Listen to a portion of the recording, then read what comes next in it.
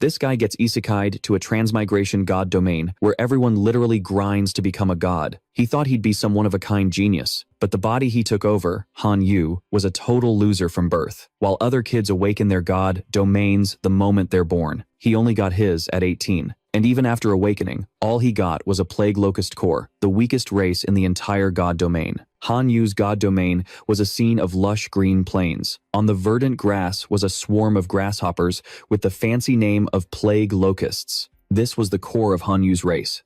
He opened his status window to check it out.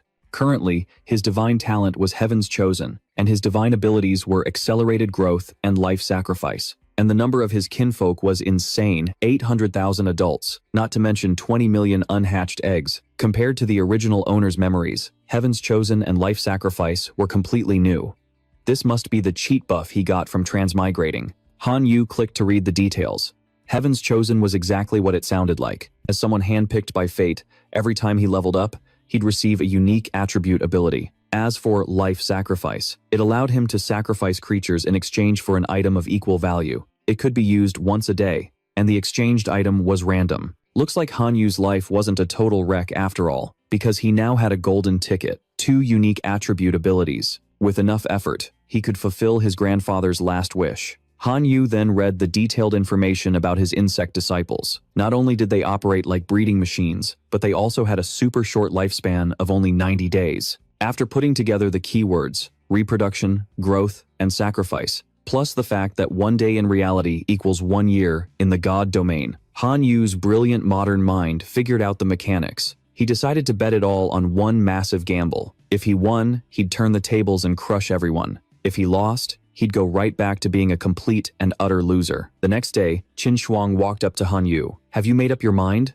Will you become my Qin Shuang's vassal or not?" She guaranteed that no one would dare bully him before he graduated high school, and he might even get to marry early. "I refuse." Han Yu's blunt 3-word reply left Qin Shuang utterly speechless. "Do you have any idea what you're saying? Without my protection, those guys will suck you dry until you're nothing but a husk." Qin Shuang threatened him. Han Yu understood his situation perfectly, but he still chose to refuse. He might not have power, but he had his own dignity. He couldn't spend his whole life hiding behind a woman's skirt. Unable to persuade him, Qin Shuang turned and left, not forgetting to say that he would definitely regret this later. Han Yu sighed in relief, finally seeing that woman off. Next up, he had to deal with the arrogant punk, Zhang Bin. "Han Yu, did you prepare the 100 points of divine power yet?" Seeing him silent, Zhang Bin put a hand on Han Yu's shoulder, annoying him. "Don't touch me." Zhang Bin's face darkened when he saw Han Yu actually daring to resist today. He threatened him, saying if he didn't hand over the divine power, he'd destroy his god, domain core. "Then try me," Han Yu shot back fiercely. This shocked Zhang Bin,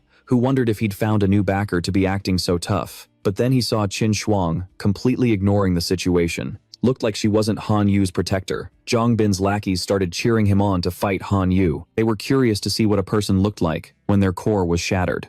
"If you've got a death wish, don't blame me for granting it." Zhang Bin pulled out an invasion card. It was worth 10 divine power points. After locking onto a target, it creates a spatial portal into the target's god domain. This would initiate an invasion into the god domain space. Han Yu was also forcibly pulled into his own god domain to face the invasion. Before him was a gigantic teleportation gate. The gate opened, revealing rows upon rows of glowing red eyes. Zhang Bin's army of dwarves was lined up, waiting for their turn. Zhang Bin himself was currently in a spirit form, floating in the air. "In my name as the god of the dwarves, I command you to destroy that pathetic swarm of locusts. Destroy the core of this god domain." The dwarves raised their hands and roared in unison before charging into battle. Outside, everyone was watching on a small screen. Zhang Bin's dwarf army had grown by at least another 1,000 troops. With this strength, he could already break into the school's top 50. His dwarves were even equipped with weapons, and their leader was an elite creature, a clear cut above the rest. To deal with these dwarves, Han Yu sent out his army of self-destructing grasshoppers. Everyone was shocked by his squadron of red, flying insects. Self-destructing grasshoppers were also an elite creature, but Han Yu's core race was just ordinary locusts. So how did he produce so many elite units? But even with the elite creature title, no one rated the self-destructing grasshoppers very highly, because compared to the dwarves, their combat power was leagues behind. The two armies clashed, and the self-destructing grasshoppers caused grenade-like explosions, much to Han Yu's satisfaction. One day before, when Han Yu decided to bet it all, he had sacrificed 2 billion grasshoppers, keeping only 10 million. To preserve his race after the life sacrifice, Han Yu was given one of 3 choices.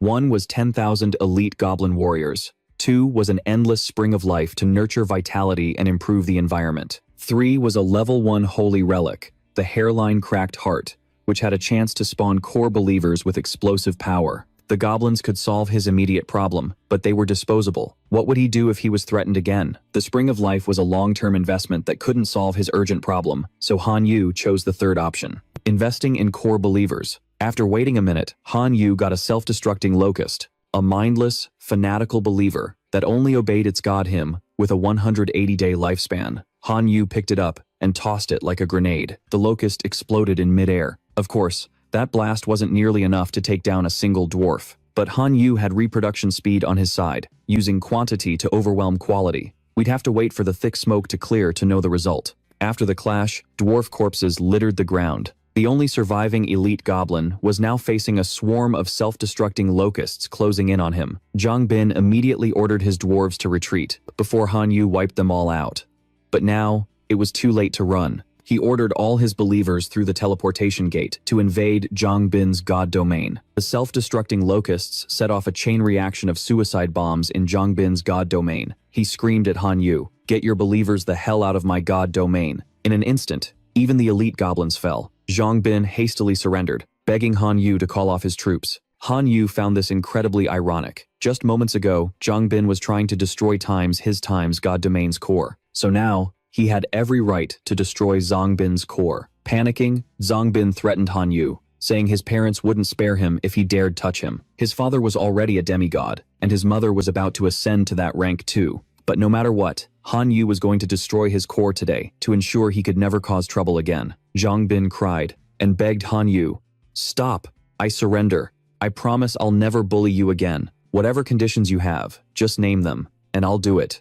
I don't need anything from you. I just want you dead." Han Yu showed no mercy to the thug who had bullied him. Just then, a voice rang out. "That's enough, Han Yu. Stop this at once." A teacher appeared in Han Yu's god domain, advising him not to hunt Zhang Bin to the bitter end. Seeing his savior arrive, the bully pleaded, "Teacher Lu, quick, stop this psycho. My parents will definitely." Before he could finish, Han Yu's locust army struck Zhang Bin's core, leaving him speechless with agony. Teacher Lu turned to Han Yu, ordering him, "Stop it now." Han Yu smirked, curious why he'd chosen to appear at this exact moment. "As your homeroom teacher, I can naturally sense the situation of everyone in the class," Teacher Lu said, trying to sound like an incredibly dedicated teacher. But the truth was different. When Zhang Bin was bullying and extorting Han Yu, this teacher was nowhere to be found. Teacher Lu thought to himself, "Han Yu is so naive. He doesn't even have parents, let alone demigod parents like Zhang Bin." He then lowered his voice to persuade him. "Let me ask you one last question, teacher. If I were the one being attacked and my god domain's core was about to be destroyed, would you have appeared to stop it?" Han Yu's question left the teacher speechless. That was all the answer he needed. It was bitter, but it was the harsh reality of this world. The self-destructing locusts created a fireworks display, shattering Zhang Bin's god domain core into pieces. His domain began to relentlessly collapse. Han Yu didn't forget to kick Teacher Lu out of his god domain before it was tainted. After getting kicked out of Han Yu's god domain, Zhang Bin lay collapsed on the ground, groaning, "It's over. It's really over. I'm a good for nothing now." Teacher Liu burst through the door, yelling for Han Yu, "Get the hell out of my class." But Han Yu was already long gone, which only made him more furious. He swore he'd find a way to get him expelled. In Han Yu's god domain, he was assessing the post-battle situation. His numbers had dropped significantly. It looked like he'd have to nurture more of these self-destructing locusts in the future. This time, Han Yu had also obtained the fragments of Zhang Bin's god domain. He decided to integrate them into his own domain to see what would happen. After the fusion, Han Yu's god domain expanded to over 160 square kilometers, and his god domain core leveled up to level 2. The rewards were pretty damn good. Looked like this was enough for him to graduate high school. The only thing was, could Han Yu even survive at this school after destroying Zhang Bin's core? Oh well, his parents were demigods, and it was clear as day whose side head teacher Lu Luotian was on. Han Yu could only rely on himself. He decided to sell the dwarf's dagger to see if he could trade it for anything good. Just 5 minutes later, Han Yu already had a response. He wanted to trade for the molten lava crystal, which could boost the endurance of his fire elemental kin and increase their explosive power, a perfect buff for his self-destructing locusts. Han Yu immediately made the trade and used it for their second upgrade. They evolved into plague-exploding locusts, with their lifespan extended to 250 days. As usual, Han Yu grabbed one and chucked it like a grenade. The damage from a plague-exploding locust was equal to a real grenade, even splashing lava on detonation, creating massive area of effect damage. You could say Han Yu now owns a high-quality grenade factory. Meanwhile, Zhang Bin's parents stormed into the school to blame the teacher, even though Zhang Bin was the one who started the fight and constantly bullied other students, breaking school rules. His father arrogantly raged. "So what? Are you telling me my son brought this on himself? The Zhang family has no responsibility in this?" Zhang Bin's mother, who coddled her son, demanded that the school expel Han Yu immediately. Han Yu was just chilling with his locust army when Director Shu called him. The inevitable had arrived, and Han Yu decided to face it head-on. Director Shu was calling to inform him about the situation. Zhang Bin's parents had come to the school, demanding his expulsion, both acting incredibly aggressive and arrogant, as if they were ordering Director Shu around. But the director was tough as nails. She had investigated the whole story, and the one at fault was clearly Zhang Bin for invading Han Yu's god domain during their duel. Han Yu fought purely with his own strength, so they had no grounds to expel him. Zhang Bin's mom, fearing she wasn't loud enough, got right in Director Shu's face and shrieked, "I can't believe you're covering for a student who destroyed his classmates' god core. Is this the educational standard of your school? Mrs. Du, please don't twist the facts. Han Yu is a good student who has always followed the rules. We have plenty of evidence that your son has bullied this student multiple times." Director Shu fiercely defended Han Yu. Zhang Bin's mother was furious that she refused to expel Han Yu and had to call in her husband for backup. He said he could accept the school, not punishing Han Yu severely. But as the victims, they needed to vent their anger. If the school couldn't even grant this one small request, he wouldn't hold back anymore. Finally, his parents proposed sending a squad of over 1,000 men into staring the fresh Han Yu's god domain, promising not to press the matter further, no matter the outcome. Director Shu wanted to know if Han Yu could handle a demigod's 1,000-man squad. Han Yu was grateful for Director Shu's help. As for the match, he would definitely be at school tomorrow to settle the score. Looks like Han Yu had another reason to power level. It was time for his second life sacrifice. This time, he again had 3 options. 1. A Tier 1 holy artifact, the blood-colored demon pupil, which increases the birth rate of blood pupil kin and enhances their observational sight. Option 2. A Tier 1 skill crystal, Fireball, allowing his kin to master basic fireball magic, with the potential to learn the ultimate level version. Option 3. The Slashing Sword Saint, a hero-class unit from the Sword Saint race. 48 billion locusts for a single treasure. Han Yu chose the third option. A majestic old man with 4 arms, white hair, and a long beard appeared. This was the Slashing Sword Saint, a hero unit, currently 150 years old. The first words out of his mouth were, "Oh God, grant me a sword." Han Yu was feeling generous. He just blew 48 billion locusts to summon the guy, so he didn't hesitate to pick out a top-tier sword. After all the pluses and minuses of the last 2 days, he had 54 divine power points left and went to the trade shop to buy some gear. Equipment is divided into 4 tiers. Normal equipment is just made from materials with no energy. Faith equipment is masterfully crafted with the power of faith, giving it special effects.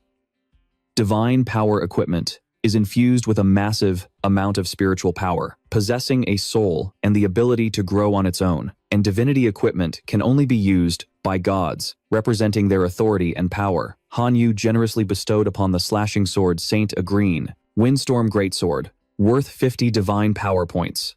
The old man dual-wielded the greatsword, 1 in each pair of hands.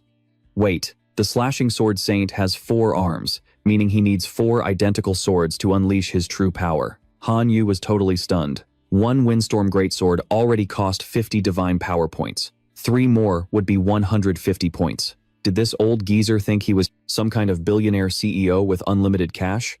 But the upcoming battle against a demigod's 1,000-man army was no damn joke. He had to find a way to gear up his new hero. In Qin Shuang's god domain, she was practicing her connection with her thunder sparrows. While training, Qin Shuang's mind drifted back to an old memory. Han Yu had pulled her out of a river when she was about to drown, then gave her mouth-to-mouth resuscitation, stealing her first kiss. She cursed that idiot Han Yu for not taking his chance back then. Her grandfather is a true god, and her family has 23 demigods. Did he really think they couldn't protect him from Zhang Bin's parents? Speak of the devil. Just as she was bad-mouthing him, Han Yu called, making her jump as she answered the phone. So, you brought that up again? Have you changed your mind about being my servant in this new *** transmigration god domain ***? The answer is a big, fat no. Han Yu only wanted to borrow her divine power for his journey from *** trash to OP god ***.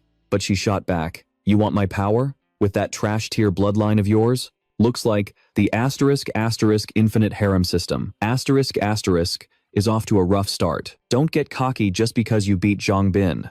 Your self-destructing locusts are nothing but food for my thunder sparrow. Hearing Qin Shuang say that, Han Yu immediately hung up. He just wanted to borrow a little divine power. Did she really have to humiliate him so harshly? Qin Shuang was stunned, clutching her head. What am I doing? Why did I just blurt that out? I didn't even mean it. He must have misunderstood me, she thought. Right after, Qin Shuang called Han Yu back to get his account number, offering to lend him as much as he needed. And just like that, Jianxi Jianfeng now possessed 4 great swords. Han Yu really hoped old man Jianfeng would step up his game. He didn't want to go completely broke for that geezer for nothing. The next day, Han Yu walked into class amidst a storm of whispers from his classmates. He actually dares to show his face here? Isn't he afraid the demigod's celestial army will flatten his god domain? Let's see if he can stay that calm when his god domain's core is shattered. Han Yu had already anticipated this. It seemed they were all just waiting here to watch him become a laughingstock. Qin Shuang arrived and urged him to back down, telling him not to compete with a demigod, because even a small squad of the demigod celestials could wipe out his entire locust army. But Han Yu didn't have any other choice. Seizing the opportunity, Qin Shuang once again tried to persuade him to become her slave.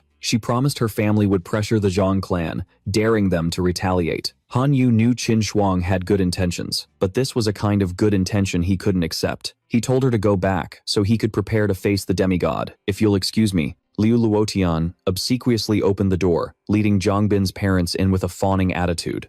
Then, he pointed a finger straight at Han Yu to identify him for them. Zhang Bin's mother furiously slammed the table and cursed Han Yu out, forcing her husband to try and shut that foul mouth of hers. Now that he had the Zhang family's backing, Liu Luotian made his stance crystal clear. Han Yu, get over here now. Don't waste Mr. Zhang's time. But Han Yu didn't move, as he wanted to wait for Director Xu Mai to arrive as a witness. There was no way he could trust a snake like Liu Luotian. You're just the Zhang family's dog. Do you really think a small matter like yours is worthy of Director Xu's presence as a witness? Having me here is already giving you way too much face, kid. Now, let's get this started, or don't blame me for not being polite. Liu Luotian tried to act all high and mighty in front of them. Just then, Director Xu walked in. Mr. Liu, who exactly were you planning on not being polite to? Liu Luotian immediately switched to a suck-up attitude, trying to cover his tracks. Director Xu, there was no need to trouble you with such a small matter. I was just teaching my student a few things, that's all. Seeing that Director Xu had arrived, Zhang Bin's father gave the signal to begin. Han Yu was also ready to go. Director Xu officially started the match. Zhang Bin's dad swiped a card to activate it. He led a legion of werewolves into Han Yu's god domain. The wolf cavalry were entirely elite creatures. The leader of the wolf cavalry was an extraordinary life form who had mastered terrifying power, a combination of a cyan wolf and a dire wolf mount. They were even decked out in full, exquisite gear. Everyone could see that Han Yu was totally screwed this time. The man appeared as a spirit. Using the same threatening tone, he growled, "You little punk. Yesterday you shattered my son's god domain core. Today, you'll pay that debt in blood." The wolf cavalry was clearly divisible into 2 combat units. Rumor had it they were soldiers dispatched from the military. In that case, we're looking at 2,000 combat units. Holy crap, when it comes to being cunning, the Zhang family is second to none. The wolf cavalry charged forward to clash with Han Yu's plague explosion locusts. Han Yu's elite locust army had already grown to nearly 7 million. Just yesterday, there were only 20,000. That reproductive power is absolutely insane. Even if they're the lowest tier elites, producing them in these numbers is no ordinary power. Unfortunately, Han Yu didn't have time for them to develop. His future might very well be destroyed by Zhang Gang today. Millions of self-destructing locusts sacrificed themselves for nothing. All they got in return were a few scratches on the wolf cavalry's bodies. The power difference was just immense. Suddenly, dark clouds gathered in the sky, as if a storm was brewing. A storm did come, but it was a storm of lava locusts. They swarmed down from the heavens, attacking the wolf cavalry. The exploding lava locusts also left behind a trail of fresh, hot magma. Everyone was shocked by this development. The power of the explosion was even greater than the self-destructing locusts. "What in the world is that creature?" Director Shu asked. "Does any student have a scouting ability? Provide info on that locust species for everyone to see." A young man quickly investigated and announced the results. "They're lava locusts, an elite species." Both Director Shu and Qin Shuang had to look at Han Yu's abilities in a new light. In just a single day, he had acquired another elite species. Zhang Gang remained unfazed. "A swarm of insects like this is no match for my wolf cavalry." He immediately used his transcendent power on the wolf pack. They opened their mouths and spewed out some kind of smoke, which coalesced into a frosty aura. It formed a barrier, blocking the firepower from the locust swarm. As expected of a demigod, Zhang Gang's power was on another level. Only a ridiculously overpowered demigod could unleash a skill with such a massive range. With a single move, he wiped out Han Yu's locust swarm, leaving only 500,000 behind. There's no way he can turn this around. "You little punk, I'll show you what true despair feels like." Once your core shatters and your god domain collapses, you'll be kicked out of school. And then, your fate will be in my hands. Zhang Gang ordered his 1,000-strong squadron to charge in and shatter Han Yu's core. Din Shu sighed, unable to watch. It looked like this was the end. "Wait, look, what's that in front of Han Yu's god domain core?" Everyone pointed at the silhouette of the blade-thirst sword saint. "Pops has been waiting for you kids all afternoon." They only knew that the storm greatswords in his hands were worth 50 god power each. That's 200 god power for all four. How the hell did a dirt-poor nobody like Han Yu get that kind of cash? Din Shu recognized the Sword Saint clan, a race born with transcendent bodies. But a demigod like Zhang Gang also had his wolf cavalry captain, a transcendent being himself. All he had to do was have his captain tie up the Sword Saint, while the other cavalry destroyed Han Yu's core. Easy peasy. However, Din Shu had a gut feeling this Sword Saint wasn't just a transcendent being, he was a genuine, bona fide hero. It took Zhang Gang decades of grinding just to cultivate one hero, yet Han Yu, a mere high schooler, already possessed such an elite unit. He absolutely had to steal the Sword Saint's body for himself. Once Han Yu's god domain core was destroyed, the Sword Saint's body would be his for the taking. The blade-thirst Sword Saint remained silent and cold. "With me here, let's see which one of you dares to touch Han Yu's core." He activated his Tier 3 beginner skill, Storm Slash, along with his Tier 1 Blade Wind Slash, and proceeded to serve the Wolf Cavalry, a world of hurt. A blue-brained creature let out a fresh, minty breath. This move had no effect other than to rally its brothers in arms. At its call, the other wolves charged forward like rabid dogs. The blade-thirst Sword Saint raised all four of his hands, but not to surrender. It was to unleash his ultimate move, the iron-slicing style. The Sword Saint soared into the air and hurled a massive power orb downwards, creating a powerful shockwave that ripped the ground apart. Holy crap, that's insane, terrifying. The crowd's jaws were on the floor. The blade-thirst Sword Saint had single-handedly defeated the entire wolf cavalry, and their captain, Zhang Gang, gritted his teeth in fury, having lost one of his best assets. He immediately summoned a higher-level wolf cavalry unit to flatten Han Yu's god domain. "Demigod, are you trying to break our agreement?" A voice, both strange and familiar, rang out, startling Zhang Gang. He turned to see the headmaster had appeared out of nowhere, and quickly ordered his wolf cavalry to retreat before the old man got pissed. The headmaster glanced down at Han Yu, offering a single comment that was hard to read. "Not bad." After the match, Din Shu gave Han Yu a lecture, warning him not to get arrogant just because he had a hero unit. After all, he wasn't even in the top 3 of his class. So, Han Yu decided to switch classes right then and there. He couldn't stand this toxic environment anymore. His teacher, Liu Luotian, was startled and did a complete 180. "Han Yu, I admit I didn't pay enough attention to you before, but from now on, I promise to guide you properly. Please, give me a chance to make up for my mistakes." Only the audience knows that deep down, he just wanted to latch onto Han Yu's talent to get a bonus when he gets into a top university. But Han Yu was a man of his word. He was dead set on changing classes. Din Shu couldn't just agree, as there were school rules about transferring. It wasn't something you could just do on a whim. If Han Yu really wanted to switch, he'd have to pass a test, arranged by the school. As long as he met the standard, he could transfer immediately. Needless to say, Han Yu wanted to take the test right here, right now. But who would have thought that Qin Shuang, who had nothing to do with this, also wanted to take the test? Wherever Han Yu goes, she follows. Seeing his talented students leaving one by one, Lu Luotian's face turned ugly. Qin Shuang, if you're unhappy with me about something, you can just tell me. I'll definitely change. There's no need to cause a scene by switching classes. I'm not unhappy about anything. I just don't want to be in this class anymore. Qin Shuang's reply was a critical hit.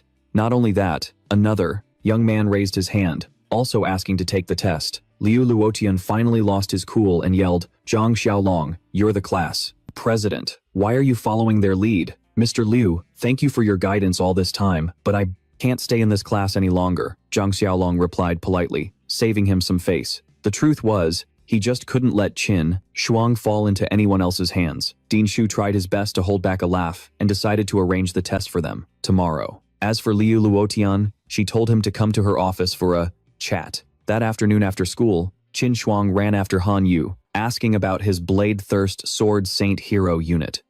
"What's that got to do with you?" Han Yu replied coldly. Qin Shuang used the 150 god power points Han Yu owed her as an excuse, demanding he pay off his debt by becoming her servant. "I have the right to know where that hero unit came from." Han Yu sized her up with a judgmental look. In this transmigration god domain, secrets are power. If she wanted to collect a debt, he'd front her 5 points of divine power as interest. But know the secret to his rise from trash to OP god?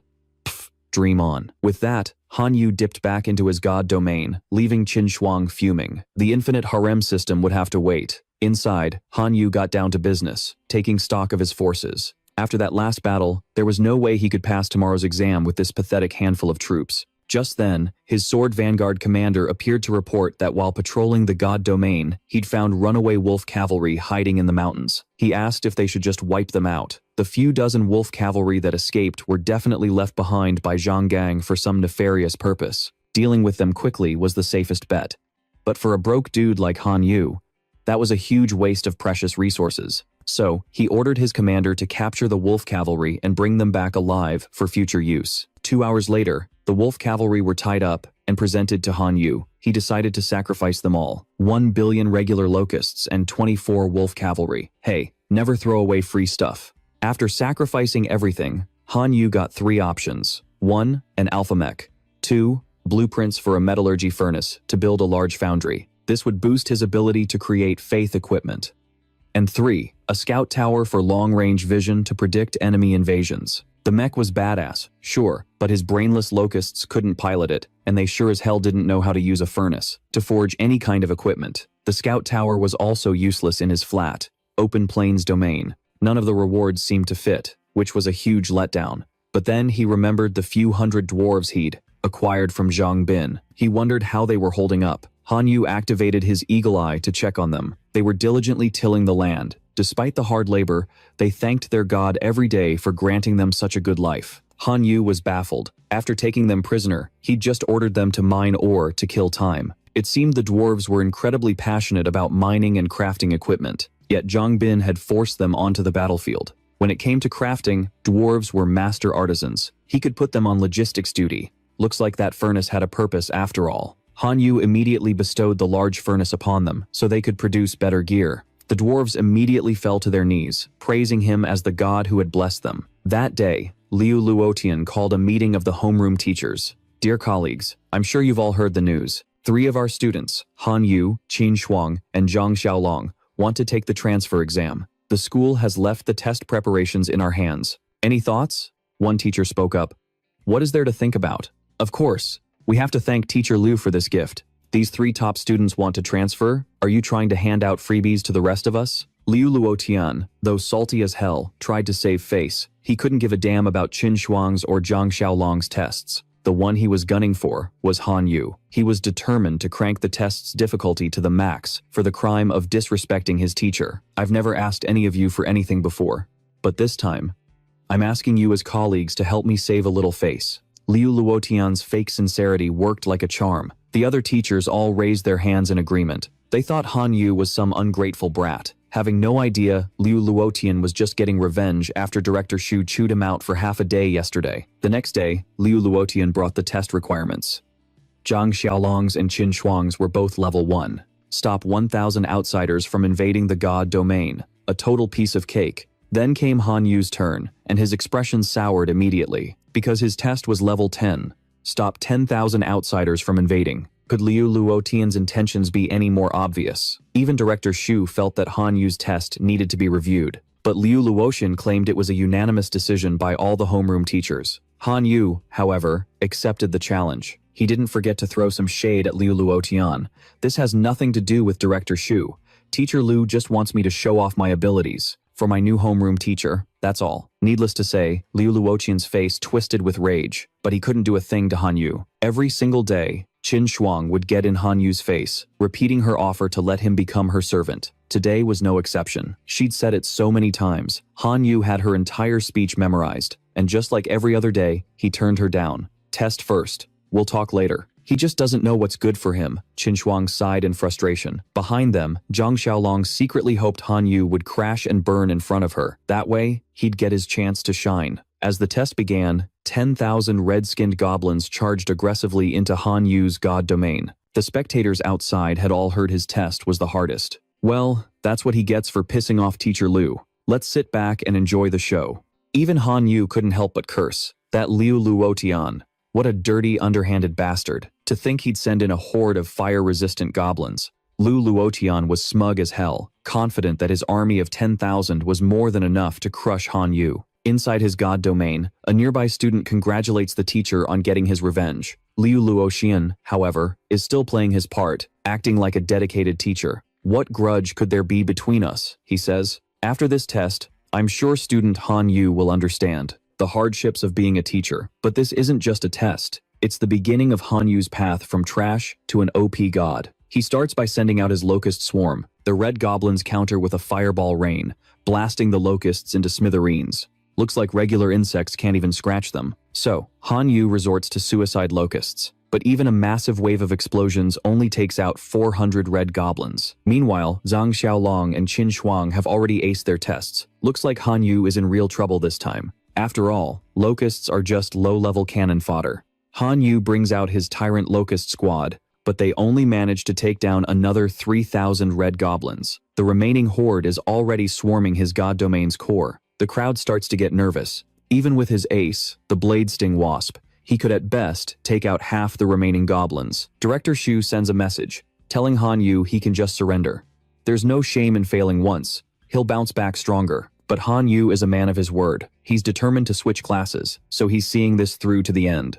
Even if it's a one-man war, he won't back down. Besides, he hasn't lost yet. The Blade Sting Wasp enters the fray. It unleashes a Tempest Slash, wiping out a few dozen more goblins. But the horde joins forces, launching a combined attack. Their firepower erupts in a massive explosion around the Blade Sting Wasp.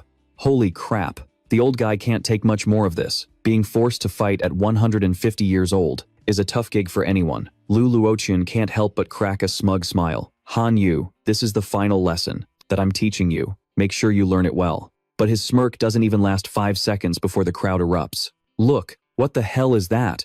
A whole new army of goblins just appeared inside Han Yu's god domain. And not just any army. It's the one Zhang Bin abandoned. The green goblins raise their newly forged weapons, gifted by Han Yu, ready to protect their god. The red goblins are stunned, facing their own kind as enemies. The audience is in for another shock. These aren't just any goblins. They were Zhang Bin's core kindred. This just proves what a rare talent Han Yu is. In just a few minutes, the red goblins are completely wiped out by the green ones. Han Yu grins. Badass fight. That was a close one though. Everyone celebrates Han Yu's victory, except for one salty loser, Liu Luotian. After all his dirty tricks, he still couldn't take him down. What follows is a feeding frenzy, as the teachers scramble to recruit the top new talent. Zhang Xiaolong is dead set on following Qin Shuang, but Qin Shuang? She's only waiting for Han Yu's decision. Looks like the infinite harem system is already booting up. Han Yu asks Director Shu why his test was so ridiculously hard, 10 times harder than normal. Turns out, it was a collective decision by all the department's teachers, so the director can't really explain why. Han Yu asks to see the results of that vote. Immediately, the other teachers, start throwing Liu Luoqian under the bus, regretting they ever listened to him. Turns out, only 2 teachers voted against the motion. Han Yu is grateful, but now he has to choose between them. The first teacher, after watching today's test, feels Han Yu has a real talent for raising goblins. He promises that if Han Yu joins his class, he'll give him a goblin army of at least 10,000 to help him fight for a top 10 spot. But the second teacher argues that nurturing his core kindred is what's truly important. He has several resources perfect for insect-type kindred and can help Han Yu perfect the evolutionary path of his locusts. Teacher Tian Wen, I want to join your class. The second Han Yu makes his choice. Qin Shuang and Zhang Xiaolong follow suit. Suddenly landing all 3 top talents makes teacher Tian Wen feel like he's hit the jackpot. Looks like that outstanding teacher award is within reach this year. To welcome his new star pupils, Tian Wen prepared a little gift, a level 2 architecture card. It's an insect nest, covering 1 square kilometer and hatching 10 million insects annually. You can even socket relics into it to get the maximum effect. This gift was clearly meant for Han Yu. He decides to build the insect nest in the back of his god domain. He can use his 2 level 1 relics, the Heart of Rupture and the Lava Crystal, to boost its power. The nest will channel their effects directly into the incubating eggs. This means every year he'll get 10 million lava locusts. After running the numbers, Han Yu is so grateful he gives teacher Tianwen a full 90-degree bow. Tianwen tells him to skip the long thank yous. Just getting good results and helping him win that award is thanks enough. Director Xu claps his hands, announcing that today's test was just a small warm-up. The real challenge is the school-wide joint exam, in 7 days, which will determine how resources are allocated to each class. And as for the prize money, well, Director Xu probably doesn't need to spell that out. Back in his god domain, Han Yu starts his usual post-battle headcount. His power was dwindling. With only about 2 million locusts of all types left, Han Yu felt utterly pathetic. With this level of strength, he was guaranteed to be dead last in the combat exam in just 7 days. Teacher Tian Wen would be incredibly disappointed. Just then, Han Yu noticed the dwarves had been renamed to the Rickshaw Dwarves. He quickly flew over to see for himself. Sure enough, they had evolved into elite class creatures, the Rickshaw Dwarves, after surviving that desperate battle. If they were his core race, that would be absolutely badass. For now, he could only speed up his development and restore his locust race to its former numbers. 4 days later, Han Yu's efforts paid off, with his locusts now numbering over 7 billion. He prayed to every god he knew that this sacrifice would grant him some decent gear. Finally, the choices appeared. One was a level 2 holy relic, the Law of Gluttony, which would grant his core race the gluttony ability. They could eat literally anything to evolve, though it only applied to normal life forms. The second was a hero template, which would grant Han Yu a transcendent being capable of evolving into a hero-class unit. And the last was a single point of divinity. Han Yu's eyes lit up at these 3 incredible choices.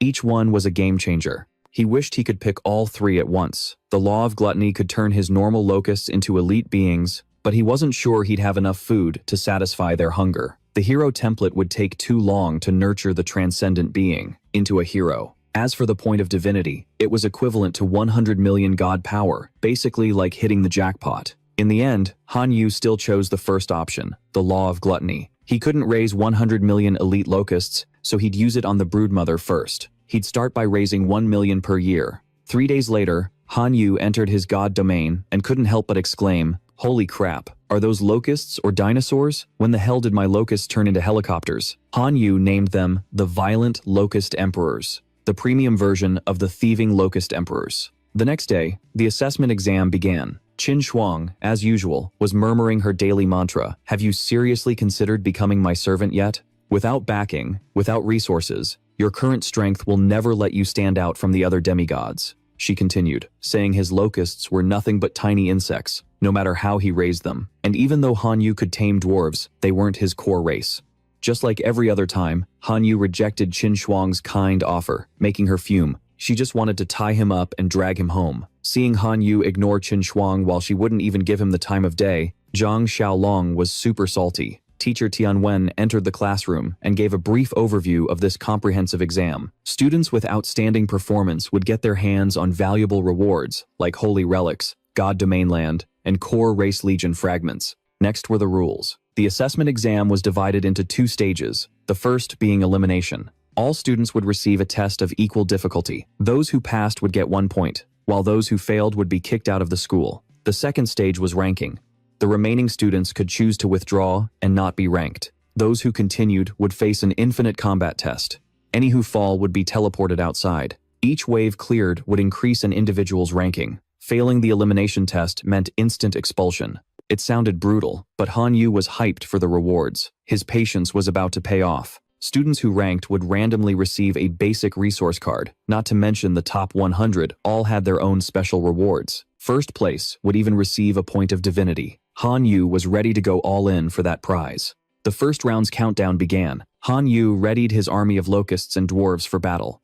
A horde of flesh golems was slowly advancing into his god domain. Han Yu never expected the school to go this hard, right from the elimination round.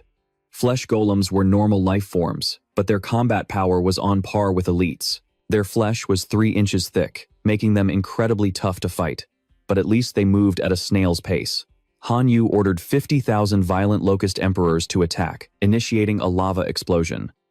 The flesh golems were blown to smithereens after taking just 3 steps. From a distance, Han Yu could even smell the fragrant scent of barbecue. Could this be an effect of the law of gluttony, turning them into food for his locusts? Han Yu immediately ordered the rickshaw dwarves to charge forward and drag back all the flesh golem corpses. 15 minutes later, all their bodies had been picked clean by his locusts, not a scrap of meat left. This was clearly a free buffet for his boys, not a test. In the observation room, the teachers were lamenting. Teacher Tianwen's class had already lost 1/3 of its students due to this round's difficulty. This time, the principal had led 3 vice principals to the front lines, fighting for territory against the Demon Abyss civilization. He found the flesh golems interesting, so he threw them into this assessment test. Demigods like them shouldn't overthink it. Teacher Tianwen was thrilled when he saw Han Yu using the flesh golems as food for his locusts. What was a nightmare for others was nothing but a meal for Han Yu. Just walking pieces of meat. Plus, your race can even resist the toxins in the flesh of the blood-flesh demon puppets. That's truly a rare sight. The other teachers also began to see Han Yu's locusts in a new light. This could very well be a new discovery worth studying later.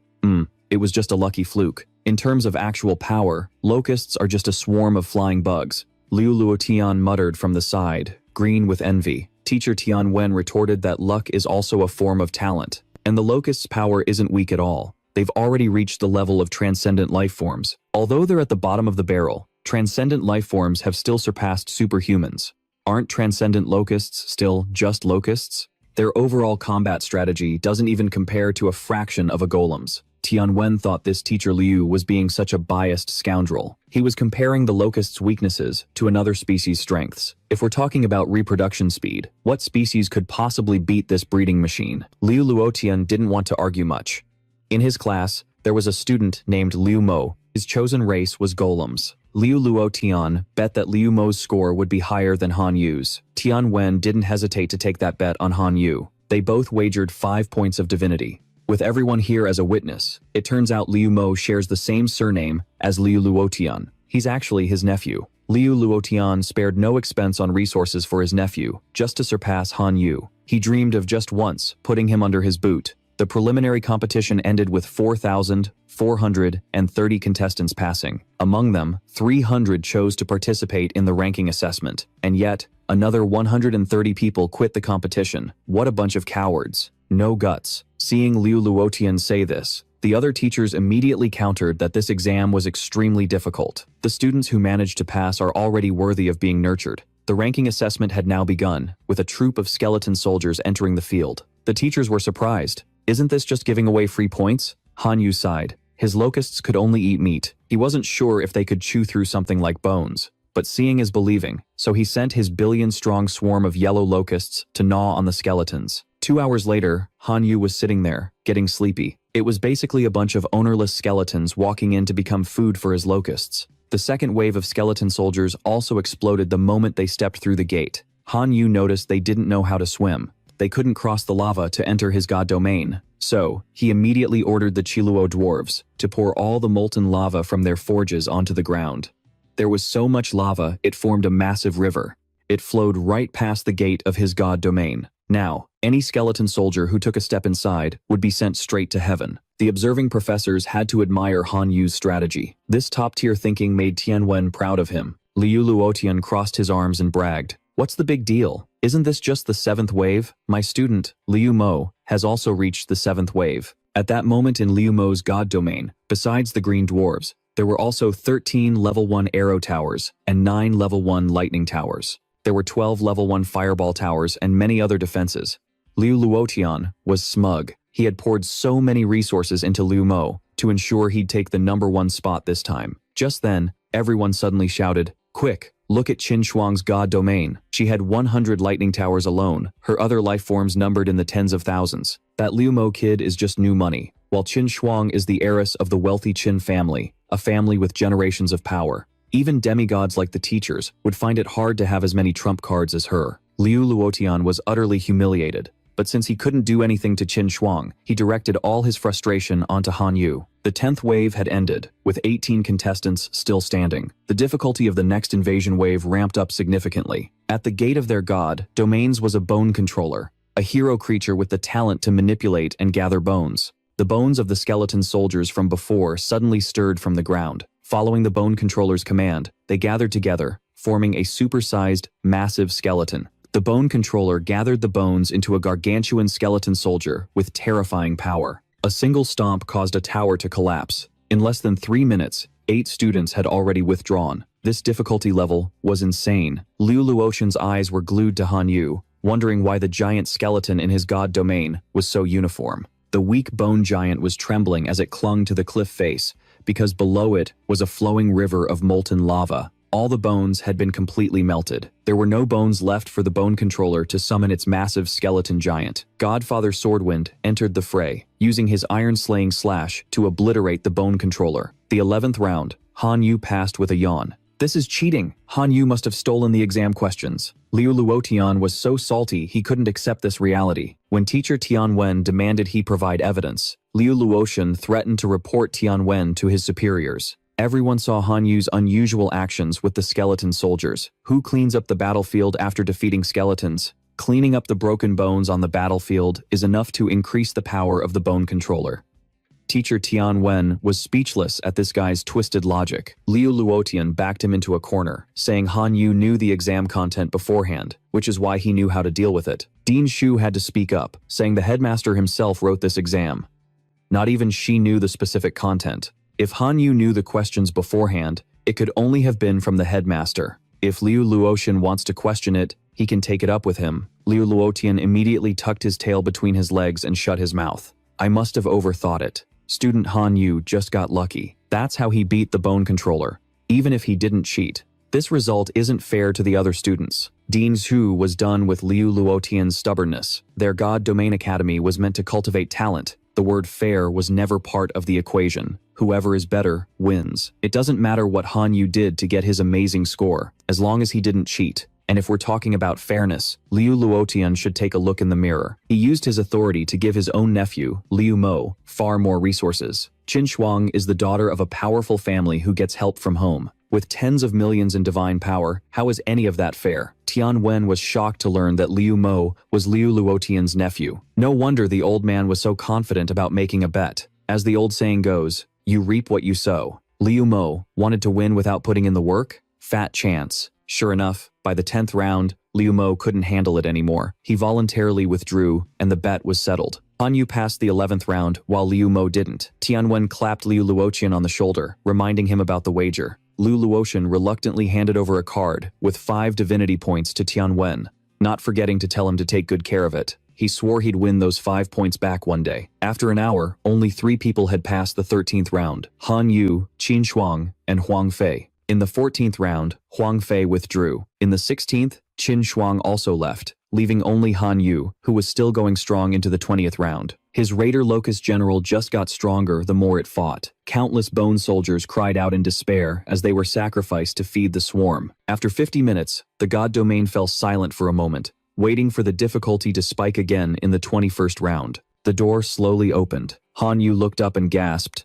"Holy crap, that thing's huge." The ancient scale spirit lord had appeared. This reveal even stunned the teachers. The headmaster had really gone all out. But after fighting all the way to a spirit lord level, Han Yu was actually getting bored. He actively raised his hand to withdraw. The ancient scale spirit lord, having just taken the stage, immediately protested. Han Yu's body was being pulled out of the god domain while he was still trying to cling to the door. Suddenly, something flew from the Spirit Lord's direction. It whizzed past Han Yu's face, causing an explosion behind him. Before Han Yu could even figure out what happened, he was forcibly ejected from the god domain. The moment he stepped out, he was stunned to see his name plastered in the #1 spot for the entire school. To sum it up, Teacher Tianwen's class came in first. Meanwhile, Liu Luodian's class dropped to 8th place, making him curse in rage. Damn it, my class should have been #1. Han Yu proudly accepted everyone's congratulations. The kid who used to be a punching bag was now at the top of the entire school. An hour later, the rewards were delivered.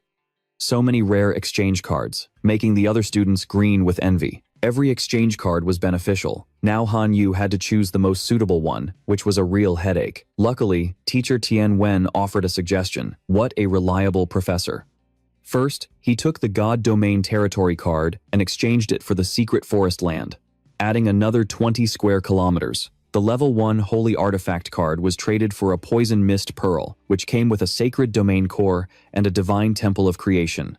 Level 1 complete. As for weapons, he could only get 1, not the 4 needed for the Godfather Sword Wind Bombardment. So, he decided to look for a weapon for his Red Forged Dwarves. Han Yu scrolled and found a Purgatory Warhammer, but it required a Fire Element Hero lifeform to wield. This meant his current Red Forged Dwarves couldn't use it right away. He'd have to wait for the Red Forge Matron to find a hero. A Fire Element hero was necessary. An hour later, Teacher Tianwen addressed the class, saying the final exam had drawn a clear line for the high schoolers. Those with enough strength would soon become elites. Teacher Tianwen then invited the top 3 students in the class to come up and receive their rewards. Han Yu's performance was exceptionally outstanding, earning him first place, a reward of 100 merit points, and the right to choose any item he wanted from the resource treasury. Han Yu wondered what kind of goodies were inside. The selection board appeared, showing the Giant's Palm and the Fountain of Life. There was also a black iron ore core and a few level 2 support skills. Han Yu immediately chose the Fountain of Life. It could make life force as powerful as a flowing river, using proliferation to nurture life and change the surrounding environment. During the break, a student approached Han Yu, wanting to trade 105 million divine power for one of his divinity points.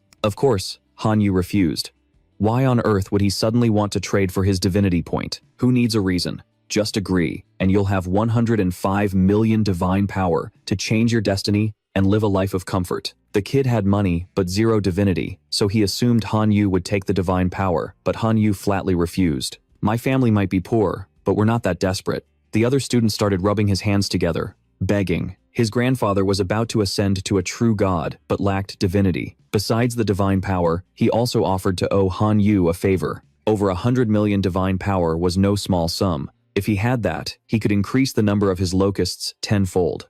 Earning divinity points was a piece of cake. Just as Han Yu was about to agree, his phone buzzed. It was Qin Shuang. She just wired him 150 million divine power for his divinity point. Damn, rich girls really are built different. A single call, and she drops 150 million like it's 150,000. Not only that, Qin Shuang dropped a bombshell on him, asking, "You really think 1 divinity point is only worth 100 million divine power?" This was basic knowledge here, but since Han Yu wasn't from this world, how could he have known? It takes 100 million divine power to create 1 divinity point, but it has to be condensed from the faith generated by your own followers. If it's tainted with the faith of other gods, the condensation rate plummets. The current market price for a divinity point is 145 million divine power, but nobody is selling them. After reading that, Han Yu realized he'd almost been scammed and immediately kicked that guy to the curb. And just like that, he was swimming in money. A cool 150 million divine power falling from the sky felt absolutely incredible. Back in Han Yu's god domain, he surveyed his mountains and rivers. The Level 1 God Temple was built near the Red Stove Dwarves' Forge. As for the Fountain of Life, he decided to place it near the desert. In time, this place would transform into fertile land. Next, he bestowed the Purgatory Warhammer upon the Red Stove Dwarves, letting them bask in his glory and sing his praises. "Oh great God, thank you for your blessings." But Han Yu wasn't done yet. He also gave them a superb seed. From now on, this shall be called the God Hammer. He hoped they would soon become heroic life forms worthy of the Purgatory Warhammer in their hands. After finishing his work here, Han Yu soared away like a true god. Next up was the Poison Pearl that Teacher Tianwen told him to choose. He wondered what it did. Speak of the devil, and the devil calls. Han Yu immediately answered Teacher Tianwen's call. Teacher Tianwen had just won a bet against Liu Luotian, scoring 5 divinity points. Since Han Yu had helped, he wanted to share a piece of the pie with him. One was a divinity card containing 150 million divine power. The other was a pitch-black demon egg held in his left hand. This was a trophy Teacher Tianwen had acquired from an outer domain, an egg laid by the heavenly demon insect king. It had been refined into a dead fetus using the poison pearl secret method. Although it was dead, it still produced 10 liters of demon fetus essence every day. Even the lowest tier insect race could consume this demon fetus essence to become a low-grade heavenly demon insect. When Han Yu had first enrolled, Teacher Tianwen promised to help him perfect a life potion for his core race, so he was trying every way to help him now. Everyone in the academy looked down on Teacher Tianwen, considering the locust race to be garbage at the bottom of the social ladder. But if given a path to change their fate, the locusts could become heavenly demon insects. While their potential couldn't compare to a natural elite life form like Qin Shuang's Lei Shi, they could still reach the level of normal life forms like elves and dwarves.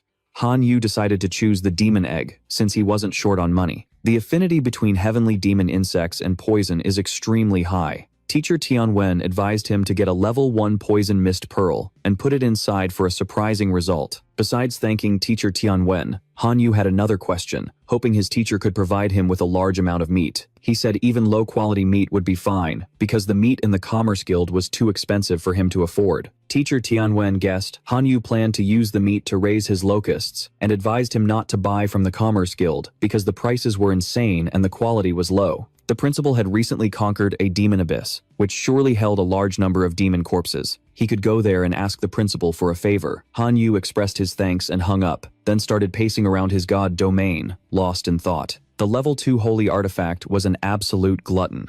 The locusts in his domain were no longer a sufficient food source. The production within his god domain alone wasn't enough to satisfy their ravenous appetite. It was best for him to find a food supply as soon as possible. Han Yu walked to an ancient tree and placed the demon egg there to let it produce the demon fetus essence. After the locusts consumed it, they would soon evolve.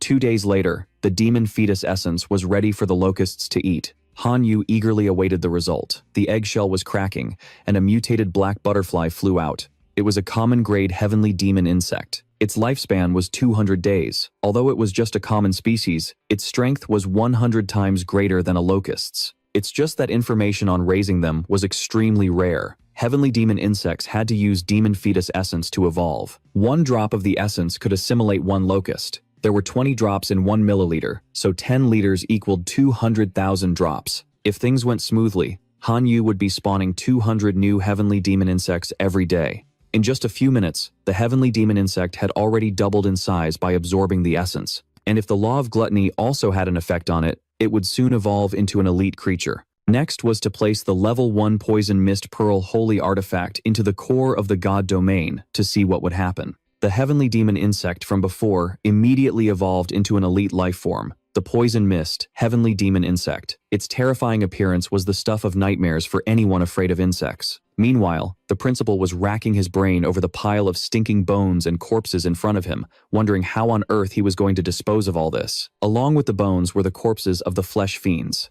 If he sealed them all into cards, it would drain his spiritual energy, and the bodies would just explode out again, continuing to pollute the air. Just then, Teacher Tianwen called the principal, and to his surprise, it was a video call. Teacher Tianwen awkwardly scratched his head for bothering the principal so suddenly, but for Han Yu's sake, he shamelessly asked the principal for the flesh fiend corpses. They would be used as food for Han Yu's core familiar, the locust swarm. Han Yu's locusts had devoured all the flesh fiend corpses during the assessment exam before, without any negative side effects. The principal remembered that Han Yu was the student who had fought against the demigod Zhang Gang a few days ago. He never expected the tiny locusts to be so useful, but unfortunately, the conditions of the demonic abyss were unsuitable for their survival. Otherwise, they could have just brought a massive swarm of locusts to clean up all these flesh fiend bodies. So, the principal had to seal the corpses of the flesh fiends into a card. He then gave it to Teacher Tianwen to pass on to Han Yu. A day later, Teacher Tianwen called the principal again, saying that the 1 million flesh fiend corpses weren't even enough to be a snack for the kids' locusts,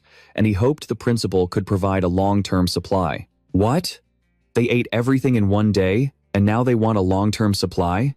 The principal yelled in complete shock. But remembering he had to maintain the cold expression of a school head, he quickly composed himself. Ahem, we have enough flesh fiend corpses, but a long-term supply can't be given away for free. The principal wanted to make a deal with Han Yu.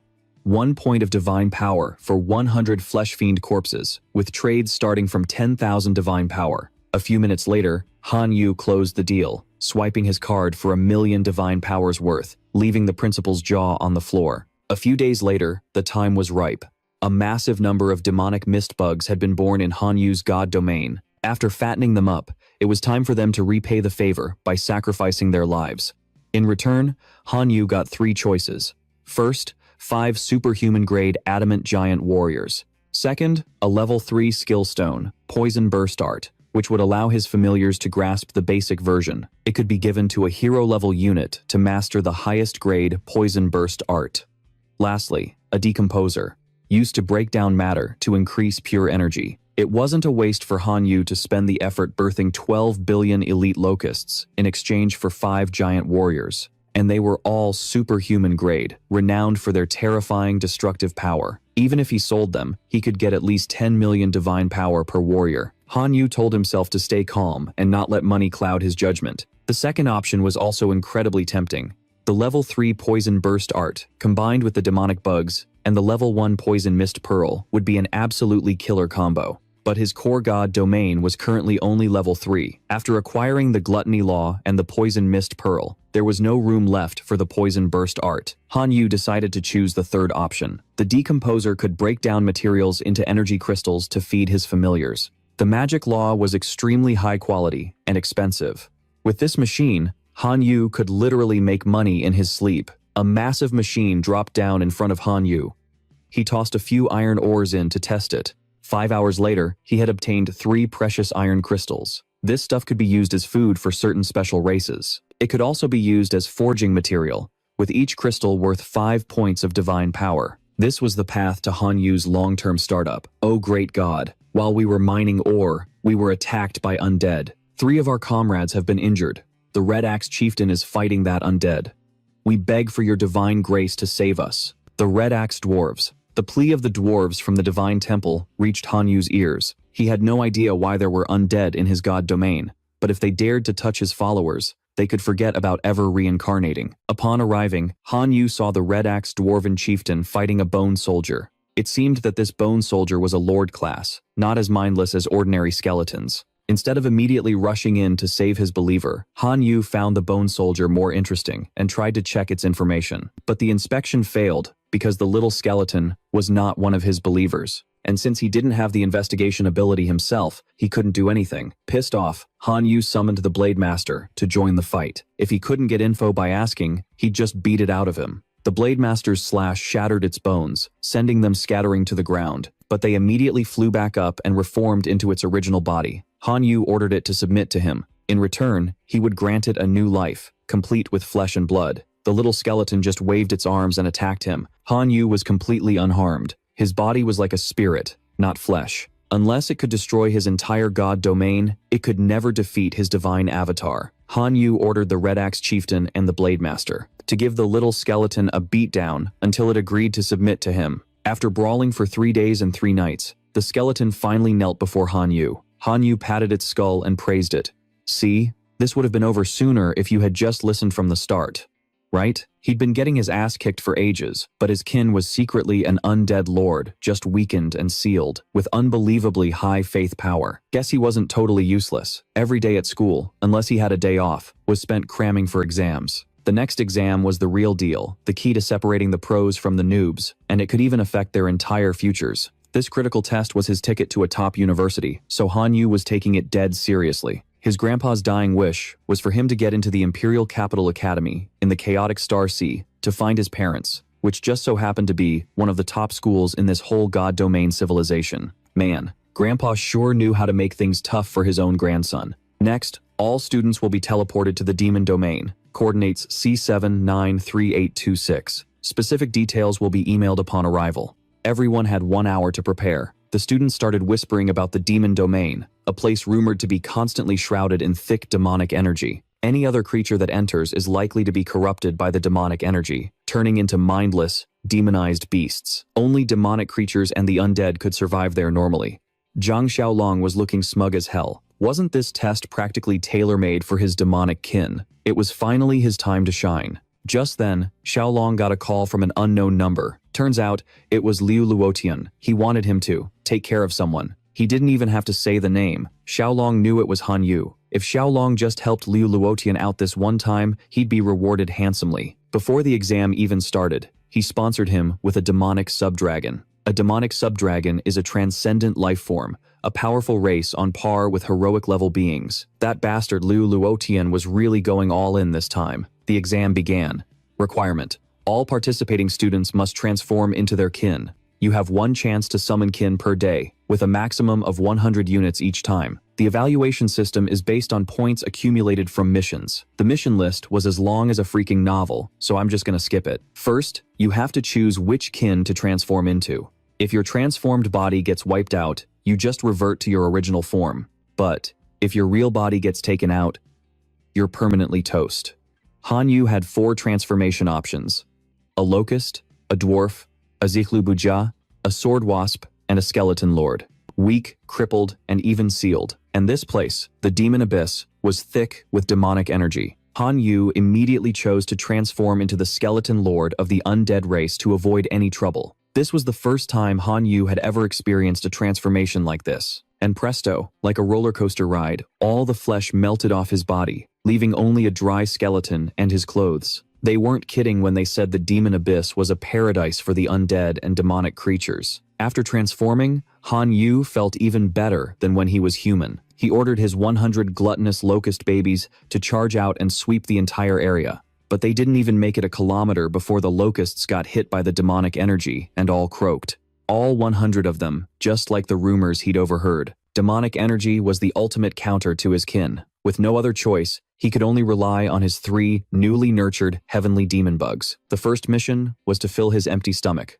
Han Yu sent the 3 heavenly demon bug bros to gather some fruit to see how demon domain fruit differed from the normal stuff. The moment they stepped into the area, a horde of zombies rose from the stinking mud and shambled towards Han Yu. Han Yu wanted to test the attack and defense of his little skeleton form anyway, so he decided to take them all on by himself. 10 minutes later, Han Yu had cleaned up all the zombie chumps, sending them straight to the front of the reincarnation line. After a bit of searching, the 3 heavenly demon bug bros managed to gather a ton of bone demon fruits. This mission was only worth 20 points for the exam, while beating a boss was worth 100. But the boss was a demigod, and Han Yu wasn't confident he could win. If that was the case, he'd just go for quantity over quality and focus on picking bone demon fruits. After one day, Han Yu had stripped every tree in the demon domain bare. Not a single bone demon fruit was left, but he could only turn in the quest once, which gave him a brilliant idea. Han Yu sent a message to the class group chat, asking if anyone wanted to trade for 100 bone demon fruits for mission number 490. A few people objected, but several others agreed. Finally, teacher Tian Wen had to step in and clarify. Trades were only allowed using resources collected during the exam. The first violation gets a warning. 3 violations and you're disqualified. Han Yu stroked his bony chin, pleased with his own business genius. Now he had all the resources he needed to play the game. Meanwhile, you know who saw Han Yu's message in the group chat, pinpointed his location, and assembled his army of wolf cavalry to launch a sneak attack. A few hours later, Han Yu's rank was dropping continuously. His kin were just too weak to compete. If he didn't take on the highest level mission, he was going to end up in last place. What should he do?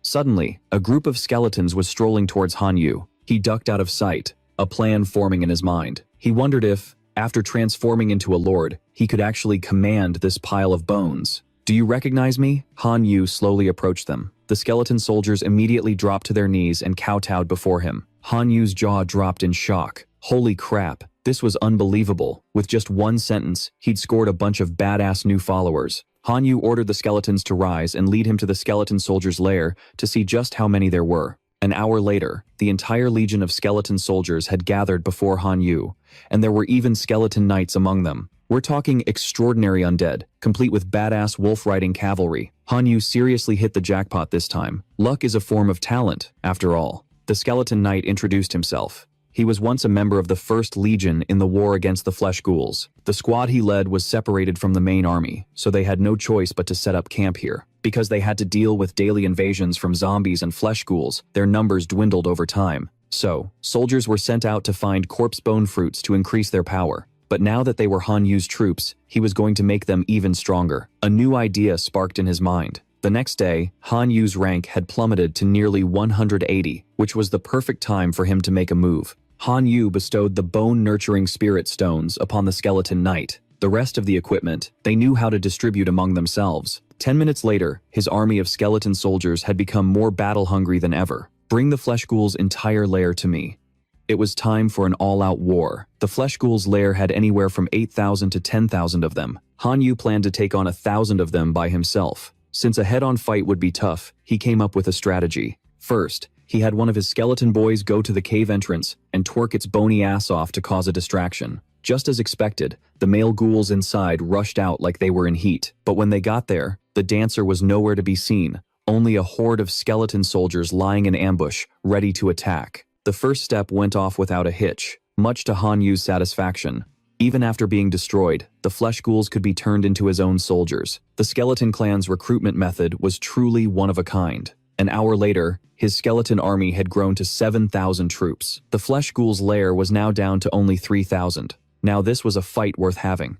Han Yu gave the order to his skeleton soldiers. Brothers, charge. 3 hours later, the skeleton knight presented the heart of the boss to him. Mission complete, plus 60 cumulative points. Meanwhile, that guy Zhang Xiaolong was still frantically searching for any sign of Han Yu, desperate to just get a glimpse of him, but with no luck. On the leaderboard, Han Yu had jumped from 180 to 108 with 60 points. He guessed that Han Yu must have flattened the flesh ghoul's lair. Though it was unexpected, he was dead certain Han Yu just got lucky. Zhang Xiaolong went to the flesh ghoul's former lair to find Han Yu. He found out he was in the Dark Temple, raising a bunch of skeleton soldiers to boost his score. He immediately sent his hellhounds to attack, ordering them to shatter Han Yu's bony army. The skeleton soldiers charged forward to protect Han Yu. Their bones were so tough that even Xiaolong's hellhounds had a hard time breaking them. It was only the second day since the Demon Abyss plane had descended, yet Han Yu had already amassed such a large force. If a few more days passed, who knew if anyone could stop him? Xiaolong was determined to end this today.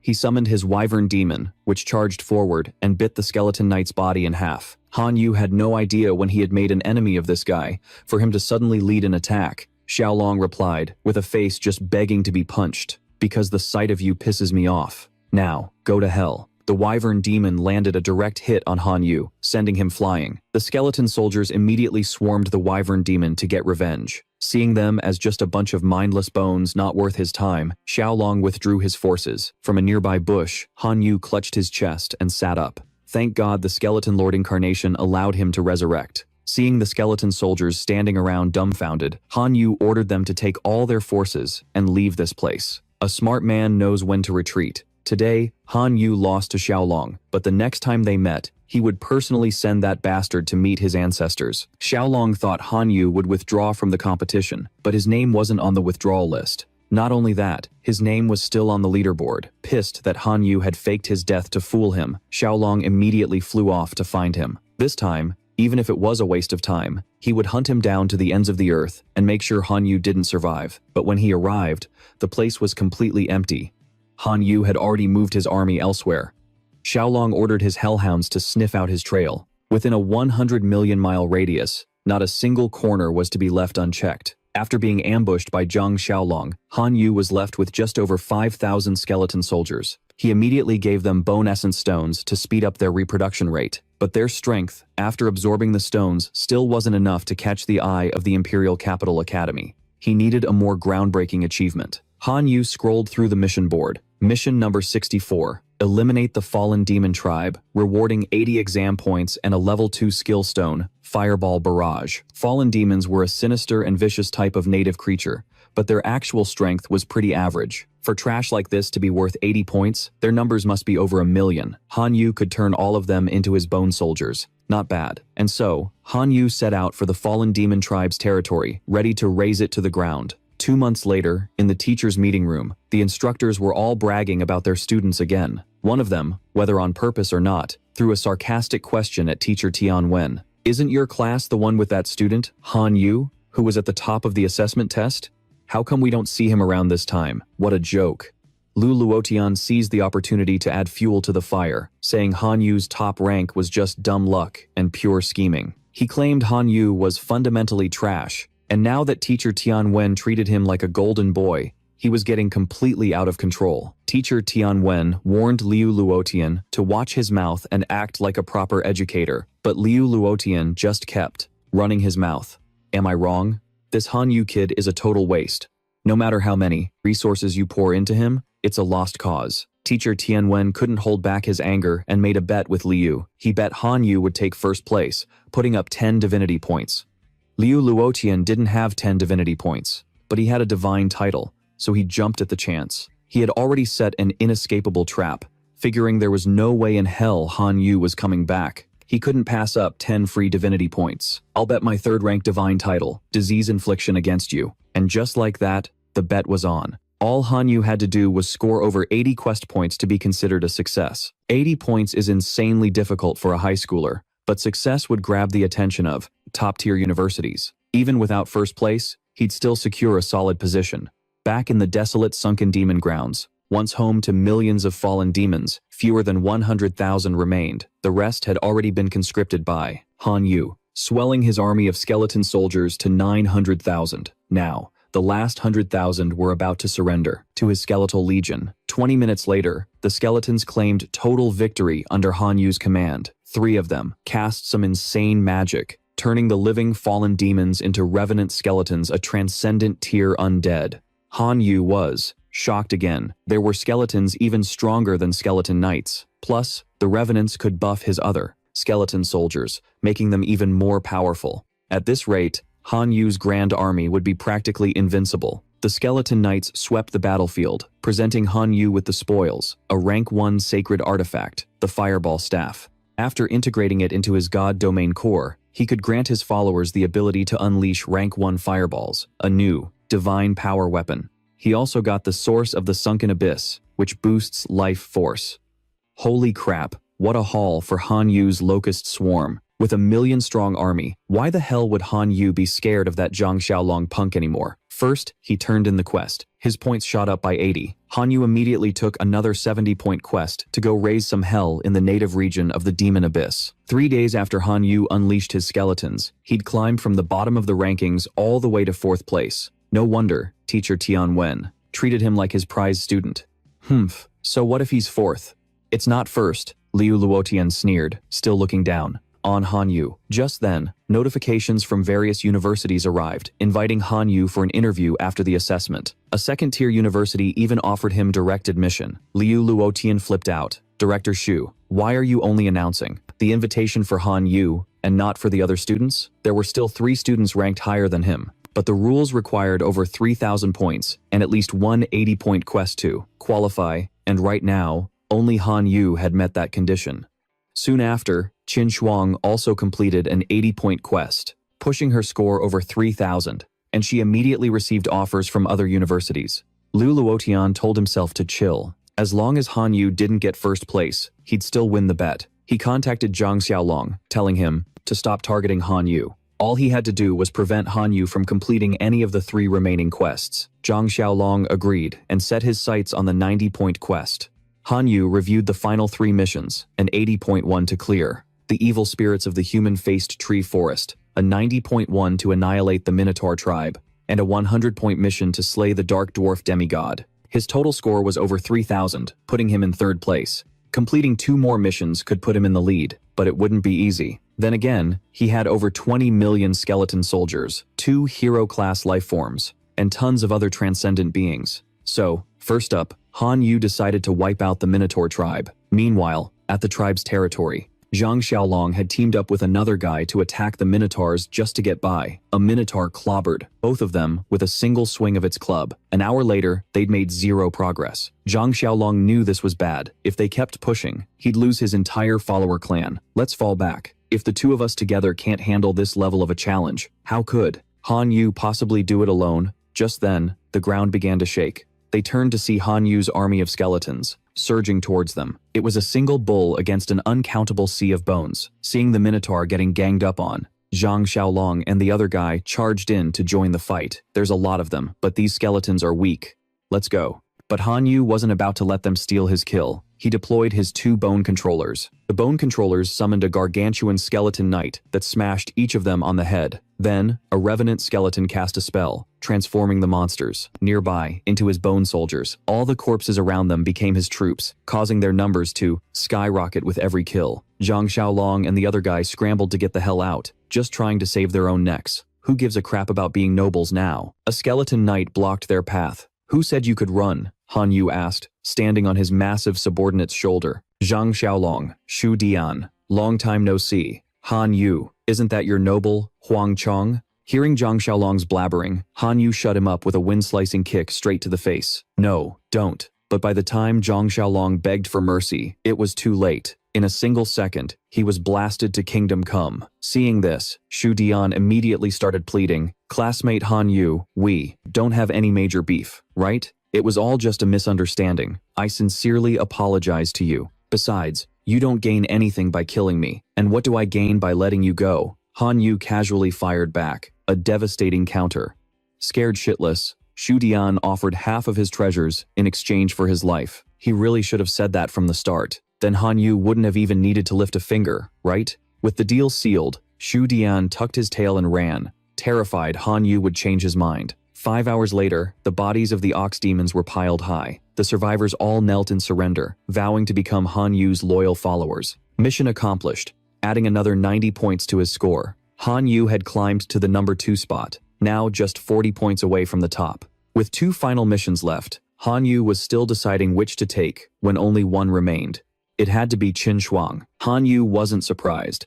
As the prize daughter of a powerful clan, she was buffed with insane resources. Now, if he wanted to claim the top spot, he had to complete the mission to eliminate the Dark Frogman demigod. This was a seriously hardcore mission, even for Han Yu. He hated dealing with troublesome stuff, but if he wanted to get noticed by the Imperial Capital Academy, he had no choice. So he commanded his skeleton bros to assemble and move out, heading straight for the Dark Frogman demigod's lair. Right now, 11 classes had finished the assessment. Only 3 students from teacher Tianwen's class were left: Qin Shuang, Han Yu, and Shu Dian. Qin Shuang was in second place, 10 points ahead of Han Yu in third. Shu Dian was holding 7th. Teacher Tianwen had no idea what the 3 of them were planning. What's the big mystery? There's only the demigod mission left. Do they actually dare to challenge it? If they fail, they'll lose everything. Elsewhere, Lu Luotian was seething with jealousy because his scheme to take out Han Yu had failed miserably. No one from the 11th class has ever attempted this mission, and in history, no one has ever succeeded.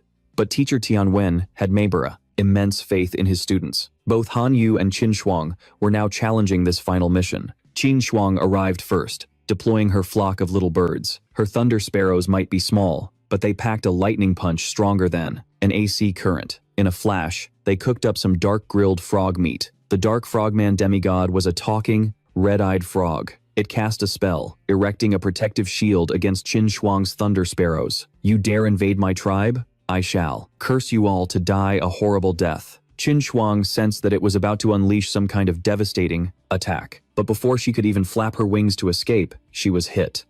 Qin Shuang went tumbling through the air, thinking this was it, and she was a goner. But nope, Qin Shuang activated her divine purification art just in time to restore her power, then launched a critical lightning strike. A thunderball crackling with alternating current shot towards the Dark Frogman's shield. The remaining thunder sparrows all simultaneously attacked with their own critical lightning strikes. One thunderball didn't do much, but a whole barrage shattered the Dark Frogman's protective shield. All that was left was to roast the frogs inside. But if it were that easy, it wouldn't be called the final mission. The Dark Frogman now summoned the mountain-swallowing demon toad. A ginormous toad, with disgusting, foul blood dripping from its mouth, appeared behind Qin Shuang.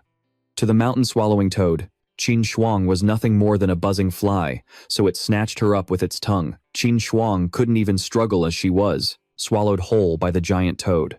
Inside the toad's slimy mouth, her lightning attacks were completely useless.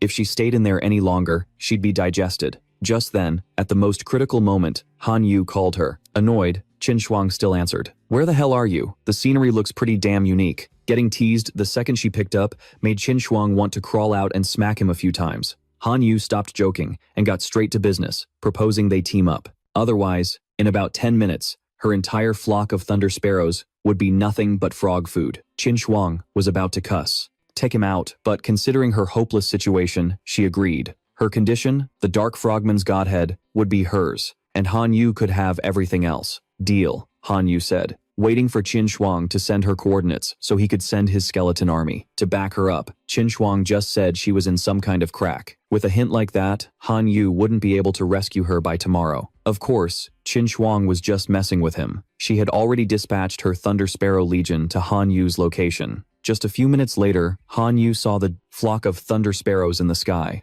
Holy crap, that was faster than an X changes their mind. Over here, my little birds.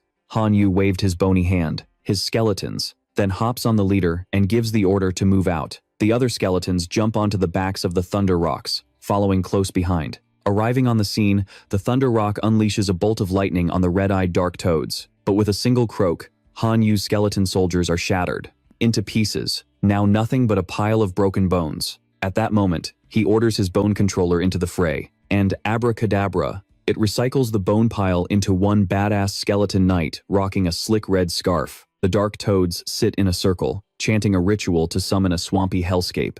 The skeleton knight just kicks 5 of the frogs flying. Think you can mess with my bones, huh? Han Yu sends out the resurrected skeleton and the Minotaur mage next. One all bone, the other all beef. They charge forward together. The Minotaur starts bonking the frogs on the head with his hammer, making them dance. Meanwhile, the resurrected skeleton turns the corpses of the fallen dark toads into brand new skeleton soldiers. The living dark toads now have to fight the undead ones. It's anyone's game, except the skeleton side has air support from the Thunder Rock. So yeah, you know how this ends. I underestimated you, trash. The boss croaks. Looks like I have to get serious now. The demigod Dark Toad uses its dark divine arts to summon nightfall. The sky darkens even more, and the sun turns blood red. Holy crap, this spell is terrifying. All of Han Yu's skeletons have their life force drained, completely crumbling to dust. He's already summoned all his clan warriors. Is this it? Is he going to lose? My lord, I request permission to enter the battle. A voice rings out in Han Yu's mind. It's Godfather Swordpeak and the red-skinned dwarves. All his effort, raising these 2 clans, wasn't for nothing.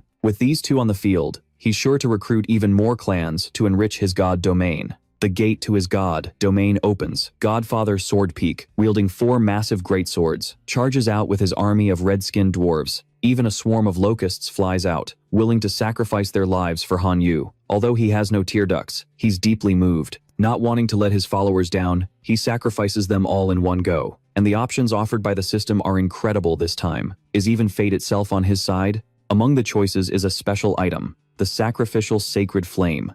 It dispels darkness, purges corruption, and boosts the positive energy of his clans. Han Yu doesn't hesitate for a second, claiming the sacred torch of light to purify the darkness. The Dark Toad demigod just stares dumbfounded at his cleansing flame. Han Yu can't contain his excitement. After getting his ass kicked for so long, it's finally time for a comeback. The Dark Toad still can't accept that a divine being like Han Yu could dispel its ultimate dark magic. Simple. It's because he's got plot armor, dude.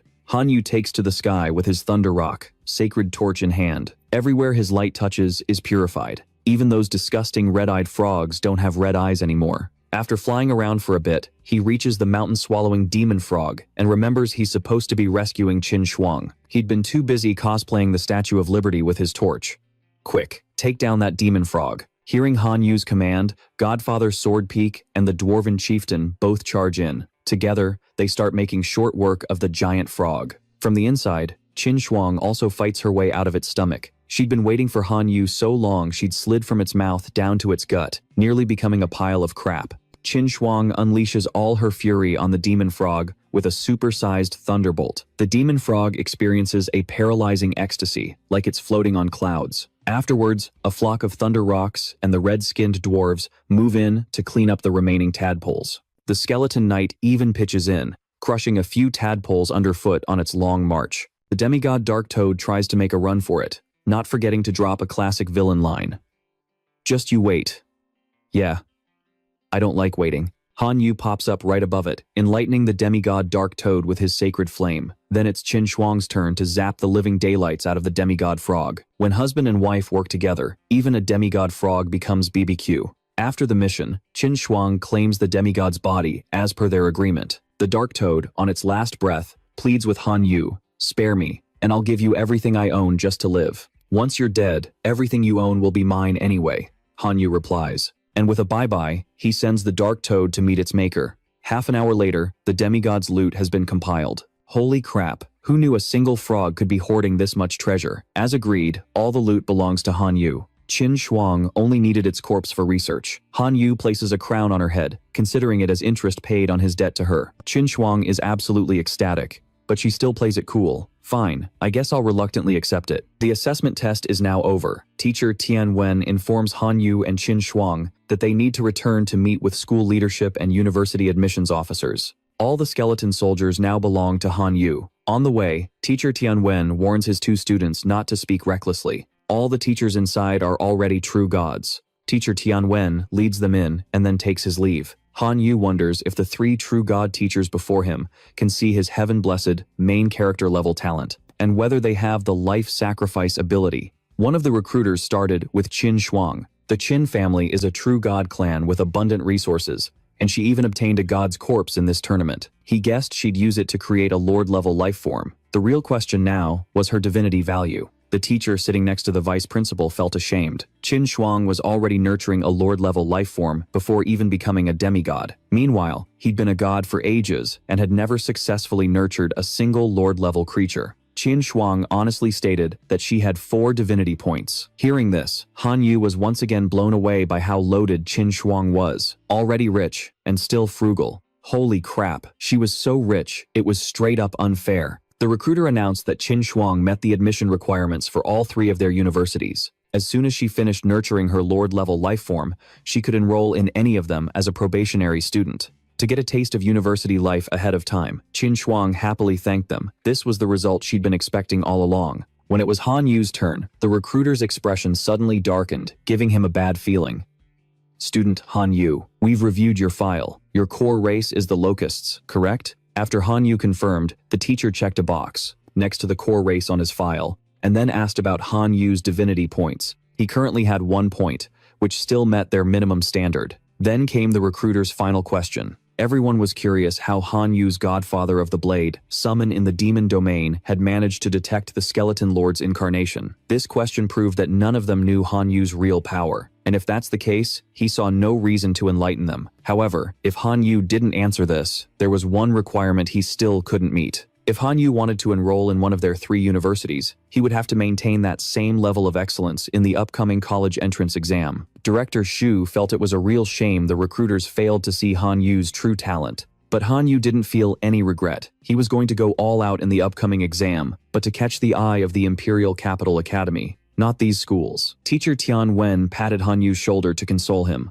Those are top-tier academies, everyone admits that, so it's perfectly normal not to get a direct offer. If you're willing, there are still several other first-rate schools that want you as a probationary student. But the teacher had no idea Han Yu's sights were set only on the Imperial Capital Academy. As Han Yu stepped out the door, he found Qin Shuang waiting for him. After I've nurtured my lord-level life form, I'm going to a top-tier university as a probationary student. The resources there are much better suited for my future growth. You're planning to go to the Imperial Capital Academy? Han Yu nodded. He had only one goal: go to the Imperial Capital's chaotic Star Sea and find traces of his original body's parents. Qin Shuang changed her tune. If Han Yu was going to the Imperial Capital, then so would she. It's just that with her probationary status, she was guaranteed to get a ton of resources and level up fast. The next time they met, they might even be rivals. So, Qin Shuang advised Han Yu to take the chance now. It's not too late to become my servant. Han Yu couldn't understand why Qin Shuang was so obsessed with having him serve her. Han Yu could make enough money on his own to live comfortably for 3 lifetimes, so why the hell would he need to break his back being her servant? Seeing Han Yu walk away so coldly only intrigued Qin Shuang more. She thought to herself that he was as stubborn as her skeletons, but also kind of cute. Inside Han Yu's god domain, he used his divinity card. He now had 2 divinity points and a massive amount of divine power. His core level had reached level 3. Besides his core race of locusts, he had many other dependent races. There were a few rising stars, like the skeleton tribe and the bull demon tribe. Han Yu considered upgrading their combat gear, but more importantly, he first needed to establish an evolution path for his favorite babies, the locusts. The first path used the source of sinking, a sinking type resource, to build them the path of sinking. After walking the path of sinking, the little locusts gained increased resistance, extended lifespans, and boosts to other stats, including magic attack resistance. In short, they evolved into a defensive counterattack form called the sinking locusts. The second path used the heart of a dark flower fiend to construct the path of the dark curse. After traversing this path, the locusts would gain a special ability to phase in and out of sight while flying, combined with inflicting various debuffs on the enemy. This was the assassin path, and this group would be called the Dark Curse Locusts. Suddenly, the mental prayers of the Chilu dwarves reached him. "Oh, Divine One, please forgive our tribe. This idiot, while dismantling ore, also dismantled the sacred staff. The artifact that you bestowed upon us. Please, deliver your judgment." Han Yu cursed inwardly. He feeds them and clothes them, and this is how they repay him? They were going to bankrupt him at this rate. After arriving to see what was going on, he found Clan Chief Shen Chui on his knees, crying while pointing a finger at his own brother. "Oh, Divine One, please forgive him. He is the fool who dismantled the sacred artifact." Han Yu was speechless. He just told them to learn from their mistake and be more careful next time so they don't screw up like this again. All right. He waited to see what the holy artifact would break down into.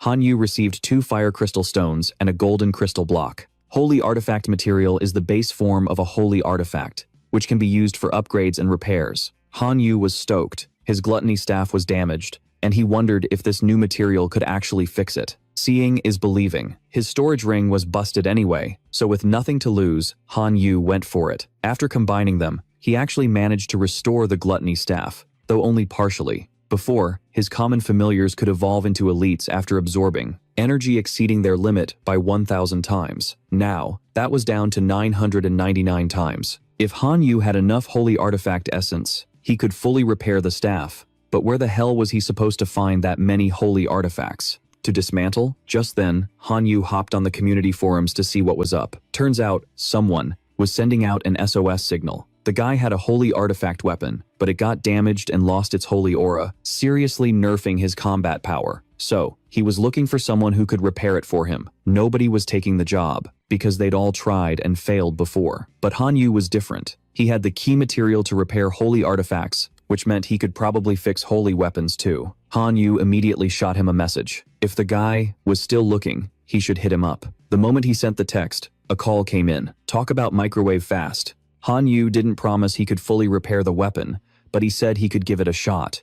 Since this guy had been posting for a while with no good options, one more try couldn't hurt. First, he just needed Han Yu to send over some holy artifacts. The guy, worried about getting scammed, had already downloaded the God Domain Anti-Scam Center app. If Han Yu tried to pull a fast one, he'd be ready. What tier of artifact do you need? If it's below tier 4, I can give it to you right now. But if it's higher, it'll take some time. Han Yu couldn't believe his luck. He'd stumbled upon a whale who even had tier 4 plus artifacts, but he only Forterax needed tier 1 stuff. The second he said it, a massive crate dropped from the sky and almost flattened him. Holy crap. Did they have to be times fast?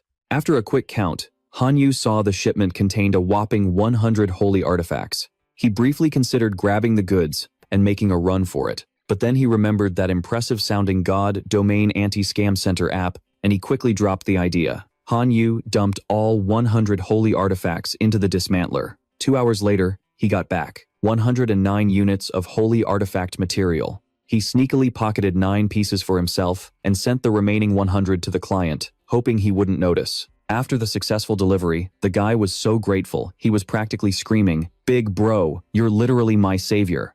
My name is Yuan Zhong, and I'm begging you, big bro, you have to help me." Han Yu had to cover his ear from Yuan Zhong's booming voice. "You're being way too formal. My greatest pleasure is helping others, you know?" Meanwhile, at teacher Tian Wen's house, the teacher was trying to use his tier 3 healing divine class to beat Ji Qi Liu Luo Tian. Liu Luo Tian was seeing red but couldn't do a damn thing, resorting to taunts. "Teacher Tian, the road ahead is long. We'll see who has the last laugh." Just then, Han Yu called to ask a tiny little question. He wanted to know how to get his hands on high-grade core resources to upgrade his god domain. He'd already searched online for a while, but came up with nothing. According to teacher Tian Wen, rare resources like divine classes, divinity, or core fragments can't be sold online at all. The second they're listed, the big corporations have already pre-ordered them leaving absolutely nothing for dirt-poor commoners like them. But if Han Yu helped him defeat Ji Qi Luo Tian, he'd give him the stuff he'd collected. There was also another, less common, method. Teacher Tian Wen had run into a god domain core that was too low grade before. Even if a holy artifact had good stats, there was no way to absorb it. In the past, Teacher Tian Wen joined a competition called the Blood Crystal, where the winner received a god domain core fragment. If Han Yu dueled against citizens of other god domains, or even against races from other civilizations, it would lead to massive casualties among his familiars. But if he won, he'd get a core fragment to make up for the losses and strengthen his god domain. Han Yu had just dropped a ton of money to raise his familiars. And besides, this was the perfect opportunity to test their strength. He was short on everything but cannon fodder, so he figured he'd give it a shot. The next day, Han Yu and Teacher Tian Wen excitedly arrived at the Blood Crystal Arena. Before entering, they had to wear masks to hide their identities and prevent other demigods from finding out who they were. After all, this was a dangerous, outer domain filled with perils. After that, they filled out the registration form.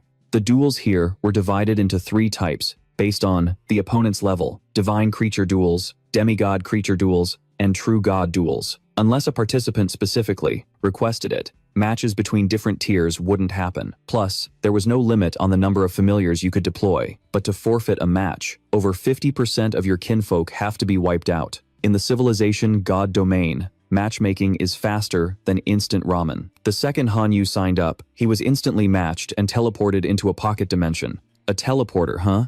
I shouldn't judge a book by its cover, but I can smell a total noob from a mile away. Han Yu's opponent was a punk who called himself Big Boss Rat. The name might sound like a joke, but he was a notoriously cruel player. The crowd was already pitying Han Yu, thinking this was the worst possible first match for a rookie. Han Yu overheard their whispers. Damn, he didn't expect such a tough opponent right out of the gate. They were ordered to release their kinfolk, with the match starting in 3 minutes.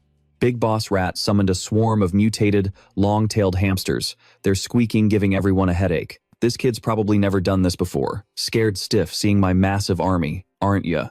If you're scared, just give up now. But if this was a numbers game, Han Yu wasn't the least bit intimidated. He summoned just a fraction of his tens of thousands of locusts to the field. Seeing that Han Yu's kinfolk looked even more pathetic than his rats, Big Boss Rat couldn't stop laughing. Let's see if the rats eat the locusts, or if you're about to become locust food. Rats, get in position. An insane number of rat archers drew their bows, and on Big Boss Rat's command, they unleashed a rain of arrows straight at Han Yu. Han Yu ordered his abyssal insect to defend. Every single arrow shattered against its hardened wings. Big Boss Rat screamed at his army to flex their muscles and keep firing. Don't stop. While his defense held strong, Han Yu sent his dark curse insect to ambush them from the flank. A single curse locust circled behind the enemy lines and unleashed 3 different spells, causing the rats to shriek in agony. Seizing this chance, Han Yu unleashed his heavenly demon insects. The rats, afflicted by the curse, were completely disoriented, unable to tell friend from foe. The heavenly demon insects fired venomous barbs from their abdomens, and the confused rats couldn't even dodge. They were completely annihilated in an instant. The result: Han Yu's kinfolk had a 99.99% survival rate, while Big Boss Rat was left with just over 20%. Big Boss Rat immediately threw his hands up to surrender. Any more fighting, and his entire army would go extinct. For his victory, Han Yu received a God Domain Core fragment. The moment he touched it, he felt a familiar power, similar to his life sacrifice ability. After receiving his reward, Han Yu was teleported backstage. Teacher Tian Wen slapped him on the shoulder encouragingly. You did great, kid. Winning your first match so easily just won me a ton of divine power. Turns out, the gambling-addicted Tian Wen had placed a huge bet on Han Yu beforehand. Your kinfolk barely took any damage. So, are you up for a second match? If you win again, you get another core fragment, and I win my second bet. Hearing that, Han Yu was all in for another round. Besides, his kinfolk needed the combat experience. On day 32, Han Yu took stock of his progress. He'd lost 100 million heavenly demon insects, but had won 89 matches in a row. His core fragment was already up to level 7, but getting to level 8 was way harder, requiring more fragments than all the previous levels combined. Just thinking about the grind was exhausting. Seeing this, Teacher Tian Wen suggested he fight a demigod. If a divine-level creature challenged a demigod, the rewards could be multiplied by 10. If Hanyu won a single match against a demigod, the loot from all 90 of his consecutive wins would be multiplied tenfold. That meant 90 standard God Domain core fragments. Hanyu thought it over for a second, then submitted his application for the level skip match. The entire stadium was buzzing with excitement when they heard about the level skip challenge. Some people had already heard about Hanyu's locusts. He had only joined the Blood Arena for a little over 30 days, but was already dominating the Divine Creature rank. No way he can beat a demigod.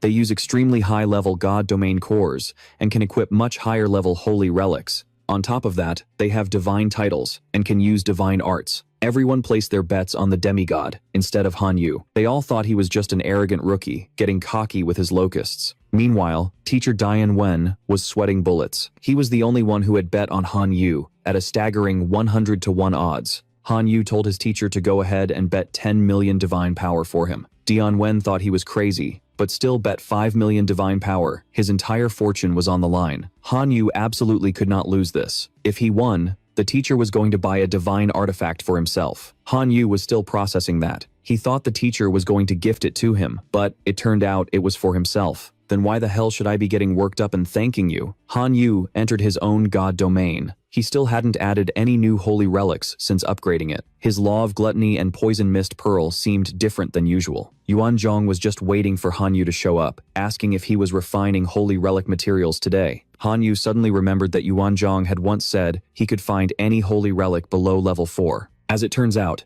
in Yuanzhong's god domain, holy relics below level 4 were as common as grass. Hanyu cracked a sly grin, asking Yuanzhong to transfer him a powerful level 2 holy relic with both dark fire and poison attributes. The second he said that, a package even bigger than the last one dropped in front of him. Hanyu couldn't help but exclaim, "Holy crap, rich people really are on another level." Inside the package were 2 Tier 2 sacred relics. First up, the Raging Flame Magma Orb, with earth and fire attributes to boost the defense and resistance of his familiars, while also improving their recovery. The second was the Shadow Spike, a dark attribute item that allows a contracted familiar to learn the Tier 2 skill, Shadow Pin. It lets them shoot a spike through an opponent's shadow, immobilizing them completely. Hanyu was stoked. These 2 relics were a perfect fit for his sinking bugs and his dark curse bugs. Without wasting a second, he fused the 2 relics, creating a massive explosion. Hanyu's swarm evolved again, looking even more badass than before. Just as the evolution finished, the arena was ready. This time, when he was teleported, Hanyu was more experienced. In the arena, the crowd was roaring, "Elephant Lord, crush him. Unleash the power of a demigod." The Elephant Lord, a mountain of muscle with a thick beard, arrogantly crossed his arms. "Looks like it's my lucky day. I get to teach a newbie who doesn't know his place a lesson. Have you prepared a funeral for your familiars yet? You talk too much," Hanyu shot back coldly. But the Elephant Lord just had to get a few more lines in. "Arise, my giant mammoth legion," the Elephant Lord summoned. His absolutely massive mammoths. The crowd went wild. The Mammoth Lord, that's so epic. What a badass. The Elephant Lord rode atop the lead giant thunder mammoth, looking majestic. "Your turn, rookie." As always, Hanyu unleashed his swarm of locusts. First, the venomous tyrant skyfiend bugs, nurtured by the Gluttony Nest, Law, and the Poison Mist Orb. Next, the Shadowflow dark curse bugs, nurtured by the Gluttony Nest, Law, and the Shadow Spike. And finally, the Earthburst sinking bugs, nurtured by the Gluttony Nest, Law, and the Raging Flame Magma Orb. The Elephant Lord was actually looking forward to seeing Hanyu's power, since his locusts had clearly evolved again. The 2 sides began to clash. Hanyu sent his dark curse bugs in first. They launched their shadow spikes at the mammoth's shadows, pinning them in place and making them completely immobile. Once the mammoths were locked down, it was the venomous tyrant skyfiend bugs' turn to strike. This time, there was no escape. Faced with this threat, the Elephant Lord was still supremely confident.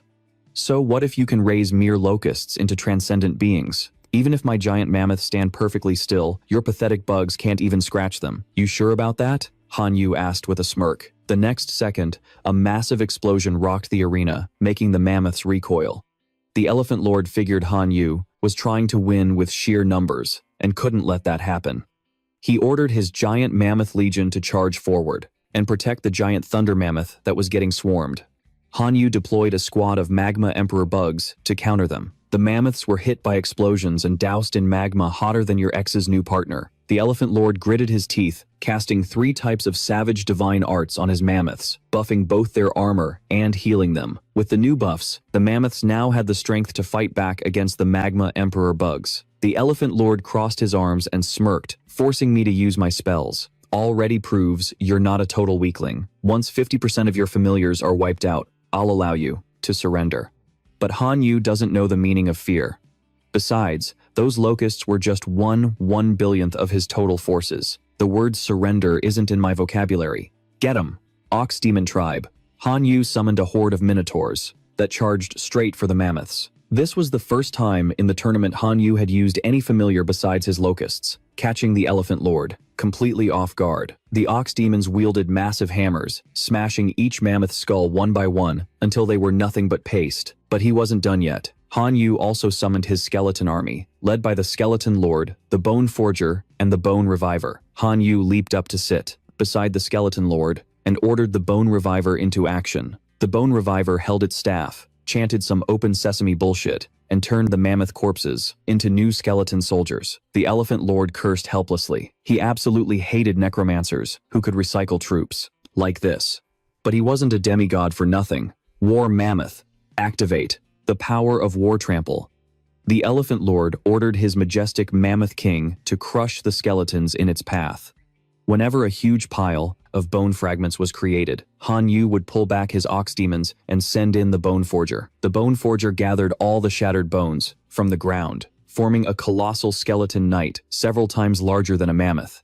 And what's more, it was a hero-rank being, a top-tier one at that. The Elephant Lord was completely stunned to see a familiar of this caliber. He immediately sent his giant thunder mammoth into a berserker rage, so it could fight on even terms with the skeleton knight. The skeleton knight grabbed the giant thunder mammoth's 2 massive tusks, stopping its charge cold. Then, it let out a roar, planted its right foot as a pivot, and spun 180 degrees, slamming the giant thunder mammoth to the ground. Seizing the opportunity while it was down, the skeleton knight leaped up and used a tier 1 skill, Punch, of Son Goku, turning the giant thunder mammoth into paste.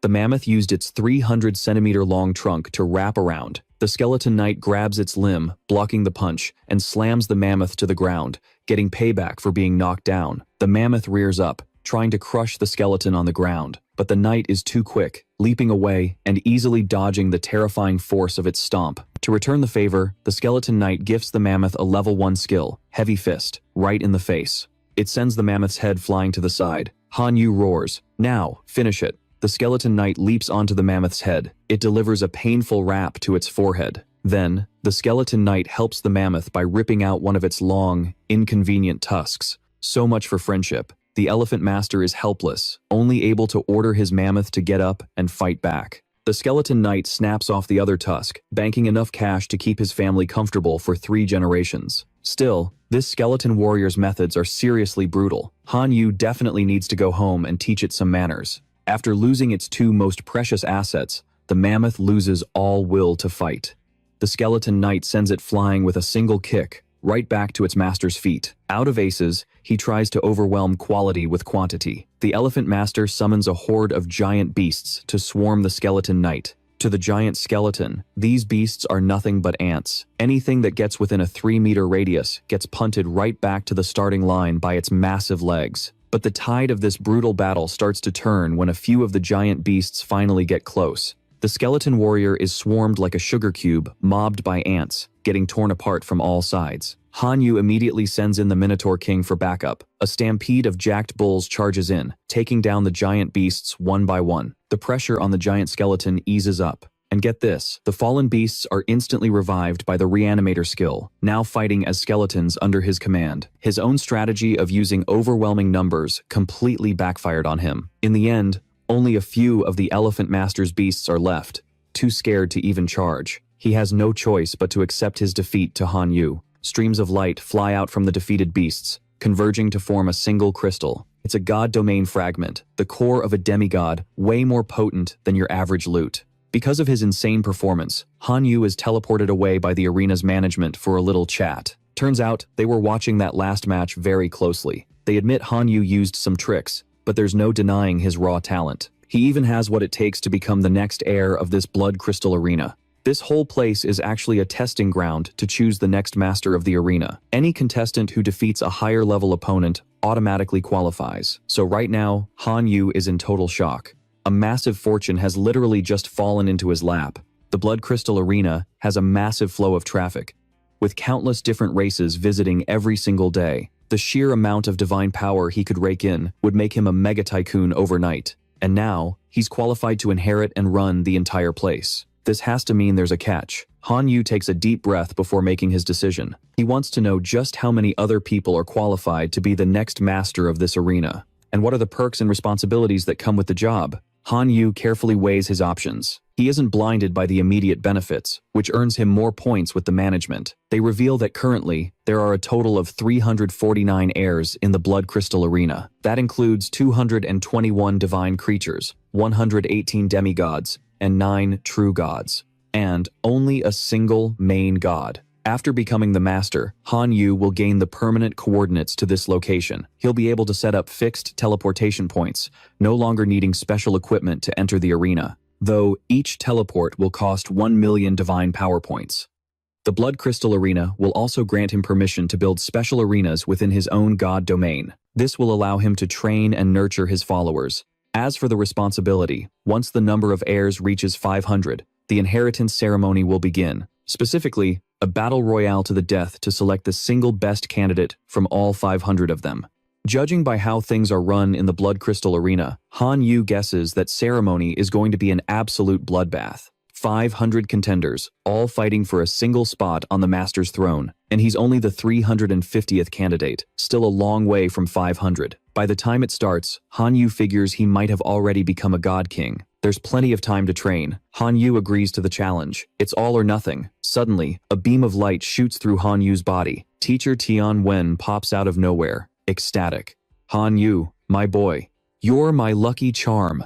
We're filthy rich. While Han Yu is still looking totally clueless, Teacher Tian Wen shoves a phone into his hand. The account balance on it has a ridiculous number of zeros. Now he's got the headache of figuring out how to spend 1 billion divine power points. So Teacher Tian Wen suggests he buy himself a sweet piece of divine gear. Easier said than done. Han Yu has no idea what to choose, since he's still just a divine creature. He hasn't even reached the demigod level, so how could he possibly control a divine artifact? But Teacher Tian Wen just puffs out his chest and tells him not to worry. He just so happens to know a shop that sells divine artifacts wholesale, retail, you name it. He's sure they'll have something that's a perfect fit for him. Was perfect for Han Yu. Han Yu felt his teacher was a natural-born pyramid scheme recruiter. You grasshopper, I've finally found you. Tuong Chu charged forward like a starving tiger.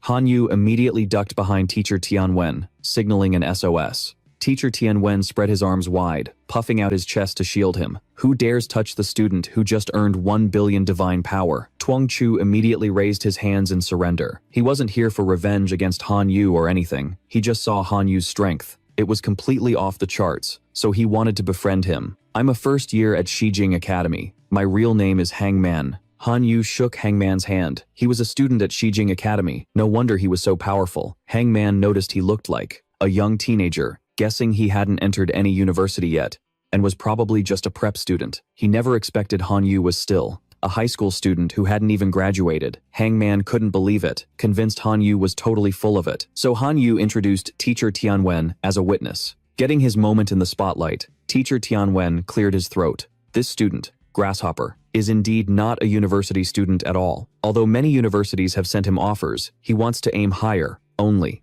wanting to join the Imperial Capital Academy. However, the Imperial Capital isn't interested in him. Hangman understood. He saw that Han Yu had great foresight, since the Imperial Capital Academy is one of the nation's big three, and he was seriously impressed with Han Yu. So Hangman promised to report his situation to Shijing Academy so he could be tested upon his return. He told him he needed to work on improving his core vassal tribe as much as possible. If he could, this would be Han Yu's chance to get noticed by the Imperial Capital Academy. Han Yu still couldn't believe the guy he just defeated was now offering a helping hand. Hangman laughed loudly. Haha, your potential is immense. The path to godhood is long, and having reliable teammates to depend on naturally makes it easier than fighting alone. Besides, if I recommend Han Yu to the academy and he passes the test, The school will give me a resource reward as an incentive. No wonder Hangman was so enthusiastic. Han Yu was incredibly grateful for his help. Hangman advised him to invest more in resources, ideally by cultivating some heroic-grade life forms to best prepare for the Imperial Capital's test. A little later, teacher Tian Wen indeed led Han Yu to the Treasure Pavilion, a place that specialized in wholesale sexy divine artifacts. Who knows if the goods are high quality, but the staff was definitely a 10 out of 10. No wonder wives don't want their husbands shopping here. Teacher Tian Wen and Han Yu followed her inside, wanting to see a certain Master Tony. All the pro barbers are named Tony, so who knows what a salesman Tony could pull off. This way, you two. They arrived at a teleportation door. Inside, Han Yu came face to face with a pot-bellied, muscular old man forging a weapon. Old Tian, is the little lamb you brought this time fat enough? Han Yu froze up in fear, just wanting to run home to his mommy. Teacher Tian reminded old Tony to be serious, since Han Yu was his student, not his little sugar baby. The bald old Tony stroked his head and first explained his shop's principles. First, of course, was a guarantee. No fakes, only top-tier, high-quality goods. But the prices were insanely high. Han Yu cursed internally. What student has the money to shop here? He had to struggle like hell just to earn that 1 billion. Fearing Han Yu would get the wrong impression, teacher Tian Wen explained that old Tony was a guy whose bark was worse than his bite. When it came to crafting, he was the best on earth. However, teacher Tian didn't know that his bark was just as bad as his bite. If teacher Tian didn't bring him customers, he would have cut ties with him long ago. Tony led Han Yu to see his masterpieces. Behind a red curtain was a spacious, extravagant room filled with divine artifacts. Each item was personally stamped and crafted by Tony himself. Teacher Tian followed behind, asking Han Yu which of these divine artifacts he liked. If you like it, buy it, cause I sure as hell can't afford to gift it to you. Han Yu thought deeply.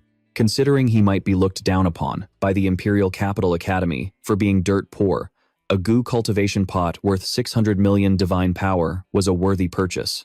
So, Han Yu settled on a tier 2 divine artifact, the goo pot, which was used for goo cultivation. Inside was a space that could gather up to 100,000 insectoids to perform the goo ritual. Once inside, the insectoids would fight a bloody battle royale, and the sole survivor would get a chance to level up. The highest grade it could produce was a heroic grade life form. Additionally, the goo pot had an accompanying divine art, insect attraction.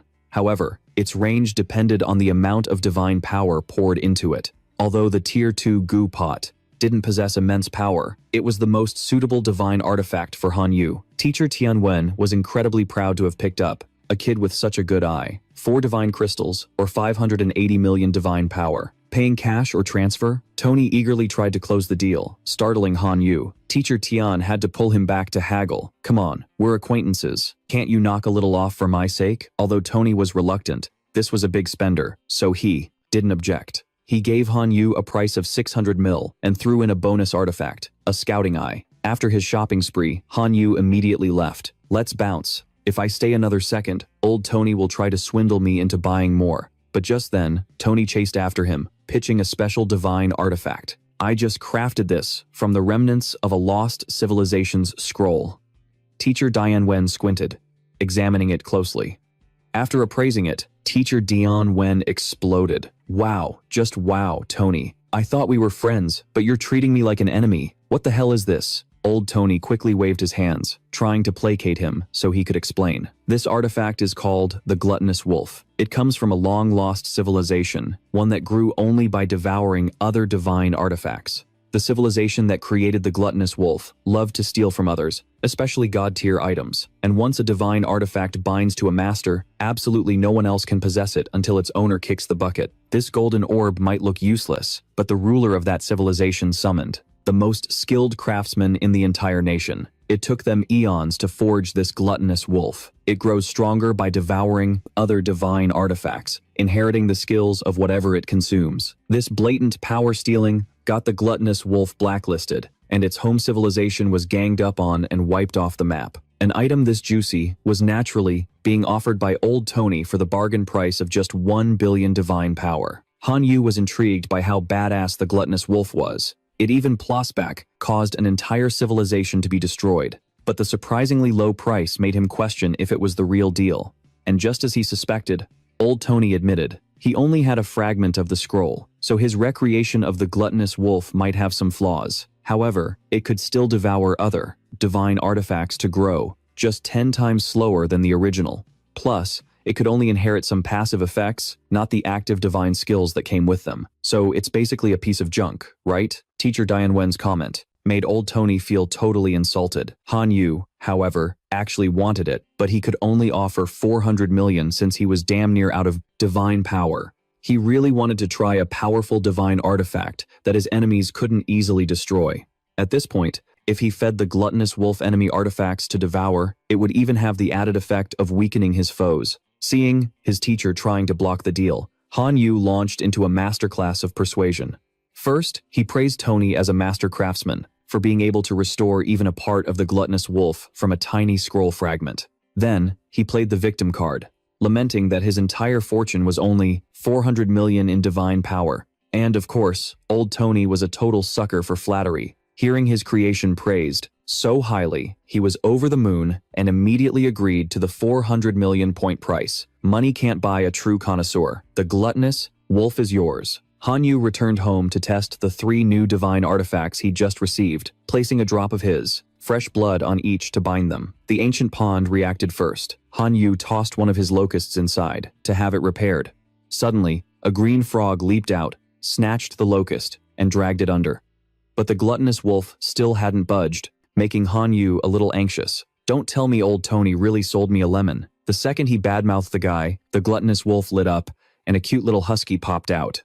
Han Yu thought it looked worlds different from the voracious, battle-hungry beast it was described as. Turns out, the goofy husky's woof woof actually meant, hurry up and feed me a divine artifact. It was already affected by his law of gluttony right after being summoned, but he was so broke he was practically eating dirt. Where was he? Supposed to find a divine artifact? Han Yu grabbed a god domain fragment and tossed it to the pup to tide it over. The goofy husky happily sat in one spot to eat. He wondered what his believers were up to now. The locusts were forecasting the weather, the red dwarves were mining for gold with picks and shovels, and the minotaurs were lifting half-ton weights. Every single one of his creatures was grinding hard to develop themselves using the holy relics he'd scammed from that spiteful race. Finally, Han Yu was able to restore his law of gluttony, all the way to level 3. At level 3, the effect was even stronger. Just by filling their stomachs, they could evolve into elite life forms. By steadily restoring and upgrading the law, even common creatures could evolve all the way to transcendent beings.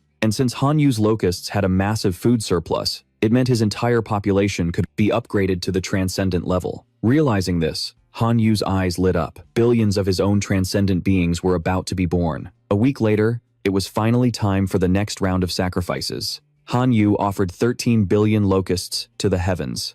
The reward list for 13 billion locusts was as long as an imperial decree. The first choice was 10,000 night demon hunters, all transcendent beings. The second was a 3-star divine artifact, the Tyrant's Edge. It was both a divine artifact and a holy relic that boosted damage and came with a divine skill. The last was a level 2 holy relic, the Enlightenment Stone.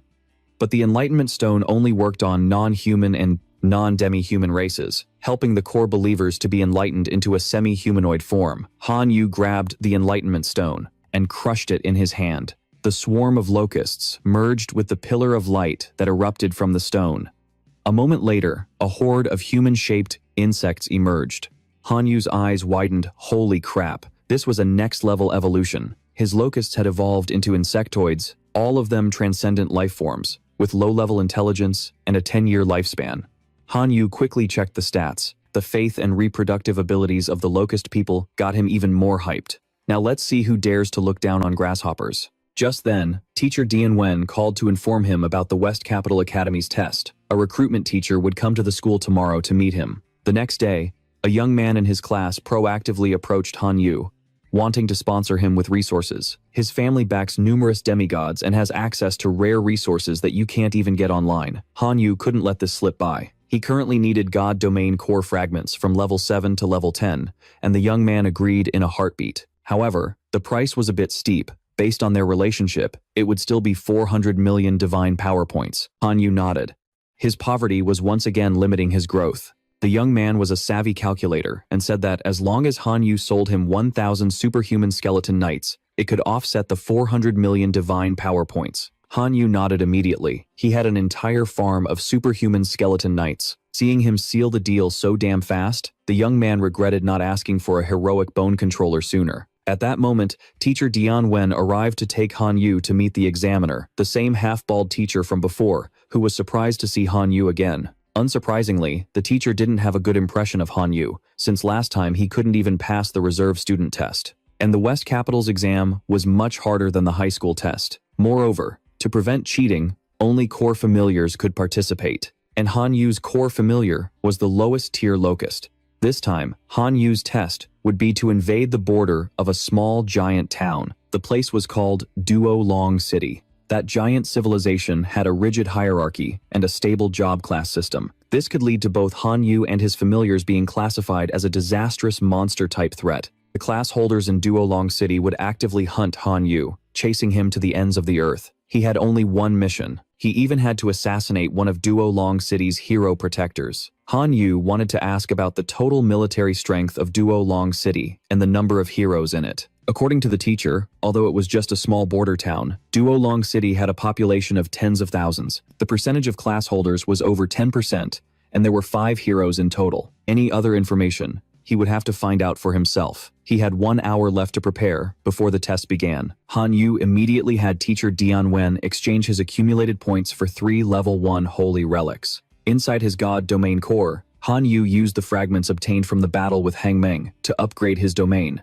The god domain core reached level 3, and the space expanded once again. Next, he just needed to load the 3 holy relics teacher Dian Wen gave him into it. The first was a poison gland, capable of making the core familiars develop a poison attribute. Next was an earth core, which helped the core familiars gain an earth attribute, increasing their defense. The last was the elven cluster bow, which was both a holy relic and a god domain weapon, enabling the core familiars to summon cluster bows as energy weapons. As for Han Yu, he could summon the true form of the elven cluster bow. After a successful installation, most of the heavenly demon bugs gained poison glands. Half of the fallen bugs received a defense upgrade, and most of the locust people could now use cluster bows for combat. Han Yu was confident he could handle this test. After preparing, the recruitment teacher prepared to teleport Han Yu to the outskirts of Duo Long City. This was Han Yu's first time using this kind of one-way portal service, so he was a bit disoriented. Han Yu fell from the teleportation gate in the sky, but luckily, he landed with style.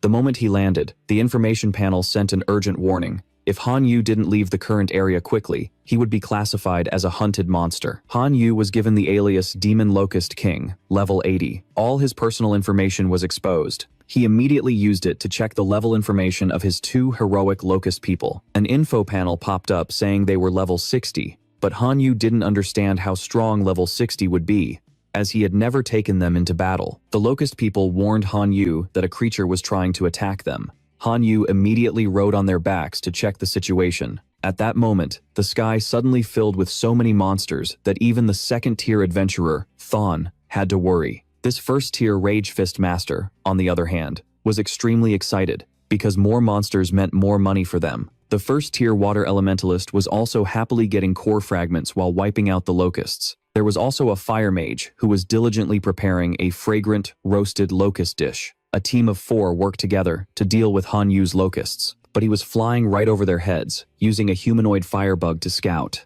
Thon, level 3, was a second-tier Dragonblood warrior. All 4 of them wore the same style of metal on their bodies. Only Thon wore a top-tier silver metal that was exclusively for him. It seemed Thon was the leader of this group. Thon decided to retreat when he saw the locusts blacking out the sky, but it was already too late. Han Yu sent one of his locust people down to play with them. The danger grew closer and closer, but they thought it was just an ordinary locust man that looked harmless. Holy crap, it's a 3rd advancement monster. Thon told everyone to split up while he held the beast back. Thon swung his greatsword with all his might, but the attack did 0 damage, leaving only a tiny scratch on the monster. It's too strong. They had absolutely no chance. While Thon was distracted, the Imperial Locust suddenly charged forward. With a single kick, it sent Thon flying 100 meters away. After dealing with Thon, it started hunting down the others. The rest of the group was scrambling for their lives, but before they could even hide, it was already on them. The Imperial Locust was having a blast chasing them. Where do you think you're going? In just a moment, the whole squad was captured by the Imperial Locust, tied up and tossed into a corner with ease. Then, Han Yu appeared before them, looking extremely annoyed. The Fury Fist user started cursing at him. "Stay away, you ugly monster." That really pushed Han Yu's buttons. He'd always been drop-dead gorgeous, and now some random adventurer was calling him ugly. He told them if they wanted to leave this god-forsaken place alive, they just had to answer a few questions. Thon and the Fury Fist user glared at him, gritting their teeth as if they wanted to tear Han Yu apart. Han Yu asked what they thought of him. The Fury Fist user flatly replied, "Like hell, I'm answering. A question from a monster like you." Before anyone could react, the Imperial Locust, standing next to Han Yu, suddenly attacked the Fury Fist user, impaling him with its claw, which even startled Han Yu. He yelled at the Locust, "I told you to just scare them, not to actually hurt them." The scolded Locust froze, its jaw dropped, and sweating bullets. Witnessing this, the fake Shui Xuan, the first advancement job holder, and the fire mage screamed in terror, their faces pale as ghosts. Han Yu, finding them annoying, ordered the cursed locusts to poison the rest of them. Thon impatiently asked, "What the hell do you want, Han Yu?" He repeated his previous question. The question was so random that Thon found it hard to answer. He very honestly described, not Han Yu, but the giant freaking locust. Its eyes were huge, its antennae were long. Han Yu started overthinking, assuming Thon was describing the ugly locust, meaning he was trying to create an ugly image to cement in the minds of these invaders. Turns out, that was exactly what he wanted. He was very pleased with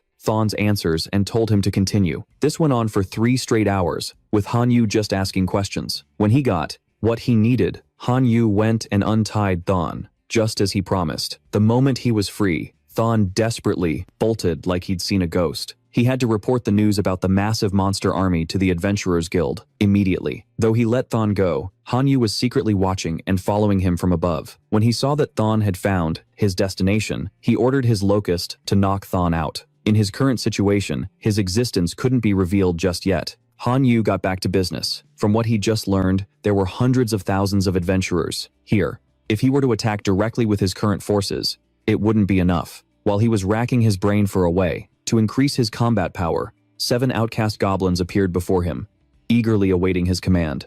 Han Yu felt a flash of disappointment. But hey, it was better than nothing.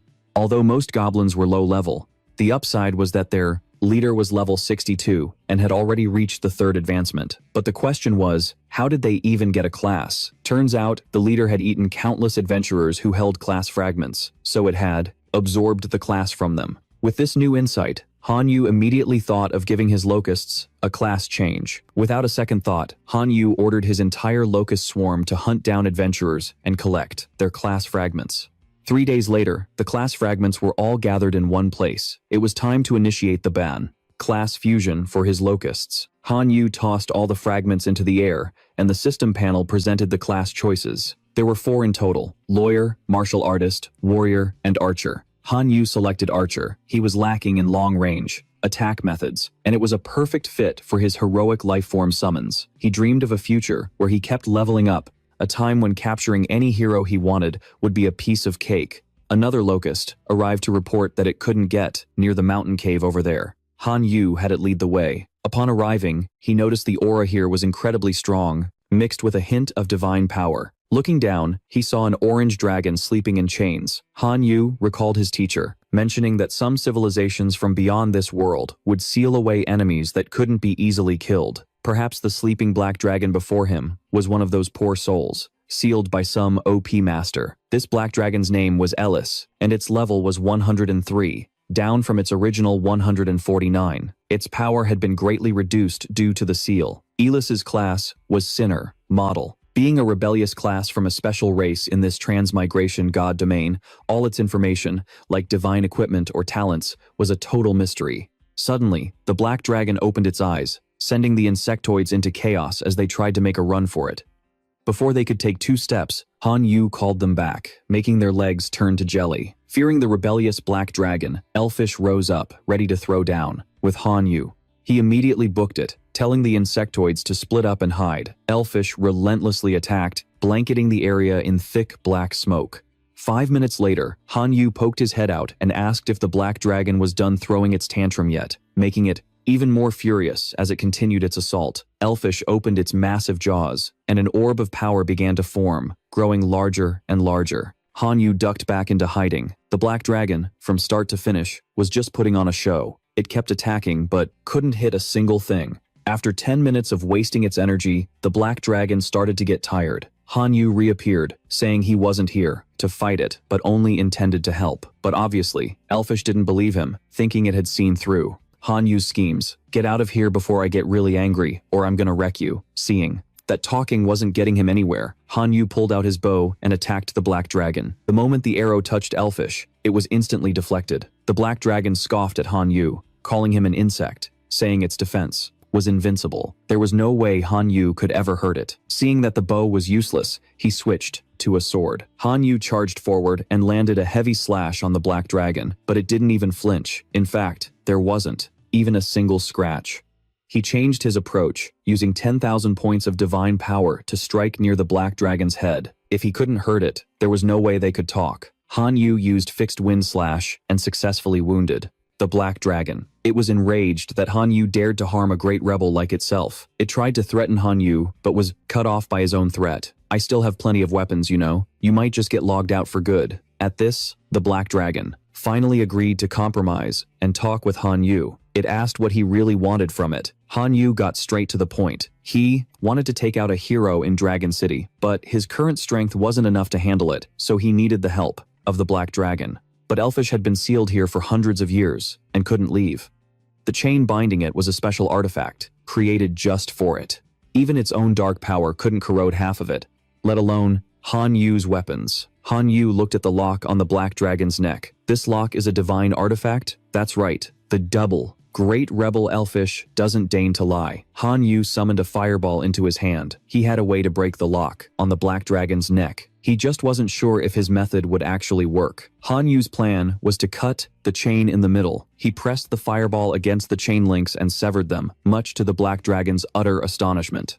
Seeing the chain successfully cut, the Black Dragon loudly demanded that Han Yu cut the remaining ones, even going so far as to arrogantly declare, "The great rebel Elfish commands you." Han Yu was not pleased with the Black Dragon's words, asking it what it just said. The clueless Black Dragon repeated its command. Han Yu had helped cut one chain to show his sincerity, since he needed its help. He never expected this punk would have the audacity to order him around. The Black Dragon was ready to fulfill Han Yu's request. After all, just physically smacking some hero until he logs out was, for it, a piece of cake. It kept urging Han Yu to release it, but Han Yu had already changed his mind. He wanted the Black Dragon to serve him for about 100 years, as repayment for rescuing it. The Black Dragon roared, cursing Han Yu as despicable trash and calling him delusional. How could a great rebel Black Dragon ever become a servant to some kid like Han Yu? Han Yu's face hardened. I can save you, which means I can also make you disappear forever. If you're not willing to accept my demand, then you'll just become a stepping stone for me to get stronger. Besides, a great dragon's body is a treasure trove. If you log out, your bones would be perfect for crafting some top-tier weapons. The Black Dragon heard this, and a chill ran down its spine. It quickly bowed its head, agreeing to serve Han Yu for 100 years, just begging to be unchained as soon as possible. It couldn't stand being in these shackles any longer. With his goal achieved, Han Yu's face brightened up as he handed the Black Dragon a contract and told it to sign. After reading the contract, the Black Dragon lost its cool again. According to what was written in here, this was basically a slave contract. No way, my dragon clan will never be slaves. But while it was still yelling, Han Yu brought out a class fragment in front of it, and the Black Dragon immediately quieted down. He knew that this Black Dragon was currently very weak and needed to recharge. That's why he had taken out this fragment to lure the Black Dragon.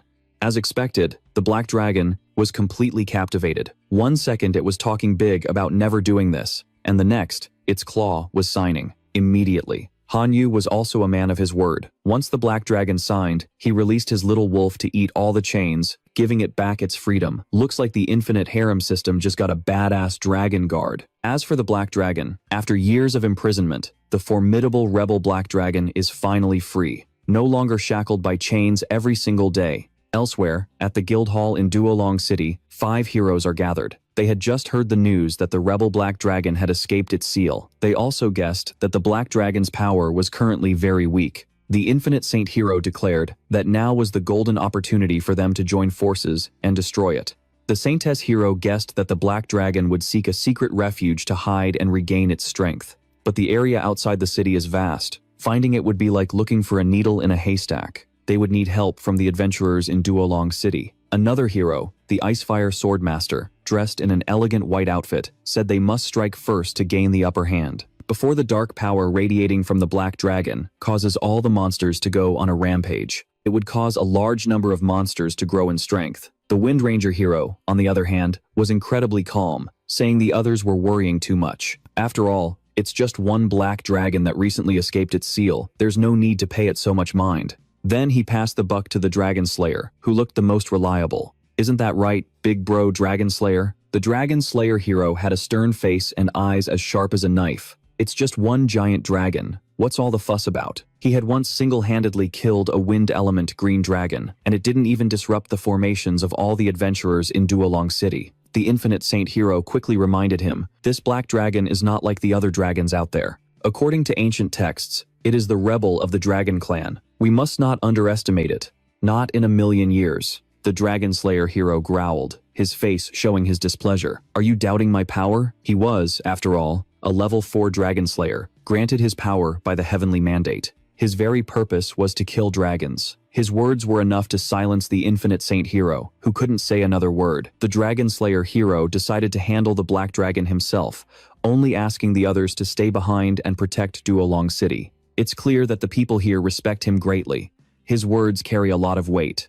The Wind Ranger hero smiled and asked to go along to support the Dragon Slayer. The Dragon Slayer remained silent and just walked away, with the Wind Ranger trailing behind him like a small tail. Han Yu and the Black Dragon had gathered all the monsters in Duolong City to their location. They all knelt at the feet of Han Yu and the Black Dragon. Han Yu began to call on them to rebel, to unite and form a monster alliance to fight against the Adventurers Guild. Their goal: to hunt adventurers. The monsters below were in utter shock, their jaws agape, not believing what they were hearing. They had never considered hunting adventurers because their own power was limited. The monster's words made Han Yu pause and think for a moment. In fact, the tribe's strength was not yet enough. To secure a certain victory, he had to rely on this army of small fry to gain control. He promised the monsters he would help them improve their strength. Once they joined the Monster Alliance, they would be rewarded with energy crystals to enhance their power. A few days later, they began the first steps of their plan. The black dragon was drawing its own blood, letting it drip down for Han Yu to bathe in.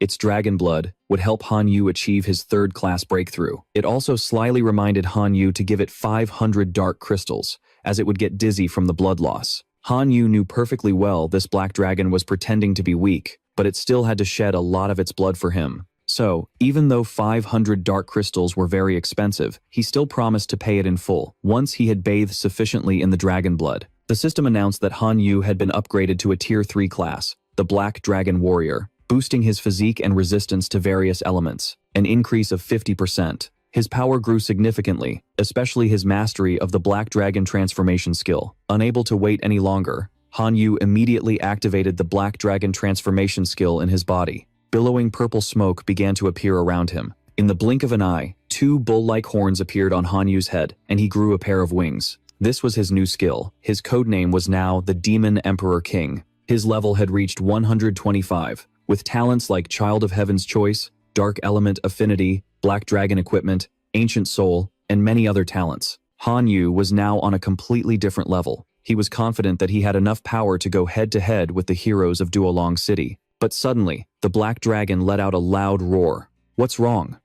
2 streaks of light, one green and one red, appeared in the sky. 2 men landed on the ground. It was the Dragon Slayer hero and the Wind Ranger hero. They had found the black dragon's hiding place. The Dragon Slayer hero targeted the black dragon. Once he dealt with it, his Dragon Slayer profession would surely reach a new height. He then ordered the Wind Ranger hero to shield the surroundings, not allowing other monsters to interfere with his great undertaking. The Wind Ranger hero raised his hand to the sky, creating a ball of green power called the Storm Barrier. A brilliant green sky appeared over Duolong City, Han Yu and the Black Dragon was trapped inside the Windwalker hero's barrier. Upon seeing Han Yu, the level 125 Demon Emperor King, they couldn't believe. A monster this powerful existed outside of Duo Long City. Han Yu had originally just wanted to practice his skills, then go to Duo Long City to find some hero to mess with. But fate had a funny way of bringing the heroes right to his doorstep. The Windwalker. Hero's real name was Kazmi,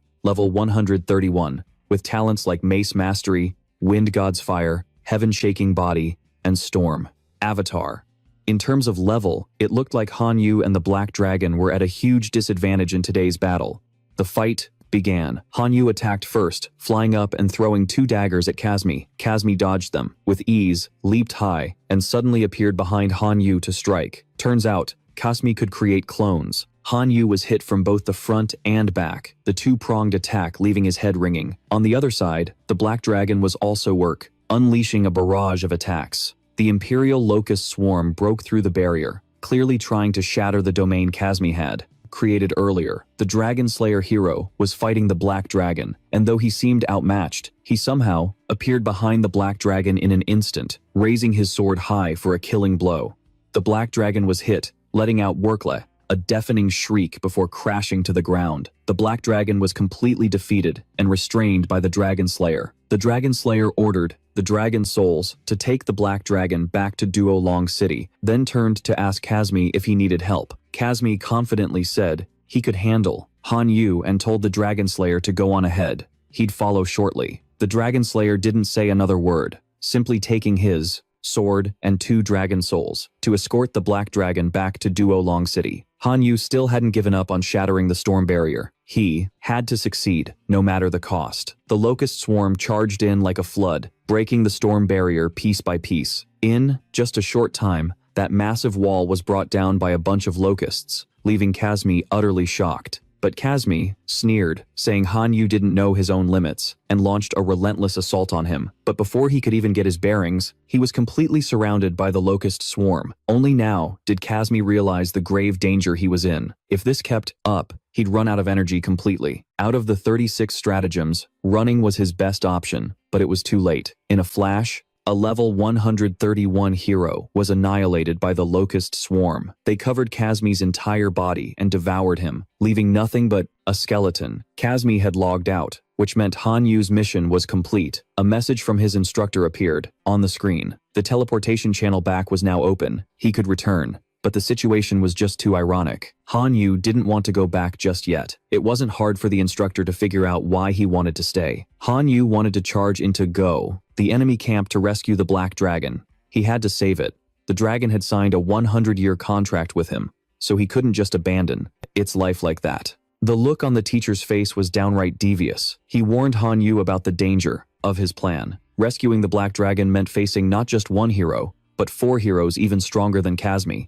Plus, millions of adventurers and tens of millions of armed citizens. Rescuing the Black Dragon was far too dangerous. Even a demigod would have a high chance of failure, let alone Han Yu, who was just a minor divine being. Of course, Han Yu knew this all too well. He proposed releasing all the tribes from his sacred domain G to fight alongside him. He was willing to personally raise the mission's difficulty, changing the objective to conquering all of Duo Long City. The teacher was stunned by his proposal. Challenging the entire Duo Long City sounded like a joke, but he still agreed to this dangerous and thrilling request. Before disappearing, he gave a sincere reminder: whatever you do, do not die here. Because his real body had descended, he had to win and complete the mission at all costs. As the teacher vanished, a group of figures appeared. The highest level among them was Slash Thorn of the Blade Edge clan, a heroic lifeform at level 140. Beside him were the Divine Hammer Forge clan, heroic lifeforms, at level 113, the Ox Demon clan at level 135, the Tiger Bone clan at level 132, a Bone Restorer at level 86, and the lowest, a Bone Controller at level 75. This lineup greatly pleased Han Yu, but the number of adventurers in Duo Long City was immense. Although his clans were powerful, their numbers were insignificant compared to the humans. They had to find allies to handle the place, low-level adventurers. Now was the time for the Monster Alliance to shine. Han Yu ordered the Locust clan to spread the news to the Alliance immediately. The longer they waited, the more danger the Black Dragon would be in. Han Yu called for Slash Thorn and the Ox Demon Shaman to follow him to a secret forest. In a corner of the woods, a group of monsters were scheming. They figured that, since the Black Dragon was captured, the Monster Alliance had no reason to exist anymore. A wolf among them hatched a plan to convince the other monsters to gang up and take out Han Yu, then steal the energy crystals from him and split the loot. But before he could finish his sentence, someone attacked him from behind, sending him sprawling to the ground, motionless. The faces of the monsters beside him were filled with utter shock. Pathetic. That was Han Yu's warning. A bunch of spineless insects actually dared to plot against him. If he didn't put them in their place, they'd revolt. Han Yu's eyes narrowed. You really have a death wish, don't you? But it seemed the green-skinned goblin still didn't get it. Pointing straight at Han Yu, he sneered. He wanted to side with the rebels. The Black Dragon completely disrespected Han Yu, calling him a nobody. Han Yu immediately taught him a lesson. How dare these goblins get cocky? The goblin who was running his mouth moments ago was now writhing on the ground. I'm not asking you to siege the city. I'm ordering you. Seeing this, the remaining goblins quickly dropped to their knees, slamming their heads on the ground. My lord, we will obey your command. Han Yu was now brimming with fighting spirit, ready for a life or death battle. He had to save the Black Dragon. Han Yu and his monster army marched towards Dragon City to rescue the Black Dragon from the so-called heroes. Inside Dragon City, the Black Dragon was chained hand and foot, lying motionless. A huge crowd of townspeople had gathered to watch. The hero, Dragon Slayer, sat smugly on his throne, sipping wine and admiring his achievement. Someone came to report that the Black Dragon's execution ceremony was set up in Saintess Rose Square. He asked the man to pass a message, asking why the Windrunner hero hadn't returned with the Dragon Slayer. It had been over 12 hours. The Dragon Slayer himself didn't know if the Windrunner hero was back yet. He just told the commoner that perhaps the Windrunner hero was running late. He said that after the dragon slaying ritual was complete, he would personally go find him. Suddenly, the ground shook violently, spilling the Dragon Slayer's wine and nearly knocking him over. On the other side, Han Yu and his monster army had arrived. The horns of war sounded, alerting everyone in Dragon City to prepare for battle against the massive monster horde attacking them. The city descended into chaos. They rushed women and children to retreat into lockers, the shelters. All the adventurers and men grabbed their weapons to fight back. On Han Yu's side, all the legendary monsters from ancient times had appeared together. On top of that, there was a massive number of flying monsters, Han Yu's own swarm of locusts. They swarmed into the city. The soldiers could only scream for the mages beside them to use magic to take down the army. But before they could act, they were cut down by a volley of arrows from out of nowhere. It was the arrows of the locust men. Below, other mages struggled to cast spells, shooting beams of energy at the locust men, but they easily dodged them without a scratch. Gaining momentum, the monster army charged forward even more ferociously. The power of unity was truly nothing to scoff at. Han Yu stood in the back, giving orders to each flank. Little Skeleton, Bone Reviver, prepare to move out. The two monsters charged forward with incredible power. In just a moment, the soldiers were wiped out, with no escape. The monster Chan fought with increasing frenzy. He relentlessly swung his gigantic axe downwards, but somehow couldn't land a single hit on the Rose Forest hero, leaving him completely stunned. The righteous hero, Rose Forest, began to launch a continuous assault. Vine-like branches that looked like octopus tentacles surrounded and latched onto Chon, completely blinding him. Elsewhere, the hero, Wind Slayer, unleashed slashes of fire to block the monsters, stopping their advance cold. Seeing this, Chance, the infinite saint hero, commanded his troops to form a battle line, seizing the opportunity to annihilate the monsters. The other mages were also rallied, unleash a magical barrage. They created a combined magic formation. The goblins were too weak to resist, and were sent flying 2 billion meters away. The combined magic of the people in Dragon City grew stronger and stronger. The monsters had no way to fight back. The Dragon Slayer arrogantly rallied the adventurers, pushed back the invaders. I'll finish off the Black Dragon first. With the tables turning against him, Han Yu finally unleashed the Bone Controller. Like a true god, the Bone Controller cast a summoning spell, firing off hundreds of bones at once. Those bones assembled into a complete skeleton, forming the giant skeleton. The giant skeleton, crackling with high voltage electricity, began to advance towards the wall of fire. It grabbed the vines from before, easily shattering the combined magic formation. The monster's strength and will were restored once more. They charged inside like rabid beasts. Han Yu's power had seemingly reached its peak. Alpha, I'm here to save you, shouting at the top of his lungs. Han Yu's voice woke the Black Dragon. In a flash, Han Yu appeared right in front of her. After being captured and immobilized for days, today, the black dragon finally felt a surge of spirit again. She asked, "Why did you come for me?" Above, the heroes looked down on them with contempt. How dare they rush into a place like Dragon City without knowing their own limits? With that, the infinite saint hero, Dove, down from above, intending to strike Han Yu, but just as he was about to attack, he was instantly sent, flying by a single blow from the Minotaur, knocked out cold. "You dare insult our god? You deserve to die." Seeing this, the hero with the flowing hair, Hong, charges forward to attack. But in this transmigration, God domain, his thorny vines are stopped cold by the God Hammer's 1 billion volt current, before they can even touch Han Yu. The thorny vines writhe in a sea of flames, leaving the girl completely shocked. Dragon Slayer hero can't take it anymore. There are only a few minutes left, but his entire plan has gone completely down the drain. He can't let his chance to level up just slip away. He unleashes his dragon souls, but the result is a big fat 0. This is the power of a trash to OP god protagonist. The dragon souls are annihilated the moment they're summoned. The advantage is steadily shifting to Han Yu and his monsters. The dragon soul and the skeleton are locked in a fierce battle, neither giving an inch, when suddenly the skeleton cries out, "Damn, I'm starving." So he leaps right onto the dragon soul's back and takes a massive bite, making the dragon lose control and howl in pain. The dragon probably never imagined in its entire life that it'd get chomped on the neck by a skeleton. Seeing his creation getting eaten, the outraged Dragon Slayer hero soars into the sky to demand justice for his beloved spawn. "You dare eat my dragon soul? You've got a death wish." Thing is, a skeleton isn't exactly alive to begin with. The Dragon Slayer hero slashes down, sending the skeleton crashing to the ground with a satisfyingly crisp crack. But just a moment later, the skeleton's limbs reattach, and it leaps right back up. The Dragon Slayer hero's jaw hits the floor. He thought he'd finished the thing, but who knew it'd be this damn hard to kill? The poor dragon soul is once again bitten mercilessly by the skeleton, able to do nothing but scream for help. The Dragon Slayer's eyes bulge at the sight.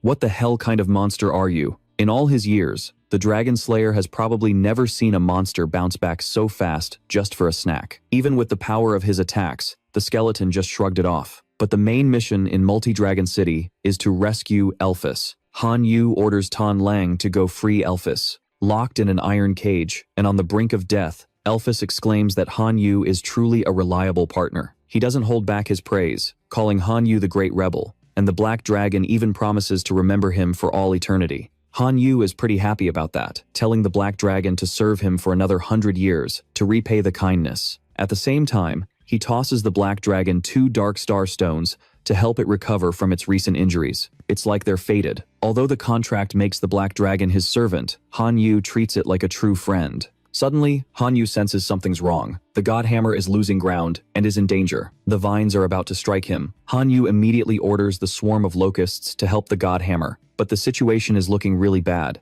They have to break out of this situation as soon as possible, or else all that awaits them is defeat. If this keeps up, it's only a matter of time before Han Yu's entire army gets wiped out. The Black Dragon senses Han Yu's genuine concern and, to show its gratitude, decides to give him a truly massive gift. It must really trust Han Yu. Elphys wants to bestow a title upon him. From now on, you two are a great heretic. With that, Elphys rises, shooting purple beams from its eyes into Han Yu, while chanting spells to transfer its energy to him. In an instant, Han Yu's power increases dramatically. He now possesses 3 new powers: Black Dragon Transformation, Shadow Mist, and Violent Dragon Slash. Han Yu dashes straight for the Dragon Slayer hero and unleashes a devastating blow that the hero can't block in time. The power is so overwhelming that his body can't take it, and he spits up a mouthful of blood. While the Dragon Slayer hero is still reeling from Han Yu's attack, the skeleton rushes up from behind and skewers him straight through the heart, ending his life right then and there. The skeleton performs a ritual, extracting the Dragon Slayer hero's soul. It upgrades into a mutated life form, the Blood Hero Skeleton. Han Yu isn't standing still either. On the other side, he's attacking the Saintess hero. The Saintess hero refuses to yield. "You dare touch me?" Han Yu just scoffs. "My infinite harem system needs a new member. Guess what? You're next." Then he orders the God Hammer to deal with the Saintess and pay her back for everything she's done to him. After dealing with the Saintess hero, Han Yu rushes over to help take down the Icefire Sword hero. He attacks from behind, throwing the hero off balance. Shui Jianfeng, the heroic life form, unleashes a final move to finish him, taking the Icefire Sword hero's life with a cross slash. Seeing the other heroes get wiped out, the Infinite Saint hero starts to panic and flee, but all of Multi-Dragon City is now surrounded by his army of mutated monster life forms. The Blood Hero skeleton suddenly appears before the Infinite Saint, ready to fight. The Bull Demon tribe leaps down from above, staff in hand. With one decisive blow, all the heroes have been annihilated. Han Yu stands above, addressing his monsters. They've wiped out the entire city, and he makes good on his promise to exchange star stones for every spoil of war they've collected. Han Yu brings a bag of star stones before the Black Dragon, just as he'd promised. "My friend, I pray for your swift return." The Peak Black Dragon looked at Han Yu, moved to tears, thanking him profusely, and declaring his willingness to follow Han Yu for life. The teacher's screen then appeared, saying, "Congratulations on completing the mission. Your recent exploits have set an unprecedented record for the school. The teleportation channel is ready." Han Yu had 3 hours to sort through all the spoils of war. He pitched an idea to his teacher, asking to establish a stable teleportation gate connected to his god domain. He was willing to hand over every last piece of loot he'd won. The teacher considered it. He understood that Han Yu wanted to plant his roots in a new civilization, but that also brought a ton of potential dangers. Setting up a stable teleportation gate was simple, but what would happen if an outside civilization launched a counterattack into his god domain through that very gate? If he wasn't careful, Han Yu would risk having Factor, the very core of his god domain, compromised. But he was dead set on doing it. Han Yu expressed his firm resolve to the teacher. "Sir, I've thought this through." The teacher agreed to Han Yu's wish and even offered to help. Within 10 days, he would help Han Yu stabilize the gate and provide him with an early warning device. Any powerful being from the outside civilization using the gate would immediately trigger an alert. 10 days went by, and the gate was finally stable. Han Yu left Duolong City under the Skeleton Clan's management, also leaving the Bull Demon behind, to stand guard and prevent any adventurer guilds from launching a counterattack. Han Yu spoke to the Skeleton Clan like an old friend, saying that Duolong City was a lost cause. He wanted the clan to teleport back to his god domain as soon as possible and advised them not to lose too much over this. The Skeleton Clan's leader quietly acknowledged his words. After settling everything, Han Yu ordered the teleportation gate to be opened. He was returning to his daily life at school. Back at the academy after all the battles, on the other side, Han Yu's body had gone through some major changes, especially his eyes, which were no longer normal. They had now turned completely black. Walking through the school, Han Yu's eyes immediately caught a teacher's attention. "Han Yu, what happened to your eyes?" Hearing this, he finally became aware of the change in his own body, guessing it was due to his special class, Rebel. He pulled up his status panel to check. His current level had reached Special Divine Creature. Among his talents was one called Rebellion. Han Yu wanted to see the details, but the system notified him that his level wasn't high enough. He needed to reach the demigod level to be qualified to inspect this talent's details. His teacher announced that Han Yu had brilliantly completed and passed the Jingxi Academy trial. He had won a probationary spot at the academy, but if he wanted to officially enroll, he still had to meet a few specific conditions. The requirements to become a probationary student were to possess special skills and satisfy at least 2 of the following 4 conditions. First, his core followers must become innate elite life forms. Second, Han Yu had to cultivate a hero-level life form. Third, his personal divinity must be above 4 points. And finally, he had to possess a saint. As things stood, Han Yu had already met the second condition. Out of the others, he only needed to meet 1 more to get through. But this news came way too late, which was bound to make things difficult for Han Yu. The teacher finished speaking and walked off, just encouraging him to do his best. "The doors of the academy are open for you." Han Yu turned to the teacher beside him, wanting to ask for his help, to get 1 more divinity point as soon as possible. But the teacher just shook his head wearily, saying it was too late. If Han Yu had brought this up just 1 day sooner, the teacher might have been able to leave a divinity point for him, but now they were all gone. The teacher suggested Han Yu could also take part in the school's assessment in 28 days, which had a 1-point reward. Hearing that, he snapped his head around, his face a mask of disbelief. It was too much of a coincidence to be believable. "Han Yu, you can drop that suspicious look. I swear on my honor, everything I've said is the absolute truth." With no other choice, he could only rely on himself now. Han Yu returned to his own god domain. He had to make an all-or-nothing gamble. He placed his hand on the ground and activated the life sacrifice spell to farm a divinity point. But the system showed that 0 points were added. He had no choice but to shelve it and try again tomorrow. The next day, Han Yu went back to training to get that divinity point, but the results were just as disappointing. For a solid 7 days, Han Yu diligently tried to farm divinity points, but kept coming up empty. He couldn't catch a break, leaving him not knowing whether to laugh or cry. He once had a divinity card, but he didn't value it and instead traded it for 150 million divine power points. Now, it was too late for regrets. If heaven gave me another chance, I would hold on to that sacred card and never sell it. The system pinged with a new message. It was from Yuan Zhong, saying, "Boss, where do you even get sacred artifacts these days?" Han Yu didn't answer, instead messaging Vian Chung to borrow a divinity point. Although, he figured, since Vian Chung was a true god, he probably didn't have divinity points over there. When Vian Chung received the message, he was totally skeptical. He thought, this Han Yu has to be a true god, or at least a high-level demigod, so why is he asking to borrow a single divinity point? But still, he's a powerful god, and no matter what, he couldn't afford to offend him. With that, Vian Chung immediately sent the divinity point over to Han Yu. He was overjoyed when the gift arrived, but upon opening it, he found a pass to the Divine River ruins. This wasn't what he was hoping for at all. What the hell is this? Han Yu immediately searched online, and a ton of information popped up. The Divine River ruins was a civilization that had been abandoned. It could have been a major project during its development, but due to excessive research on this one item, the mineral structure of the plane was altered, and it now carries a certain amount of radiation. Various life forms exist there, but living in this region meant they were affected by the radiation, and over 90% of them have tended, mutated, and become genetic monstrosities. To survive here, these monsters can only eat more radioactive, or to enhance their mutations, fighting fire with fire. But if too much radioactive ore is consumed, the mutated monster's body will synthesize crystals that can absorb the mutated genes. That stone is called a gene stone, and it has a special, miraculous effect on cultivating familiars. Even though it's the lowest grade gene, it's comparable to a tier 3 sacred artifact and is worth millions in god power. It's quite popular among demigods and even true gods. This gift is actually incredibly valuable. This must have come from a divine being. I wonder how much percent god power I can sell this ticket for? Then, a hot news alert popped up. Some god king's artificial beast farm, an investment worth hundreds of billions in god power, had gone bankrupt due to inferior radioactive ore. Hearing this, Han Yu remembered. He has a decomposer. Even low-grade radioactive ore could be used to refine pure radiation crystals. After feeding them to a mutated beast, it could transform and condense a more powerful gene stone. In any case, he had to go check it out himself. Han Yu got right on it and left immediately. He arrived at a small town outside the Divine River ruins area, completely covered up and wearing a black mask. After all, stepping into a strange land, your own safety has to come first. A person appeared behind Han Yu, offering to show him around the area, which made Han Yu raise his guard.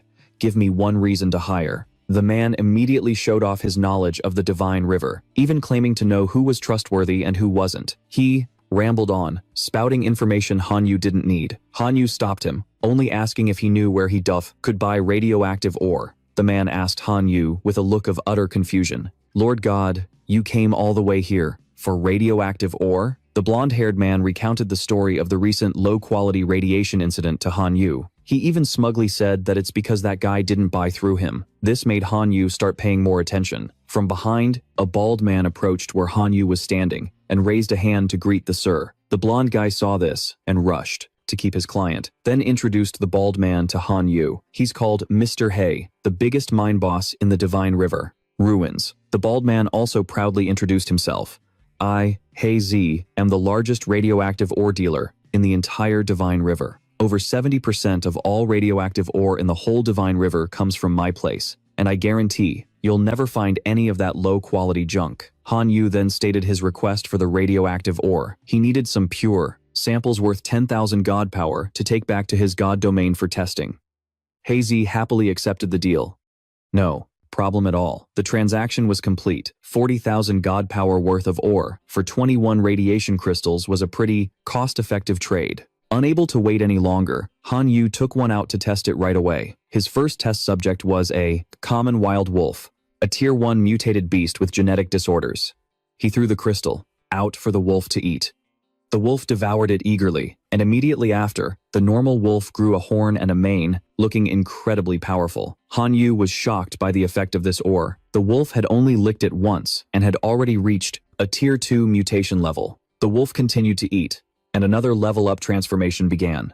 Now, it was a Tier 3 mutant. Han Yu was thinking how amazing it would be to use this stuff for the familiars in his god domain, but suddenly, the wolf in front of him exploded, turning into a red crystal. As expected, the radiation is extremely dangerous. If you can't control it, you'll just explode from its power. The red stone was called a gene stone, and it had the ability to create genetic mutations for canine-type familiars, but its side effect would reduce the mutated familiar's lifespan to 3 years. Suddenly, a voice from behind threatened Han Yu. "Hand over the stone." It was the demigod Zhang Gang. Han Yu shot back defiantly. He asks what happens if he doesn't hand over the stone.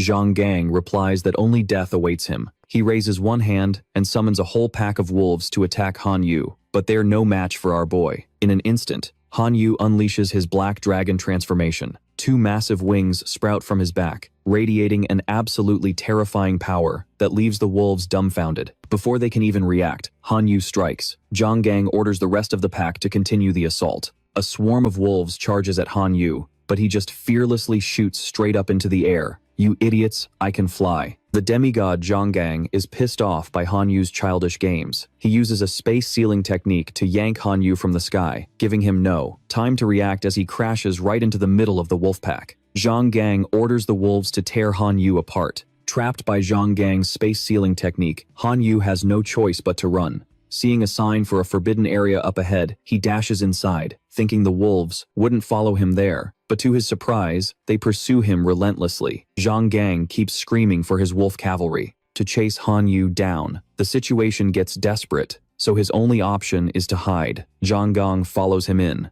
absolutely furious that he couldn't catch Han Yu. However, he also senses a strange aura in the area and orders his beasts to pull back for now. Han Yu stays hidden underwater, only daring to surface after the pack has left. As soon as he gets to shore, he sees a school of mutated fish and is horrified. Holy crap, the river he was just in must be filled with nuclear waste for the fish to end up like this. The safest thing to do is head back. But when he checks his map, Han Yu realizes the river isn't even on it, which means he's completely lost. Just then, a group of mutated beasts appears before him, ready to attack. He calmly faces them down. Han Yu tosses a few explosive stones at the beasts, and in an instant, all of the massive creatures are blown to bits. He'd escaped another close call. Night falls, but Han Yu is still stuck wandering this dangerous forest, so he starts looking for shelter. After scanning the area, Han Yu spots a building off in the distance. Shenhe Luoxu is the abandoned cradle of the Shenhe civilization, so there's a good chance that building is a relic from that very same civilization. Either way, resting in that building is a hell of a lot safer than staying out in the wild. Han Yu activates his black dragon form to fly over to the building.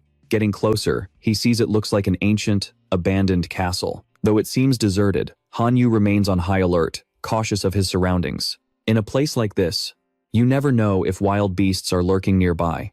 Moving deeper inside, he discovers pieces of paper scattered on the ground that are emitting a faint light, which catches his eye.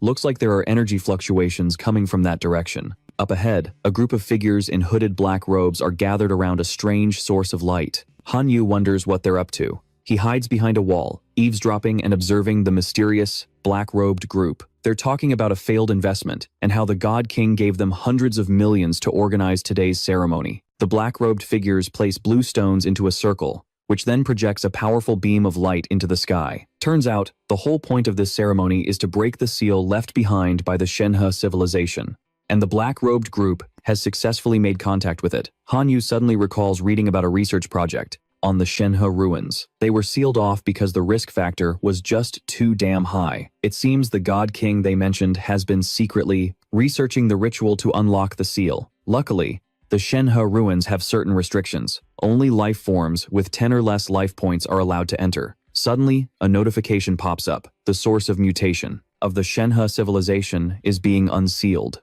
The real danger was just beginning. The system alert starts flashing bright red. It detects that the ones breaking the seal are not super warriors of the Shenhe civilization. Recognizing an intrusion, the unsealing process is halted. The system activates its anti-theft protocol and releases mutated beasts. The activation pattern is obstructed. The source of mutation is forcibly separated from the seal and is now overwhelming the black-robed group. Blasted by psychic noise, they can only clutch their heads and scream in agony. Han Yu, watching from the side, still can't figure out what the hell is going on. A voice suddenly echoes, agitating the group. It introduces itself as the source of mutation, and it wants to find one person among those who just weakened its seal to become its new bridge.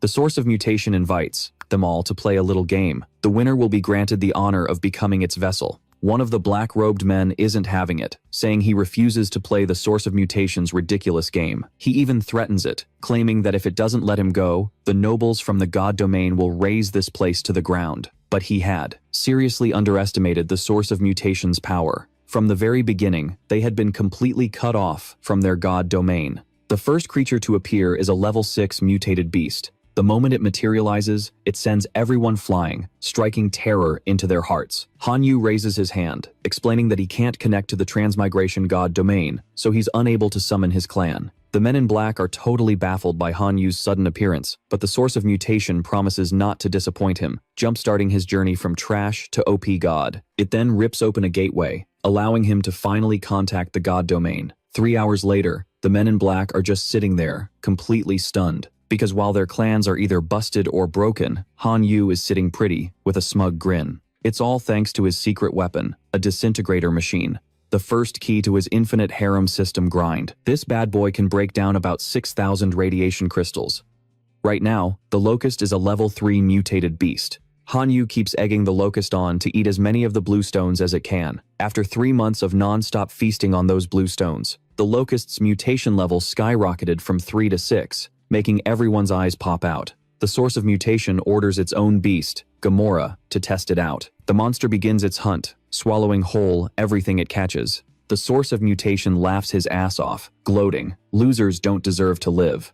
Gamora then turns on the men in black, swallowing them all in one gulp. They let out horrifying screams, "Save us, I don't want to die." Finally, it was Han Yu's turn. The source of mutation taunts him, "You're up next." But the Locust has fully evolved, and Han Yu names him A Kyung. To get this strong, it devoured every last gene stone, so now it's a little overloaded. The one thing Han Yu regrets is that A Kyung's lifespan has been cut drastically short. It only has 1 day left, but now is the time for it to show its ultimate value. Han Yu successfully sparked the interest of the source of mutation, who orders Gamora to attack. The dragon lunges forward like an arrow straight for A Kyung, but gets immediately smacked down and electrocuted for its trouble. Refusing to lose to A Kyung's attacks, Gamora charges in again, snapping A Kyung's pincer before letting out a triumphant roar. But A Kyung's pincer regenerates instantly, driving Gamora even crazier.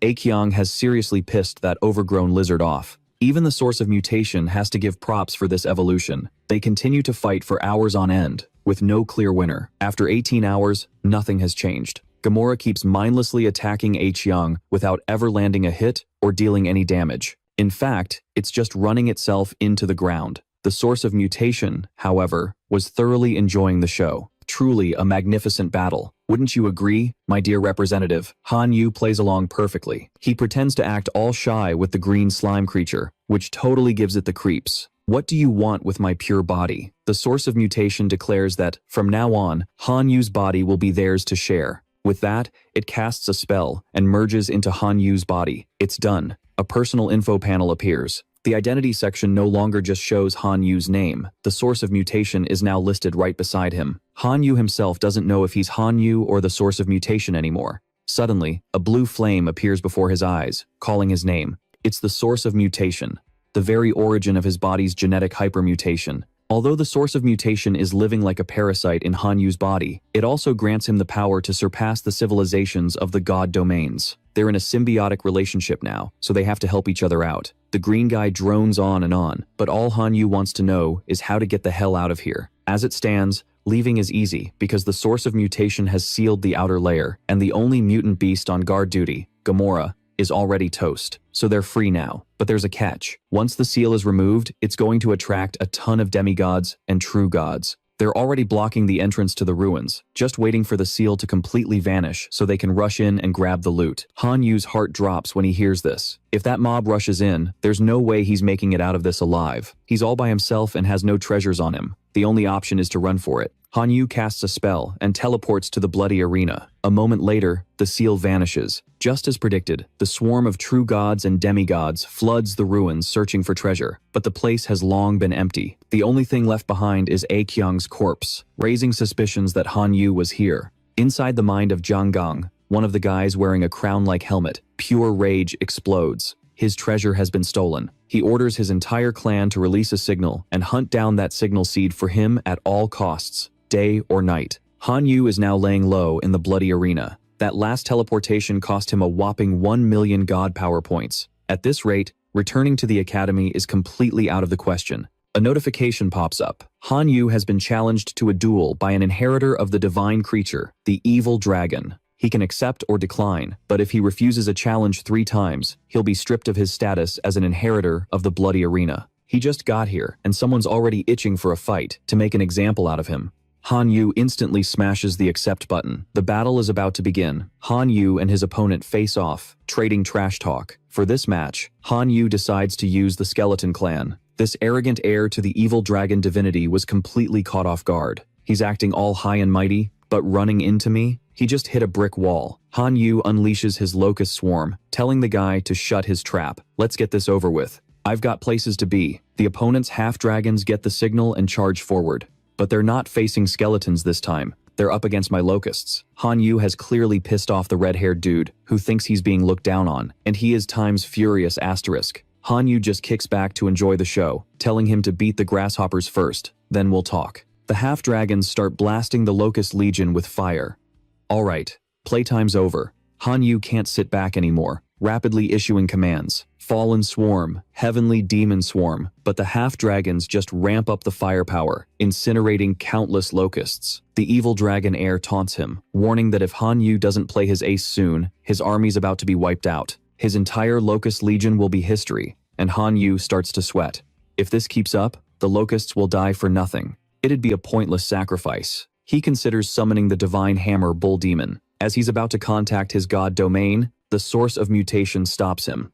It tells him to use his locust kin to teach those half-dragons some damn manners. Han Yu is skeptical, thinking the locusts are no match for the half-dragons right now. But the source of mutation immediately shuts that down. The locusts aren't that weak. They're the ones who chewed up a level 6 Gamora. The source declares that with its power, there are no weak races, only races that accept defeat. It demands Han Yu immediately use the directional mutation ability it granted him to annihilate those arrogant dragon whelps. Han Yu agrees, but not because he's taking orders. He's just curious to see what this directional mutation skill can really do. And so, Han Yu begins casting the spell, focusing the mutation on his locust swarm. Will it work? What's about to happen? The source of mutation asks him, what direction do you want your kin to evolve in? Han Yu thinks for a moment, then decides he wants to make the fallen swarm tougher to give them better damage resistance so they can tank way more hits than the other members. The system displays 3 options, scaling in power from 1 to 3, but the price gets steeper each time. At level 1, the fallen swarm's lifespan is reduced by 50 days. Level 2 cuts it by 90 days. And the highest, level 3, they'll only have 24 hours to live. Han Yu has no choice. The half-dragon's attacks are relentless, and his locusts are getting wiped out every second. If he wants to fight back, he has to risk it all. Han Yu chooses level 3. The fallen swarm morphs into colossal, monstrous locusts. They charge forward, ramming the half-dragons off their feet. Han Yu's spirit soars after seeing the transformation. The fallen swarm does not disappoint. They unleash a relentless barrage, giving the half-dragons no chance to fight back. The red-haired punk, who was just mocking Han Yu, is now completely dumbfounded by this sudden reversal. Holy crap, are those things on steroids from the Piaoliang Nation or something? He stammers in disbelief, screaming for a referee. But Han Yu just keeps commanding the attack. Watch out, little dragons, he shouts, raising his bow. He fires into the half-dragons, sending them scattering across the arena in chaos. With victory in his grasp, Han Yu orders his mutated locusts to charge the last of the dragons. The red-haired guy is so scared, he's crying, begging Han Yu to stop. He begs him to call it off, screaming that he surrenders. Meanwhile, some guy in the stands, who bet 500,000 divine power on the half-dragons, can't handle the loss and starts screaming insults at Han Yu. Heh. Maybe I should film an anti-gambling PSA after this. The reward for that challenge: 1 God Domain fragment and 1 seal of the Bloody Arena. The special building, the Bloody Arena, now belongs to Han Yu's God Domain. This is a place where his kin can hone their skills. Victors have a chance to level up, and there's also an extremely low probability of undergoing a simulated heroic trial, which allows a transcendent life form to ascend directly into a heroic one. Holy crap, what an insane bonus. Defeating that heir seemed like a long shot, but I can't believe it paid off this big. This is an absolutely mind-blowing surprise. Just then, the source of mutation appears from behind, scolding him for getting excited over such a measly profit. It tells him this is just the tip of the iceberg compared to their true potential. Since all of Han Yu's current power comes from the source of mutation, he can't really argue back. Yep, whatever the boss says is right. Han Yu then asks the source if he should go ahead and upgrade now. In response, the entity orders him, kneel. Han Yu is seriously pissed off. He thinks to himself, just you wait. When I get stronger, I'm gonna wreck this green bastard. They begin the life sacrifice ritual. A green tornado swirls into existence, revealing items within. A level 4 holy artifact, the Storm Battle Suit.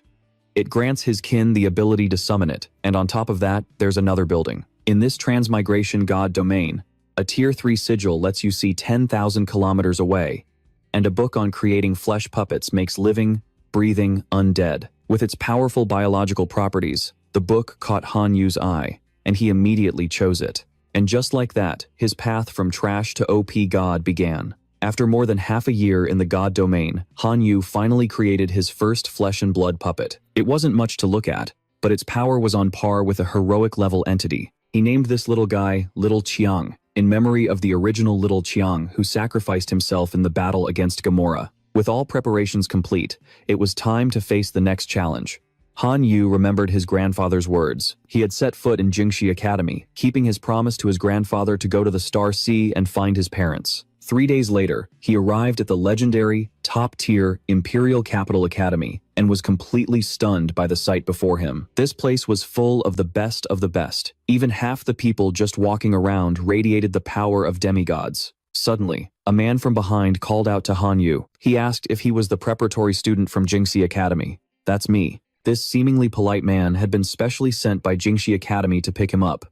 Please follow me to the aircraft, and I'll take you to get settled in. The aircraft flew Han Yu to a new location, where the man led him to the dormitory. This would be his residence for the foreseeable future. Stepping inside, he saw not a single soul and asked the man about the other teachers and students. The man replied that this entire place was exclusively for him. Han Yu was completely mind-blown. This was way too extravagant. Did a simple dorm need to be this over the top? His business concluded. The man left shortly after, reminding Han Yu to be in class tomorrow. Han Yu wandered around for a bit. He knew this place was teeming with talent, so he took the opportunity to absorb the divine energy in the area. The next day in class, whispers immediately erupted about Han Yu's arrival. The words were harsh. They called him trash, who got in through the back door, someone who relied on connections to get ahead. Han Yu paid them no mind. He figured they were just plotting to knock him down a peg. Lost in thought, he was so startled when the teacher suddenly appeared from behind and called his name that he almost lost his footing. Holy crap,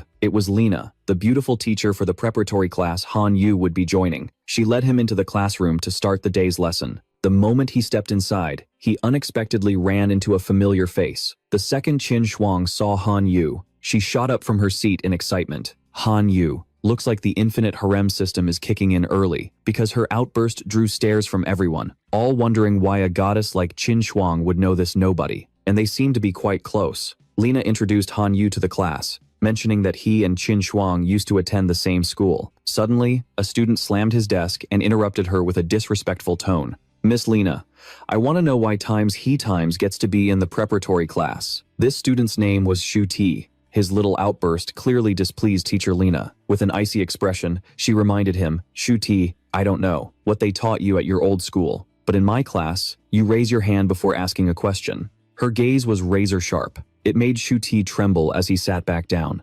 Miss Lena, I'm sorry. I shouldn't have been so rash with my question. Please forgive me. It was obvious these students were terrified of and respected teacher Lena. After Shu Ti apologized, Lena's cheerful smile returned, and she told the students that, if they wanted to know why Han Yu was here, they could just ask him directly. The teacher's sudden 180 made even Han Yu break out in a cold sweat. With that, she left the students to themselves. That punk, Shu Tie, refused to let it go.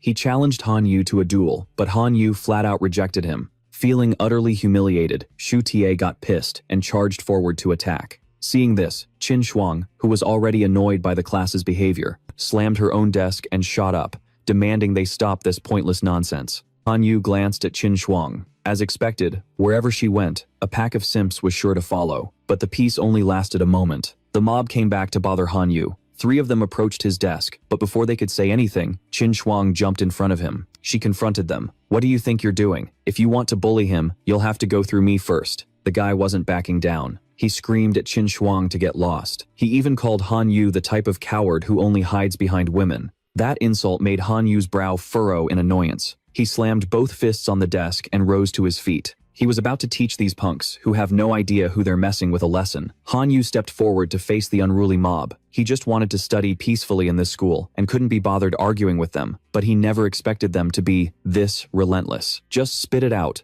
What do you want?"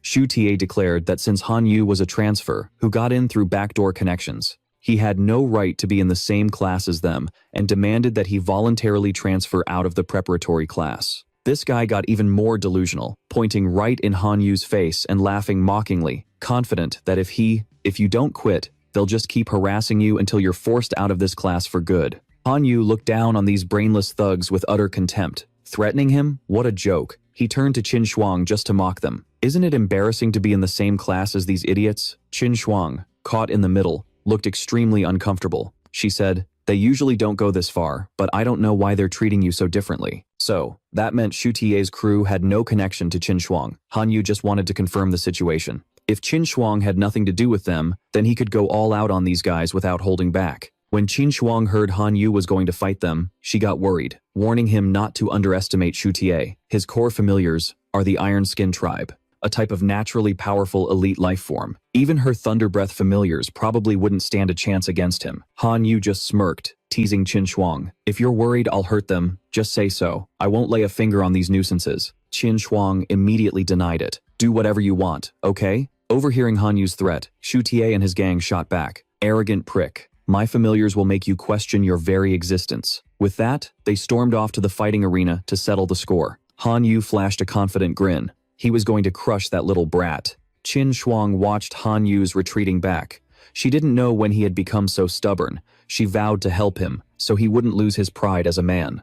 The system displayed the battle modes, asking Han Yu to choose one. There were 6 modes, but the 10-on-10 battle immediately caught Han Yu's eye. He picked it instantly. He wanted to test out his 10 cockroach bros, who had just been upgraded to the VIP Pro Max version. Shu Tie sneered at Han Yu, calling him an idiot for choosing a 10-on-10 battle instead of a legion fight. He was about to say, "You must think your familiars are strong," but the words died in his throat as the scene unfolded before him, wiping the smirk clean off his face. Surrounding Han Yu were 10 VIP Pro Max cockroach bros, each with a super jacked 8-pack physique. Now, it was Shu Tie's turn to question his existence. He never expected a hero-level life form to radiate such a monstrous aura. It seemed he couldn't underestimate his opponent and had to fight seriously, or he'd lose face in front of Qin Shuang. Man, the disease of showing off for a girl is incurable. Shu Tie began to summon his own familiars, the Iron Bodybuilders. He bragged that with his lineup, even a Lord-level powerhouse would have to surrender.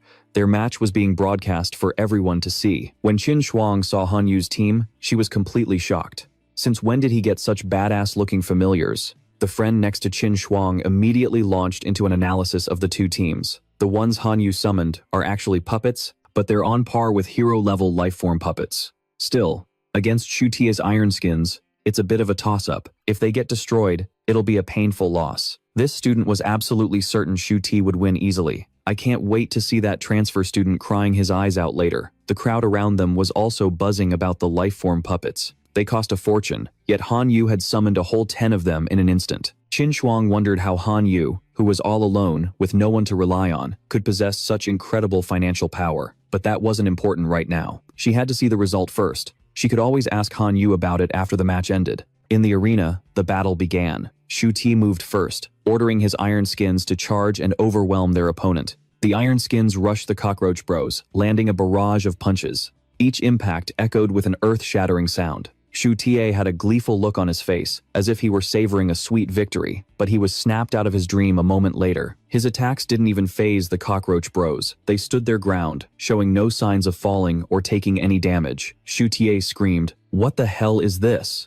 What did you do to their bodies?" Now, it was Han Yu's turn. He ordered his Cockroach Bros to counterattack and teach those punks some manners. The Cockroach Bros' attacks were so powerful that the Iron Skins had no chance to fight back. This astounded the spectators outside, who were shocked by their raw power. Even Qin Shuang herself was stunned. She had no idea when Han Yu had gotten so strong. Not long ago, he was just an ordinary person. But seeing him again now, everything was different. Han Yu's taunts enraged Shu Ti. "Han Yu, don't you get cocky. I still have my ultimate move. Iron Skins, combine." Han Yu scoffed, thinking Shu Tie had watched way too much TikTok. But when he saw the Iron Skins actually merging, he stopped laughing. After combining, the Iron Skin giant was 10 times taller. The battle was getting more intense by the second. Shu Tie started boasting about his familiar's power again. He swore that today, he would show Han Yu the true meaning of strength. A reserve student. For real. Han Yu feigned terror, cupping his hands to his chin and exclaiming,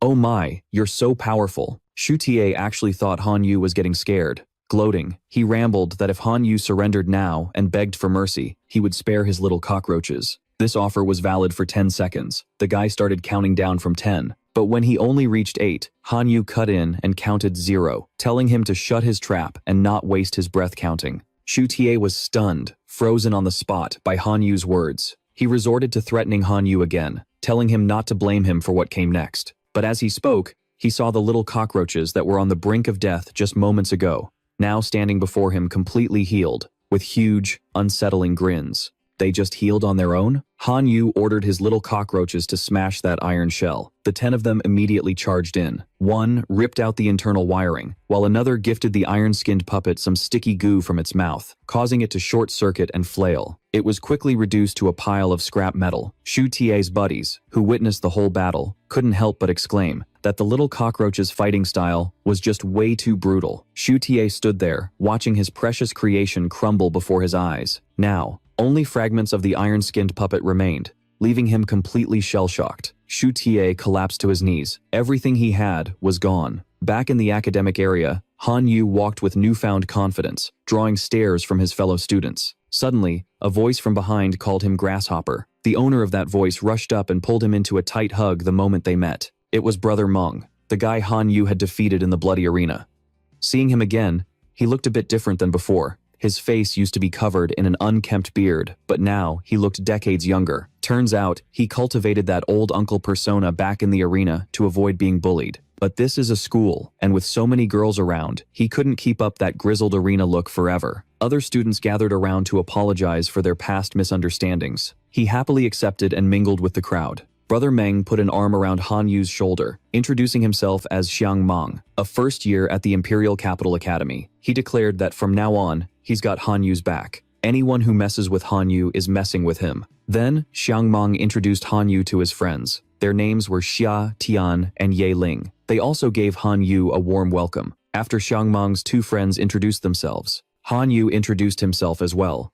He humbly said that beating Xiang Meng before was just a stroke of luck. Ye Ling replied courteously that luck is a form of strength, too, and then got straight to the point. In the upcoming school exam, the reserve students will enter a low-level secret realm called Zhenkang Town. It was acquired by the Imperial Capital Academy to simulate survival in the outside world. They wanted Han Yu's help to retrieve something from inside. Han Yu wasn't too pleased. He questioned them. Why would 3 demigod-level experts need help from a noob like him? Ye Ling told him not to be so modest. She teased, "If you're a noob, then what does that make Brother Meng?" This made the big guy blush and fake a cough, trying to get Ye Ling to drop the subject. Ye Ling explained to Han Yu that the zombie town is a low-level secret realm collected by the school, and by regulation, it can only be used by reserve students. For a large-scale simulation exercise, demigods like them are forbidden from entering. Brother Meng chimed in. Flexing his biceps, he bragged that if they let him in, he'd probably wreck the whole town in 2 or 3 hits. This just made Ye Ling and Han Yu beside him chuckle awkwardly. Ye Ling wanted Han Yu to retrieve a wisdom fruit. This fruit can increase the intelligence of non-human type summons. They were willing to buy each one for a price of 1 point of divinity. Hearing the words divinity points, Han Yu felt like he'd hit the jackpot. Fireworks were going off in his head over this incredible deal. But on the outside, he put on a reluctant expression and said, "All right, fine, I'll do it." Ye Ling then took out a seed and gave it to Han Yu. She said it would be useful for his next project, a little something to make the trade fair. That night, Han Yu couldn't sleep, his mind racing about the divinity points. Originally, he planned to save up 6 divinity points to prepare the ritual to become a demigod. But today, Colina had enlightened him. While it's true you can perform the ritual at 6 points, a 6-point demigod can only fuse with the lowest, level 1 divine authority in the future. Students of the Imperial Capital Academy would never waste their potential like that. They usually continue to accumulate divinity, leveling up gradually. The maximum is 10 points, which allows fusion with the highest, level 5, divine authority. Han Yu was totally pumped about his prospects. Colina had clearly placed her hopes in him, so he decided he would nail this commission for them and start raking in that divinity. A few days later in class, a classmate came over to tell Han Yu about the upcoming academy exam. It was exactly as Brother Meng's group had described. Just then, Shu Ti approached them, challenging Han Yu to a bet. It seems this guy still couldn't get over his loss. He wanted to bet on their exam results. If his score was better, then, from now on, you are forbidden from getting near Qin Shuang. On the other hand, if your grades are better than his, he won't bother the beautiful Qin Shuang either. Han Yu scoffed. How did a guy with an IQ this low even get into the Imperial Capital Academy? Regardless, Qin Shuang never gave this Shu Tie guy the time of day, making his bet completely pointless. But this guy was a stubborn bastard. He ignored everything Han Yu said, willing to pay any price as long as Han Yu stayed away from Qin Shuang. Just then, Qin Shuang appeared from behind, wanting to confirm what Shu Tie had just said. "Student Shu Ti, did you just say that if Han Yu's score is better than yours, you'll stop harassing me? Is that right?" Shu Tie, feeling wronged, scowled at Qin Shuang, asking why she wouldn't date him when he liked her so sincerely. Honestly, who'd want to date a guy with that attitude? Qin Shuang brushed that aside, only wanting an answer to her previous question. He swore on his honor that he would keep his word. Qin Shuang immediately turned to Han Yu for help, asking him to take the bet as a favor to her. Han Yu agreed to help, but also gave her a warning. "The students here are all geniuses. If by some chance I don't win, don't you dare hit me." But Qin Shuang remained firm in her opinion. She genuinely believed and had complete faith that Han Yu would absolutely wipe the floor with that clueless oaf, Shu Ti. Miss Lena announced that it was time for class to begin. The students had entered Zombie Town, a rather special place. The hospitable zombies here would warmly welcome guests by cheerfully scooping out their brains to eat. Every night, they come out for a wild party. As soon as they arrived, 2 students nearby started complaining about being hungry. But upon entering this place, items like spatial rings and divine artifacts couldn't be opened, because everything had been sealed. Han Yu pondered. They were gods. Even if they didn't eat for 10 days or half a month, they shouldn't feel hungry. But here, their divine powers were gone. Could this be a survival test? He opened his system to check. The key functions and skills seemed fine, so the problem shouldn't be too hard to solve. Han Yu invited Qin Shuang to take a walk around town. The girl didn't hesitate and agreed to go with him. Qin Shuang brought out her little peacock, as the bird could fly her across the town. The girl offered to help Han Yu get to the other side, but he refused. "No need, I can do it myself." Han Yu transformed into a black dragon, spreading his wings and soaring into the sky towards the other side. Qin Shuang followed right behind. The 2 of them, one in front and one behind, set off to explore Zombie Town, wondering what mysteries lay hidden within. After flying for a while, Han Yu and Qin Shuang managed to get deeper into Zombie Town. Han Yu was marveling at how complete this town was, when suddenly, Qin Shuang's stomach let out a loud rumble, making it clear that it was starving. Han Yu couldn't help but burst out laughing and suggested they try some nearby restaurants, which made Qin Shuang blush beet red with embarrassment. "You're not allowed to laugh." They arrived at a rather old-looking shop, and as soon as they opened the door, the owner greeted them warmly and invited them to order. Han Yu sheepishly explained their current situation to the owner, telling him they were travelers from another town and had lost all their money. They didn't have a single coin on them. Hearing this, the owner's face instantly changed. He furiously pulled a shotgun from under the counter. He aimed it at them and spouted a stream of nasty insults and threats. "You poor devils, get the hell out of my shop."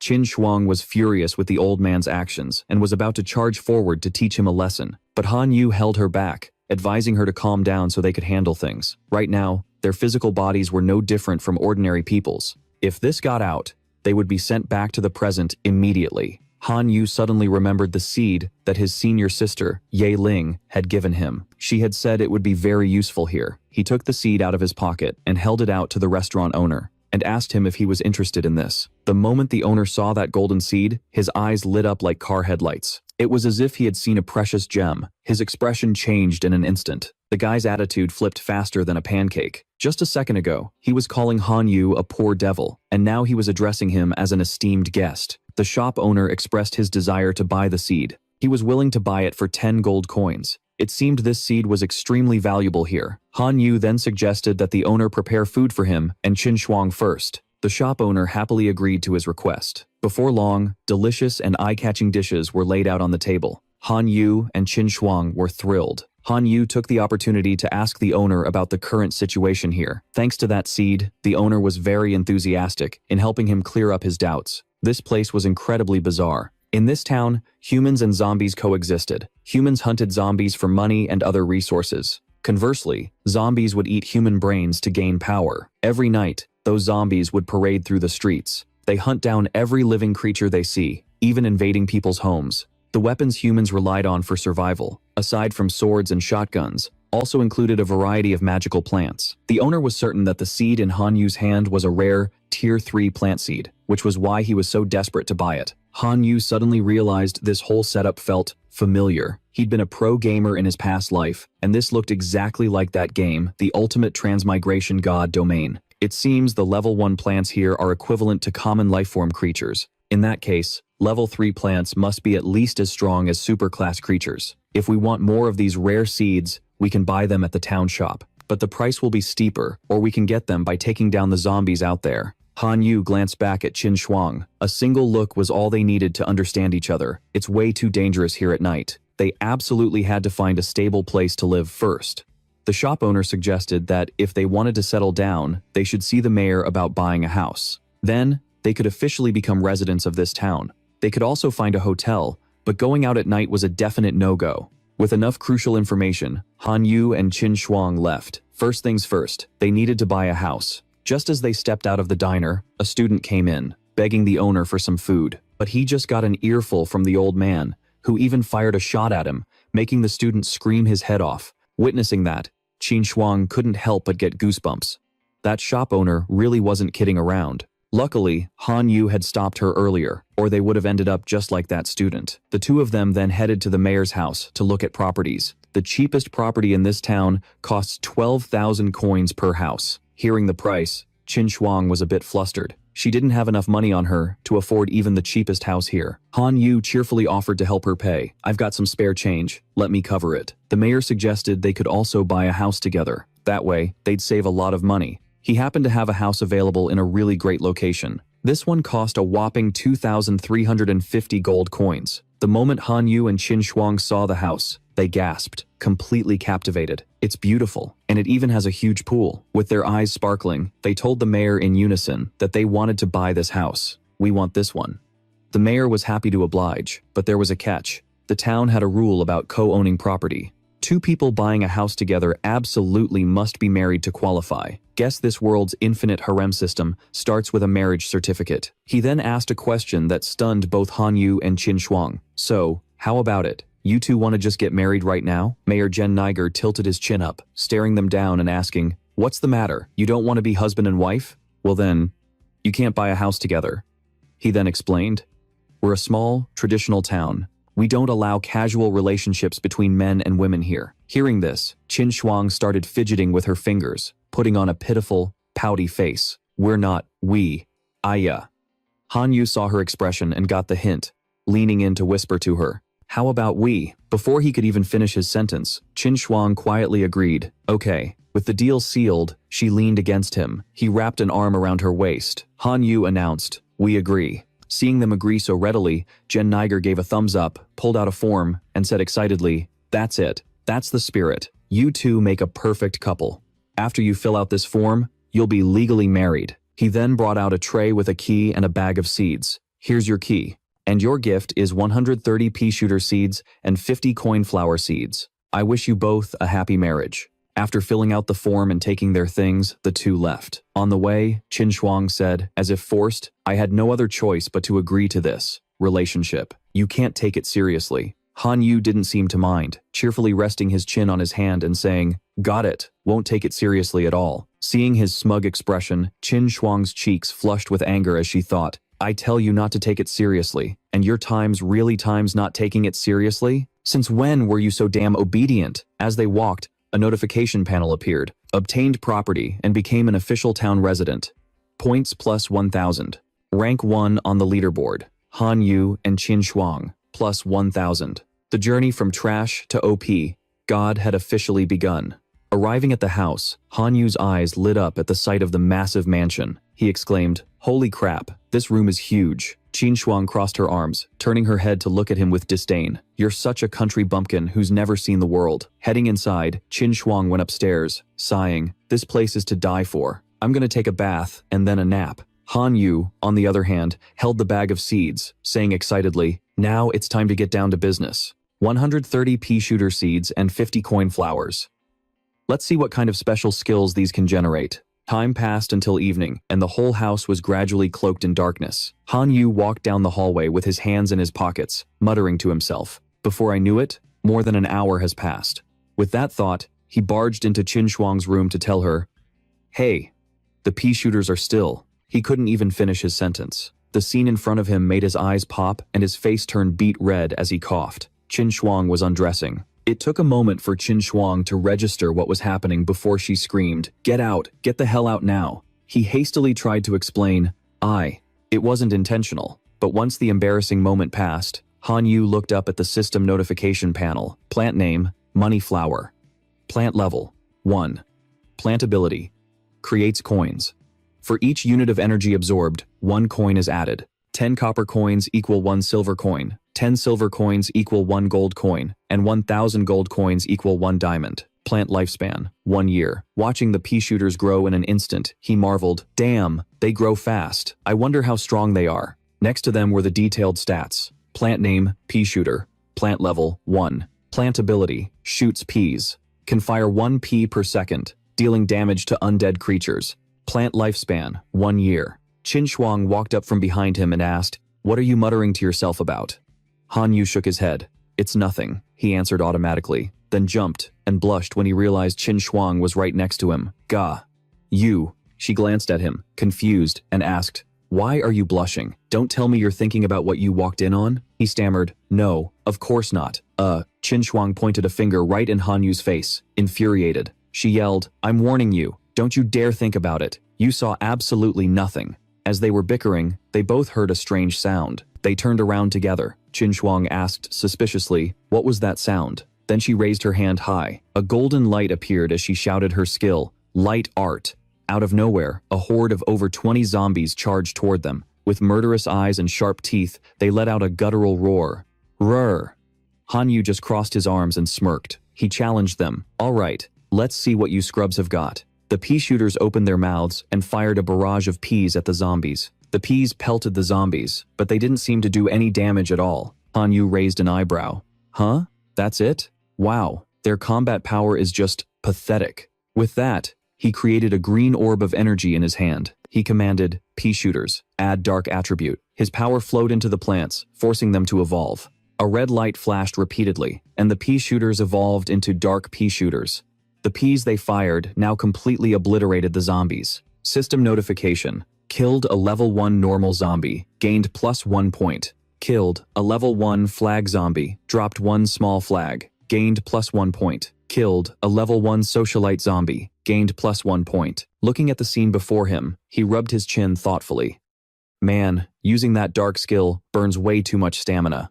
If we keep fighting like this, we'll be overrun soon. What should we do? Suddenly, Qin Shuang remembered something. She cried out, this is bad. Zhu Tie must be buying up properties.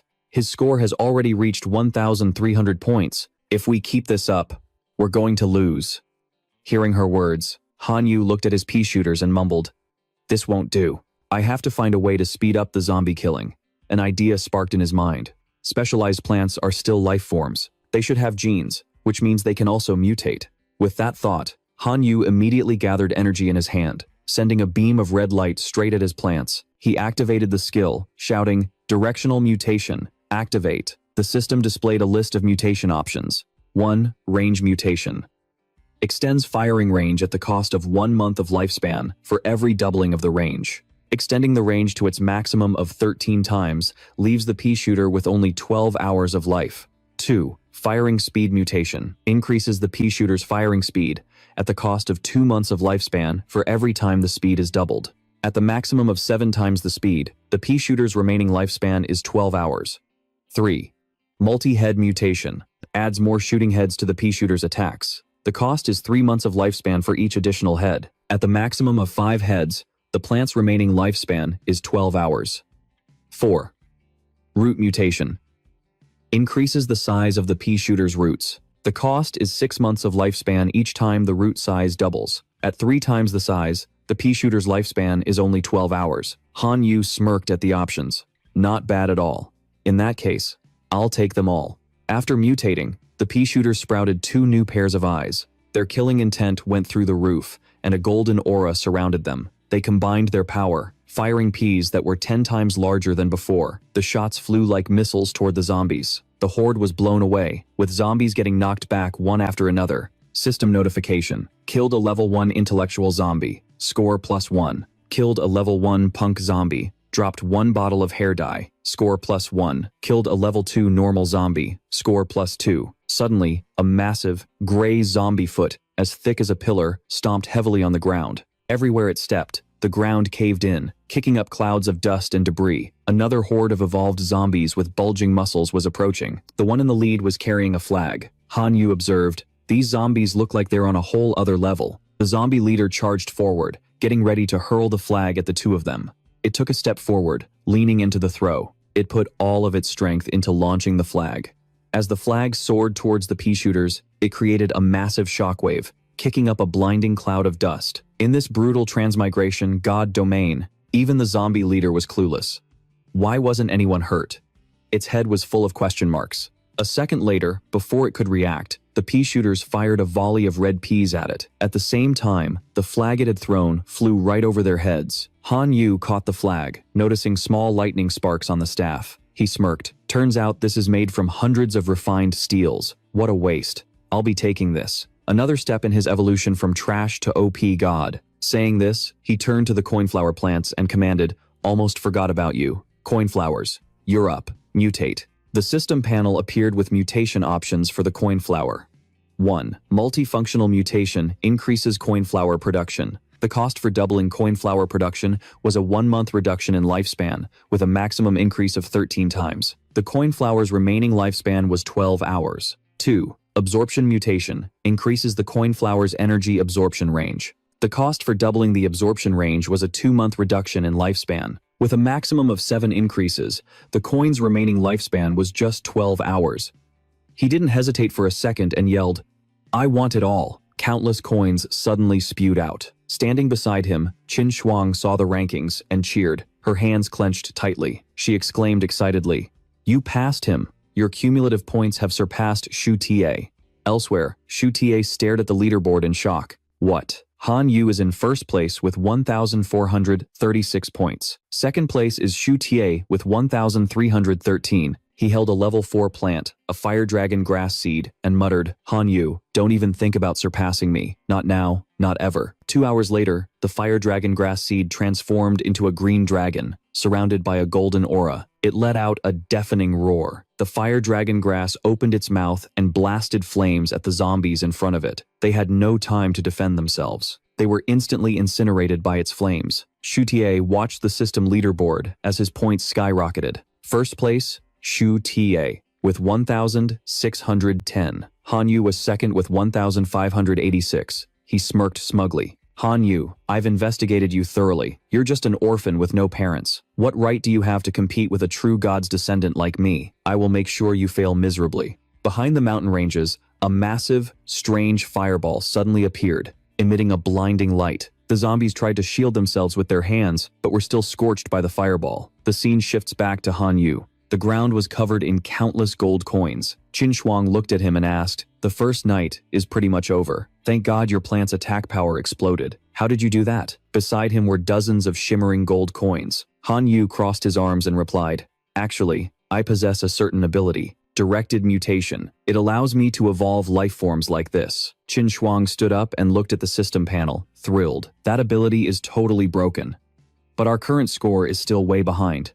He opened the system panel to check. Shu Ta was in first place with 201,000. Han Yu was second with 128,000. And Qin Shuang was in fifth place with 23,000. Han Yu reassured her, Don't worry, this is just the beginning. We'll cash these things in for better seeds. Time passed, and the sun set, giving way to the rising moon. Next to Han Yu stood two enormous, ferocious-looking plants. In front of them were the pea shooters. He said confidently, With level 2 and level 3 plants, we should be fine this time.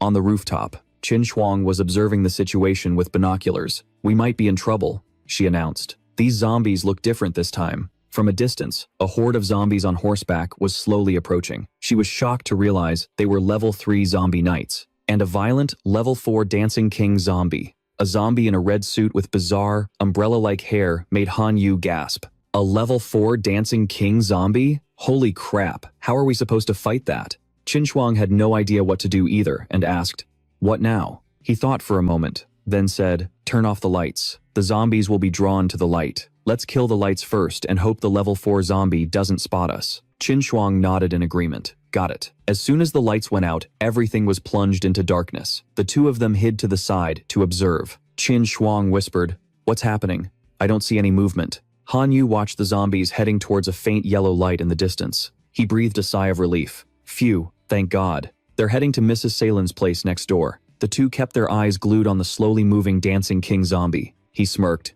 Technique of light. We'll light them up, kill the zombies first, and snatch their points. Hearing this, Qin Shuang agreed. Okay. As she spoke, she raised her hands and activated the technique of light. A golden orb of light materialized. The orb shot straight towards the unsuspecting zombies. After seeing their comrades get killed, the zombie knights turned around. They charged towards her, roaring. Seeing this, the pea shooters activated, firing countless peas at them. The peas slammed into the zombies, knocking them backward. One zombie on horseback charged directly at Qin Shuang to attack. Just as its attack was about to hit her, a punch from the level 3 plant slammed right into its face. Han Yu stood to the side with his arms crossed, looking at the leaderboard. Su Ta was still in first place, with 232,000. Second was Han Yu, with 14,200. Third place was Sun Qingnian, with 99,000. He noticed the name and muttered to himself, Sun Qingnian, huh?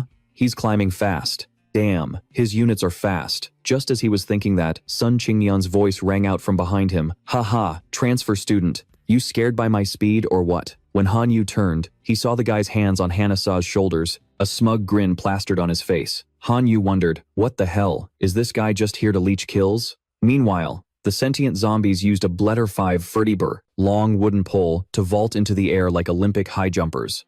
Seizing the opportunity, Sun Qingnian commanded, Oakwood sharpshooters, attack. The sharpshooters fired a barrage of oak nuts from their snouts, which exploded like grenades right on the vaulting zombie. Qingnian roared with laughter. Yeah, more. Give 'em more. First place is gonna be mine. Seeing his smug expression, Han Yu frowned. He never expected some leech to just pop up out of nowhere. Then Qin Shuang started, rubbing salt in the wound.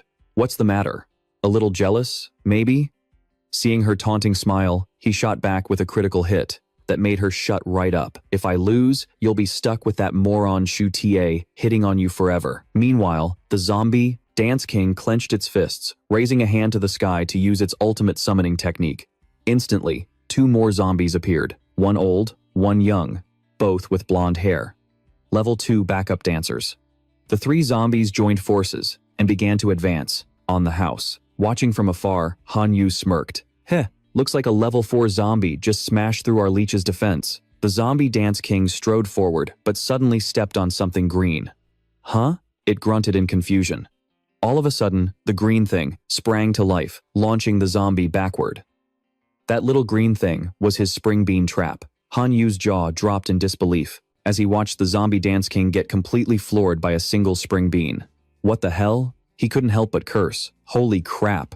Then, Han Yu pointed forward and commanded, Pea shooters, focus all your firepower. Take down that zombie Dance King for me, now. Following his orders, they unleashed a relentless barrage of peas at the zombie dance king. But the beast was completely unfazed. The peas just pinged off its body harmlessly. It even shot them a smug, taunting smile. Seeing this, Qin Shuang quickly suggested, "We need to fall back into the house. Our plants here can't stop." A level 4 zombie. But Han Yu refused, shaking his head. "No. If we retreat, we lose." And with that, he transformed. A pair of wings burst from his back. "I'm not going down that easily," he declared. "I'll take it on." And with that, Han Yu shot toward the zombie dance king, his fist cocked back for a devastating blow. The monster's smug grin was short-lived. As Han Yu's punch connected squarely with its face, a smoking crater appeared where he'd struck, but he gritted his teeth in frustration. It's barely even hurt. Looks like it's time to get serious. With a new resolve, Han Yu prepared to fight for real. He crossed his arms over his chest and growled, "Get a taste of my divine elephant armor." He unleashed a devastating combo into the zombie dance king's gut, roaring, "Mecha cannon fist." The creature couldn't handle the onslaught and stumbled backward. A sickening crack echoed from its bony neck. Han Yu's final punch slammed it into the ground, killing it instantly. A system notification popped up. Killed level 4 zombie dance king. Drops.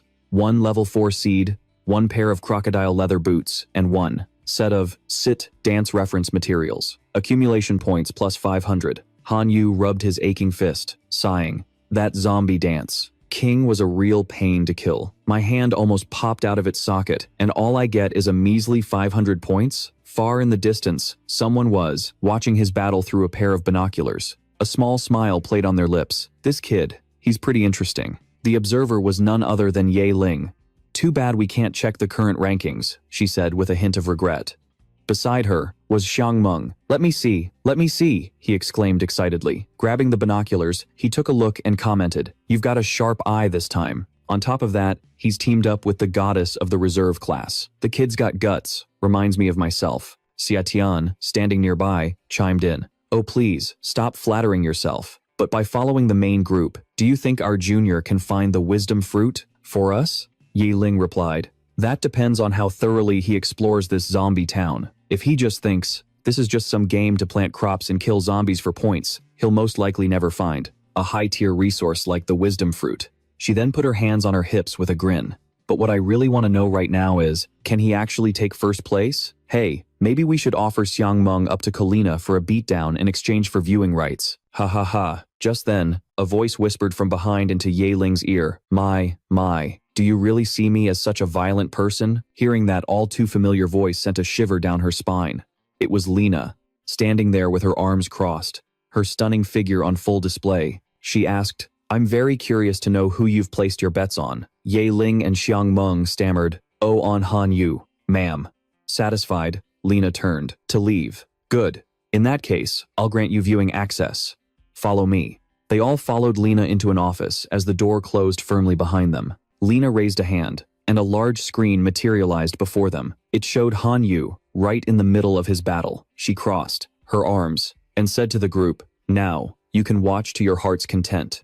On screen, Han Yu was engaging another armored zombie. With his command, the pea shooters gathered their firepower to blast the zombies to bits, unleashing a continuous barrage. Seeing his chance, he leaped high into the air as the peas relentlessly hammered the zombie horde. Yi Ling witnessed the insane firepower and noted, Han Yu's pea shooters are already hitting as hard as level 2 plants. Old Hang, it's no surprise you lost to him. After a pause, she asked, puzzled, "But what's going on? Why is a level 3 zombie attacking his domain? Logically, this setup shouldn't attract anything above level 2. On another screen, Qingnian stood behind Shala, with a spring beam trap laid out in front of them. Every single zombie that charged forward was instantly knocked back. The onlookers clicked their tongues.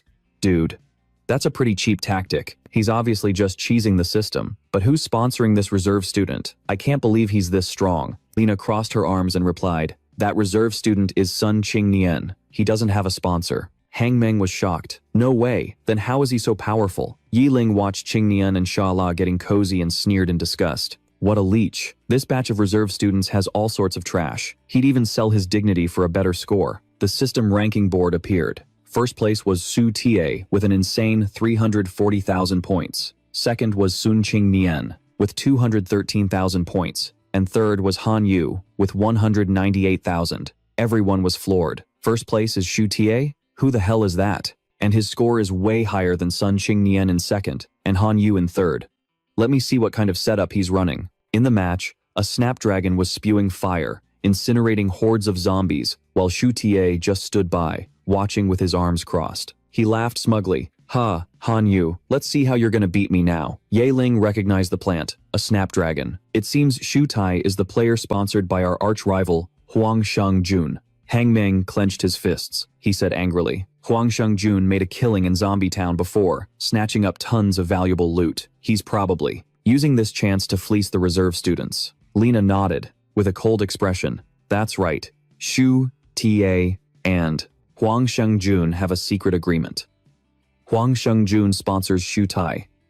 And in return, Shu Tai has to give Huang Sheng-jun 70% of all profits earned from Zombie Town. Hearing this, Ye Ling's group began cursing him out. Scummy, shameless, lowlife. Just as they spoke, the man himself appeared, looking smugly at them. Who are you guys bad-mouthing? Hang Meng frowned at the sight of him. Huang Sheng-jun. As soon as he arrived, he tried to propose a bet with the three of them, as if he had already secured victory. So, you three are here to watch your sponsored students too? Interested in a little wager? Let's see whose sponsored student gets the higher rank. But Hang Meng wasn't about to be fooled so easily. He scowled and refused. You think we're idiots? We already know Shu Ta, the guy in first place, is the one you're sponsoring. Sheng-jun stepped closer, flashing a provocative grin. So you don't even have the guts to compete? What a bunch of losers. You got into the Imperial Capital Academy, one of the top universities in the entire God domain. And you still have to team up and run some pathetic club just to entertain yourselves. Being a student alongside you guys is a disgrace. Hang Meng couldn't contain his rage and lunged forward to fight, but Ye Ling held him back. He roared, "You and I are settling this once and for all today." Yi Ling tried to calm him down. Relax, he's just trying to provoke you in front of Miss Lena. After restraining him, she turned to their opponent. We formed our club to help. A few students from poor backgrounds gather enough resources. What right do you have to lecture us? You wanted a bet, right? Fine, let's bet. We'll see whose sponsored student has the better score. Sheng-jun shrugged nonchalantly. All right then. The wager is 10 divinity points. Do you dare accept? Ye Ling's expression darkened, but she accepted through gritted teeth. Why, wouldn't I? With that, Sheng-jun turned to leave, tossing over his shoulder. Then Miss Lena will be our witness. Don't even think about backing out when you lose. At that point, Hang Meng finally calmed down and turned to Ye Ling. Xiao Ling, is this really okay? That Shu Ta he's sponsoring looks pretty damn strong. Ye Ling replied without a shred of fear. The more people tell me I can't do something, the more determined I am to prove them wrong. Besides, our junior Han Yu is no slouch either, Lena added confidently. If Han Yu is the first to figure out the truth behind Zombie Town, then he can win. Daily check-in, survival, day 2, cumulative points plus 2,000. Han Yu was sprawled on the ground, whining. Ugh, I can't move anymore. I'm so beat. I'm so tired, I could just pee myself right now. Next to him was a massive pile of food and gold coins. Qin Shuang spoke up. All right, you worked hard. Just rest there, I'll clean up the battlefield. Internally, Qin Shuang thought with relief. Thank God Han Yu's abilities were carried over into this special realm. Otherwise, we would have been totally wiped out last night. Han Yu grinned and flirtatiously closed his eyes. Okay, wifey, my dear. Hearing him call her wifey, Qin Shuang got pissed, stomped over, and kicked him. Who are you calling that nonsense? And just like that, she started kicking the crap out of me, making me cry out in agony. Yo, isn't this what they call domestic abuse around here? I might as well play it up for the show. After she was done, she turned and left, leaving me on the ground as she yelled, I'm not even gonna look at you, you scumbag. Then, Khan Neem's mocking voice chimed in from behind me. Wow, still got the energy to flirt, huh? He stood there with his arms crossed, smirking. Even with a broken arm, you only managed to get third place, not like me. Ha. Hearing that, Tansong pulled up the system's ranking board and saw Tun Khan Neem was already in second with 356,000 points, which shocked her. Tu Thiet was in the lead with a whopping 535,000 points, and in third was Han Vu with 302,000 points. She asked worriedly, what do we do? We're over 200,000 points behind Tu Thiet. But Han Vu wasn't worried at all. He casually stood up, cupped his hands around his mouth, and yelled, so what if he can't hear me? I've still got a few trump cards I haven't used. That Ton, whatever his name is, I'm still better than him, even with a broken arm. Is that prosthetic leg of yours about to snap? Tansong stood behind him, covering her mouth to hide a laugh. You're just awful. Hearing Hanvu's taunt, Kan Nim roared in anger. Hanvu, you just, wait for me. Tonight, I'm sending the Pogo P to give your house a little gift.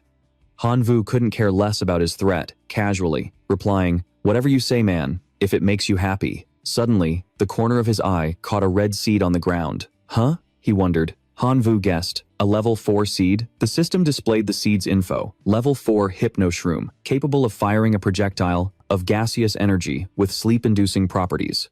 Any zombie hit has a chance of being controlled by the hypnoshroom, and it's guaranteed to turn around and attack its fellow zombies. It also has a brainwashing effect. Any zombie that eats it will be completely brainwashed. Next was the level 4 corn cannon, which fires explosive corn cobs that can instantly kill a level 3 zombie, while also causing area of effect damage. As soon as he heard Hypnoshroom, he knelt and grabbed it, thrilled. The Hypnoshroom is so OP, this is basically finding myself a battle puppet, right? And the corn cannon is a homing bomb, a god-tier item for farming points. Tansong didn't want to listen to him ramble, so she gathered their stuff into a cart, urging, let's go. We're going to the Spoils of War shop to see if we can buy some higher level seeds so you don't have to work so hard. He gave her a thumbs up, about to call her wifey, but remembering her kicks, he quickly corrected himself. You got it, old chin. Tansang knew what he was about to say, blushing as she huffed. Humph, just keep up. In her heart, she thought, you were so close to saying it. Would it kill you to just call me that? An hour later, Tansung and Hanvu had sold everything in the cart. As they walked down the stairs, he sighed. I really thought the Sea Walk dance scroll from the Level 4 Dance King Zombie was a treasure, but the shop wouldn't even take it. She held a bag of gold, her eyes sparkling as she summed up their earnings. We got 243 gold coins for a whole evening's work. Not too bad. The owner said the town chief is a collector of melee weapons, so maybe you can trade your flagpole for a good weapon from him. Hearing that, he replied, whatever the mistress of the Han mansion decides. Tansong frowned, a faint blush on her cheeks as she asked, why not the Qin mansion? Hanvu teased, no way. If it were the Qin mansion, wouldn't I become a live-in son-in-law? Tansong angrily raised her hand to chase him. That's it. Hanvu, you're teasing me again. Hanvu quickly took off, yelling as he ran, domestic abuse, domestic abuse. At the town chief's house, a burly Devant, sudden voice called out, what, you want one of my collector's weapons? The man looked at them unhappily, frowning. Your flagpole is indeed a rare piece of equipment, and I'm very interested. You can trade it for a weapon, go ahead and pick one. Hearing this, he fell silent, not saying a word, and the atmosphere became awkward. Suddenly, he broke the silence when he felt the aura of a particular sword, exclaiming, huh? It's like that sword is calling to me. Hanvu walked over and picked up the sword, and a reddish gold aura radiated from the blade. His voice was firm. It's definitely resonating with the black dragon bloodline in my body. With that, he turned around and said, Town Chief, I want this one. The chief generously nodded, but added a condition, all right, but your flagpole isn't enough for the trade. Do you have anything else to offer? Hanvu immediately pulled out more items, saying, the Sea Walk, Dance Scroll, and a level 3 seed. This is all the valuable stuff I've got. The town chief shook his head, refusing. He made his own demand. The Sea Walk Dance Scroll is useless to me. I want 2 level 3 seeds. Hanvu figured it wasn't a huge loss and agreed. Deal. The chief chuckled and offered some advice. Just a friendly tip. The Sea Walk Scroll might be useless to me, but the former dance queen of this town, your neighbor Mrs. Salan, would probably be very interested. After that, Hanvu slung the sword over his back, turned to leave, and said expectantly, let's go. We're gonna pay a visit to Tun Khan Niam's sugar mama. But just as they stepped out, they ran right into Tu Thiet. There he was, strolling toward them with his fire dragon grass. Hanvu commented, whoa, talk about a grand entrance. Tu Thiet walked up and said with total arrogance, Hanvu, the gap between you and me is only getting wider. You've already dropped to 3rd place. Just admit defeat. Perhaps I'll be merciful and allow you and Tansang to be in the same classroom later on. Hanvu didn't pay him any mind. Hands in his pockets, he kept walking, glancing back to play dumb. Tansang, wifey, is this idiot a friend of yours? She glanced over, then shook her head. Don't know him. Hearing Hanwu call Tan Shuang his wife, Shu Tie gritted his teeth in a jealous rage, roaring, what did you call her? How dare you? I'm going to tear you apart. But Hanwu just ignored his fuming rival, coolly taking Tan Shuang's hand. Forget him, he said calmly. Let's go have some fun. Seeing them walk off hand in hand, Shu Tie's heart burned with hatred. He hissed through his teeth, "I won't just beat you, I'll take your damn hand too." Han Wu and Tan Shuang arrived at a small cottage and knocked. "Mrs. Selen, are you home?" Out came Hana Selen, and Qing Nian, who sneered, Well, if it isn't our buddy Han Wu." Mrs. Selen figured he was there to demand compensation and immediately cut him off. "You're the new neighbor. My dear told me all about last night. If you're here expecting a handout for what happened, you can just leave right now." "I, Hannah Salen, absolutely, will not pay a single cent for your incompetence." Qing Nian chimed in smugly, "Yeah, Han Wu, don't come here looking for trouble." Han Wu shook his head. "Mrs. Salen, you misunderstand. I came to admire your legendary grace. I heard from Zhang Zhen, you were once the dancing queen of this town. Your aura is incredible. I happened upon an item that I believe only you are worthy of." But Hannah Salen, completely blinded by love, wasn't having it. "Don't think," she said, coldly. "A few cheap compliments will get me to change my garden's layout. Not a chance." Hearing this, Han Wu pulled out a book and asked, "Mrs. Salen, would this change your mind?" Hannah Salen's eyes showed a flicker of curiosity, but Qing Nian just scoffed. Trying to make peace with a beat-up old notebook. Han Wu, are you really that pathetic?" Suddenly, her eyes went wide, as if she'd struck gold. This is the lost dance of the War King. Name your price. I'll give you everything I own for it. I don't care." Seeing her this excited, Qing Nian's jaw hit the floor. He glanced at her expression, and a dreadful thought hit him. If Han Wu asks her to kick me out, I'm totally screwed. With that realization, his entire attitude did a 180. He grinned obnoxiously. "Han Wu, my man, we're classmates, right? Let's talk this out." Han Wu ignored his shameless bootlicking and handed the book to Hannah Salen. "Please, Mrs. Salen, take it. Preserve this dance. If I ever find any related scrolls in the future, I'll be sure to send them your way." She accepted it joyfully, her expression full of regret. "Han, thank you so much. Please forgive my terrible rudeness earlier. Please, call me Hannah from now on. I'm so happy to have you as a neighbor." With that settled, Han Wu and Tan Shuang waved goodbye. Hannah Salen waved back with a smile, calling out after them, "Stop by anytime you're free." A system notification popped up. Friendly relationship established with the dancing queen of the town, Hannah Salen. Friendliness, 99. Personal shop for Hannah Salen, unlocked. Reward, plus 30,000 points. Seeing that number, Han Wu was floored. 30,000 points? He stammered. How many zombies is that worth? Could this be the real key to getting stronger? Seeing his expression, Tan Shuang asked, "What is it? What did you just do?" "I just got a notification that I established a friendly relationship with Hannah Salen, unlocked her personal shop, and even gained an extra 10,000 points." Han Wu didn't answer her directly. Instead, he crossed his arms, smirking at her as he thought, "Looks like because we're registered as husband and wife, she gets points too. This is a crazy good perk." Naturally, his old habits kicked in. He started teasing her. "Just your dutiful husband, providing for the family. No need to thank me." This time, instead of getting hit, Tan Shuang just blushed and stormed off. "You're shameless. I'm ignoring you." Watching her go, he opened the system menu to check out what was in Mrs. Salen's new shop. The system showed her inventory. Level 3 clover seeds, 10 friendliness points, dance lessons, 20 friendliness points, divine power dance costume, 35 friendliness points, and fruit of wisdom, 90 friendliness points. He lit up. The fruit of wisdom. Looks like I can finally complete that senior's request. But I need 90 points. I'll just buy it after this trial is over. Back at their house, Han Wu stood with his hands on his hips, thinking with satisfaction. Both level 4 seeds have finished their directional mutation. Tonight's gonna be a massive point grind. Just then, a massive horde of zombies began to swarm their home. Without a hint of fear, Han Wu ordered the corn cannon to fire. A golden projectile shot towards the ground, erupting in a huge explosion that sent the zombies flying. Han Wu looked on curiously. "Huh?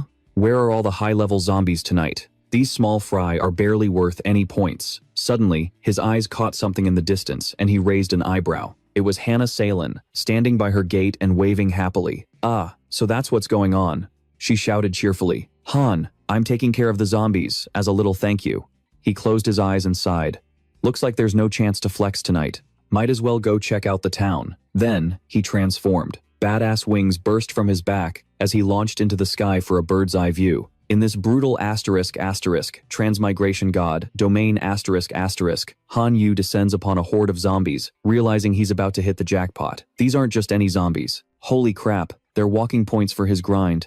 From trash to OP god he draws his sword and charges, ready to farm them for his infinite harem system He unleashes his tyrant dragon slash, a devastating blow that slices right into a zombie's face. Gold coins burst from its head, and Han Yu immediately pivots away. The zombies below give chase, but he's already off to find some level 4 beasts. These small fries aren't worth his energy. 4 hours later, Han Yu stands atop a tower roof. He pulls up the system rankings. In first place is Sun Qingyan with 831,000 points, and second is Shu Tie with 757,000. Han Yu is in third with 723,000 points. He smirks to himself. Good, the point gap has closed, but I need to keep pushing. Daily check-in. Day 3 of survival. 3,000 points added. Han Yu turns around to see a man standing in front of his house. He asks cautiously, and you are? The young man turns and introduces himself. Hello, I'm Eric Grimm, a resident of this town. I'm the captain of the town's guard.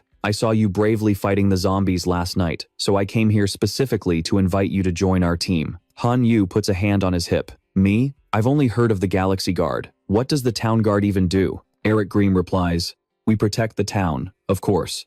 We stand guard at the entrances. We stop any zombies, level 5 or higher, from getting in. Without our protection, this town would have been overrun by that powerful zombie army long ago. Hearing this, Han Yu is overjoyed. Level 5 zombies and up? Holy crap, that's some high-level combat. If he could just farm those, his points would skyrocket. Thinking this, he says, Captain Eric, let me join your team. Eric happily pats his shoulder. The town guard desperately needs ambitious young men like you. Welcome to the town guard. Just as he finishes speaking, the system chimes in. By establishing a friendly relationship with Town Guard Captain Eric Grimm, you have unlocked Eric Grimm's personal shop and received 60,000 points. By joining the Town Guard, you've unlocked the Town Guard's achievement shop, plus 50,000 points. Then, the system rankings pop up again, and the order has changed. In first place is now Han Yu, with 836,000 points. Second is Sun Qingyan, with 834,000. And third is Shu Tie, with 761,000. Han Yu stammers in shock. I'm in first place. After recruiting his new member, Eric Grimm turns to leave with a wave. Be there tonight, he calls out. As Han Yu walks inside, Qin Shuang joyfully runs up to hug him, shouting, wow, you're number 1. That's amazing. Tell me how you did it. What huge thing did you do last night? As she clings to him, he replies, Suddenly, a noise at the door makes him glance over. He opens it, annoyed. Who is it this early in the morning? A seductive-looking blonde girl raises a hand to her lips and purrs. Han, you were so powerful last night. Han Yu racks his brain but doesn't recognize her. And you are? She leans forward, continuing to flirt out of nowhere. Seeing what you did last night. It really got me excited. From behind, Qin Shuang glares at him suspiciously. Han Yu, what good deeds were you up to last night? Someone's already shown up at our doorstep. Hearing Qin Shuang, Han Yu breaks into a cold sweat. The new girl notices Qin Shuang and interrupts. Oh, and this is? Qin Shuang puffs out her chest to introduce herself. A little flustered, she says, I'm Han Yu's wife. And who are you? The girl completely ignores Qin Shuang's words. She gets closer to Han Yu and asks, Han, you're so young and already married? Isn't that suffocating? My name is Jessica. If you're willing, Han, I could be your mistress. After saying that, Jessica quickly leaves, not forgetting to call back to him. See you tonight at the town guard headquarters. Seeing Han Yu still waving goodbye to her, Qin Shuang's face darkens with jealousy.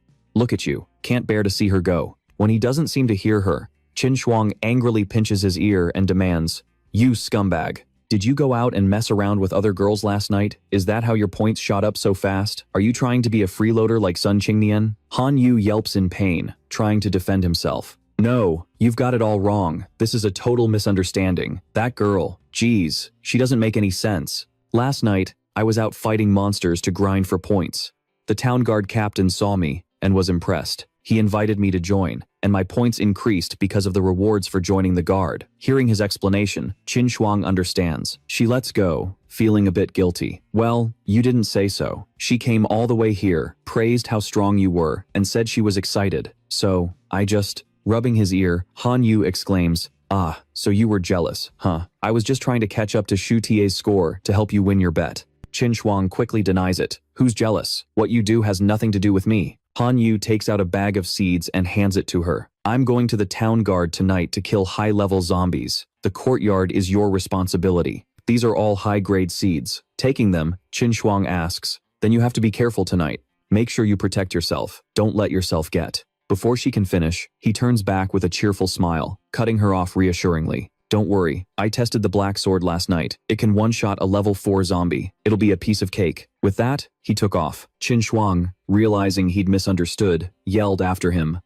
What I meant was, don't you dare get seduced by some vixen out there. Night fell over the town, blanketing everything in silence. Han Yu casually approached Jessica and her crew. She called out, Han Yu's here. The moment he arrived, Jessica practically threw herself at him, clinging to his arm and cooing. Han, you were gone for a few hours. Did you miss me? A buff dude with 2 giant hammers on his back crossed his arms. Seriously? Jessica? Again? The guy's already married. Then he introduced himself. Han, I'm Johnson the Great Hammer. David, standing beside him with a sword, asked, Brother Han, what's your combat specialty? Han Yu didn't waste a single word. He instantly transformed, unleashing a taste of the raw power that proves he's on that trash to OP god path. He shot into the air, glanced back, and declared, I have a 2-stage transformation. Seeing his badass form, Jessica's eyes literally turned into hearts. Oh my god, he's so hot, so badass. Exactly my type. Captain, please let me be the one to guide him, please? I just love working with handsome guys. Eric Cream nodded. All right, tonight, Jessica will guide Han Yu. He then looked up at Han Yu. The war against the zombies is no joke. You follow Jessica's lead. Got it? Jessica immediately dropped her flirty act, whipping out 2 pistols, 1 fire, 1 ice, and summoning her level 5 plants. Prepare for battle, she roared. Han Yu was genuinely impressed, thinking, holy crap, 2 level 5 plant summons, and one's a flame shooter and the other's a frost shooter. This transmigration god domain has some interesting powers. Johnson transformed too, his muscles bulging, merging with his level 5 giant walnut partner. As he spoke, his arms swelled to massive proportions, the muscles on his back rippling as he grew into a hulking, dark-skinned giant. David stood ready, wielding a golden sword in one hand and a green spear in the other. 2 high-level plant summons appeared beside him as he shouted, Sword Orchid Swordsman, Tower Guard, Fuse. Eric Cream transformed as well, his legs glowing with a green aura as his entire body radiated an emerald light. He announced, the zombies, they're here. With that, he launched himself from the ground straight into the sky. Jessica, dual-wielding her pistols, laid down suppressing fire, taunting, come on, get a taste of this. She held back 3 ferocious zombies all by herself, her bullets tearing into them. Johnson charged from behind, weapon raised. Leave him to me. His massive hammer came crashing down on a zombie's head, but a split second later, his eyes widened in pure shock. The zombie's head was completely undamaged. Instead, a swarm of tentacles erupted from its skull. The tentacles lunged straight for Johnson. He was too stunned to react, frozen in place. Johnson, get out of there, Eric Cream yelled, blasting the zombie with a wave of green energy. You're dead. David thrust his spear at another zombie, shouting, I've got this side covered. Han Yu was still hovering in the air, coolly observing the fight. So, this is what top-tier combat looks like? Pretty intense. I can't afford to fall behind. Saying that, he dive-bombed from the sky, slamming his fist straight into a zombie. My name is Han Yu, he thought, the God Slayer. Han Yu drew his blade for a clean slash, yelling, this is how you get a clean kill. Suddenly, Jessica's warning shot out from behind him. Watch out. He glanced back, confused, only to see her sprinting toward him. She tackled him to the ground, shielding him while raising her guns to fire. He, however, was crushed under her, groaning, oof, can't breathe. What the hell was that? She fired at the zombie, her shot blasting its arm. Keeping her eyes on the enemy, Jessica quickly explained, level 5 zombies are way more durable than level 4s. Even if you injure it, it won't lose any of its attack power. It finally dawned on Han Yu. He smirked. Thanks for the save. She glanced back at him. Don't overdo it. Just provide support for now, and stick close to me. With a gun in each hand, Jessica charged back into the horde, guns blazing. Han Yu got back on his feet and rejoined the fight. His merit points began to skyrocket. Plus 3,000 merit points. Plus 3,000 merit points. Obtained, level 4, Radiant Sunflower Seed. 3 hours later, Han Yu was feeling drained. Wiping sweat from his brow, he panted, damn, I'm beat. Across the battlefield, the town guard team was still fighting with insane stamina. He couldn't help but wonder, are these guys on some kind of super soldier serum? Noticing his exhaustion, Jessica flashed a teasing grin. Well, handsome. The fight's just getting started and you're already worn out? Physically speaking, you don't really have the stamina to be my boyfriend. Hearing that, he smirked to himself. The infinite harem system demands peak performance, after all. If I still had my divine constitution, he thought, how could I possibly be this tired? I could fight all night and not even break a sweat. Suddenly, a voice whispered directly in Han Yu's mind. Agent. Guess who? He was instantly teleported to a white void, a glowing blue orb floating beside him. He stated flatly, aberrant source. So you finally decided to drop by. It replied, its voice dripping with sarcasm. I smell the desperate stench of a neglected housewife. I believe I just heard someone mention your stamina was lacking? It sneered. And you're supposed to be my times agent. Model. Aberrant source. How could I possibly let a woman tell you no? I've decided to grant you a special authority, one that will let you stand tall before any of those busty, thick-thighed female creatures. As it spoke, iron chains and a lock materialized out of nowhere. The aberrant source explained, this authority is called the Gene Lock. All right, sit tight. Let's get this show on the road. The moment it finished, the chain shattered and the lock sprung open. Han Yu then felt a surge of immense power coursing through his body. A golden aura erupted around him as his eyes shot out beams of yellow light. He exclaimed in excitement, this feels absolutely amazing. It's like having infinite vitality. The source added, when the gene lock is open, you can force your body to undergo a temporary mutation by absorbing any powerful biological cells. Han Yu held the sunflower seed in his hand. Fusing them with plants makes for a powerful and resilient combination. If it works, I'll give it a shot.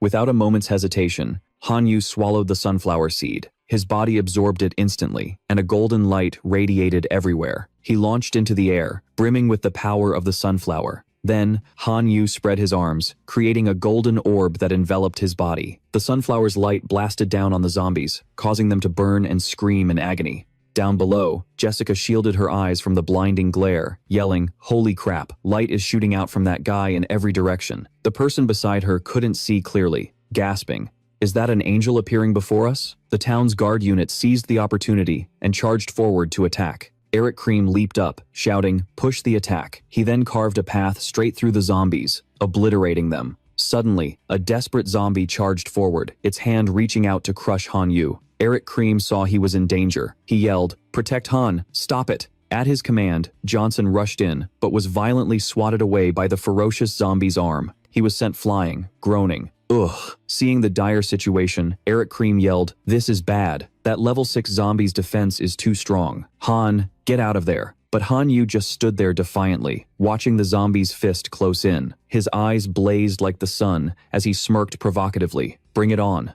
The zombie's fist slammed into his body. An intense burst of light erupted. The radiance seared a huge chunk of the zombie's body, and it shrieked in pain. After incinerating it, the golden aura around him slowly faded. Johnson's jaw dropped, and he yelled in disbelief, he won! Han, you're so freaking badass. As everyone cheered for Han Yu, a system notification popped up. Friendly relationship established with the town residents. Town guard Jessica Smith. Jessica Smith's personal shop unlocked, plus 50,000 points. Friendly relationship established with town resident Dar Johnson, a member of the town guard. Dar Johnson's personal shop unlocked, and you received plus 50,000 points. Friendly relationship established with David Ham, a member of the town guard. A town resident. David Ham's personal shop unlocked, and you received plus 50,000 points. Defeated a level 6 zombie, and earned 23,000 merit points.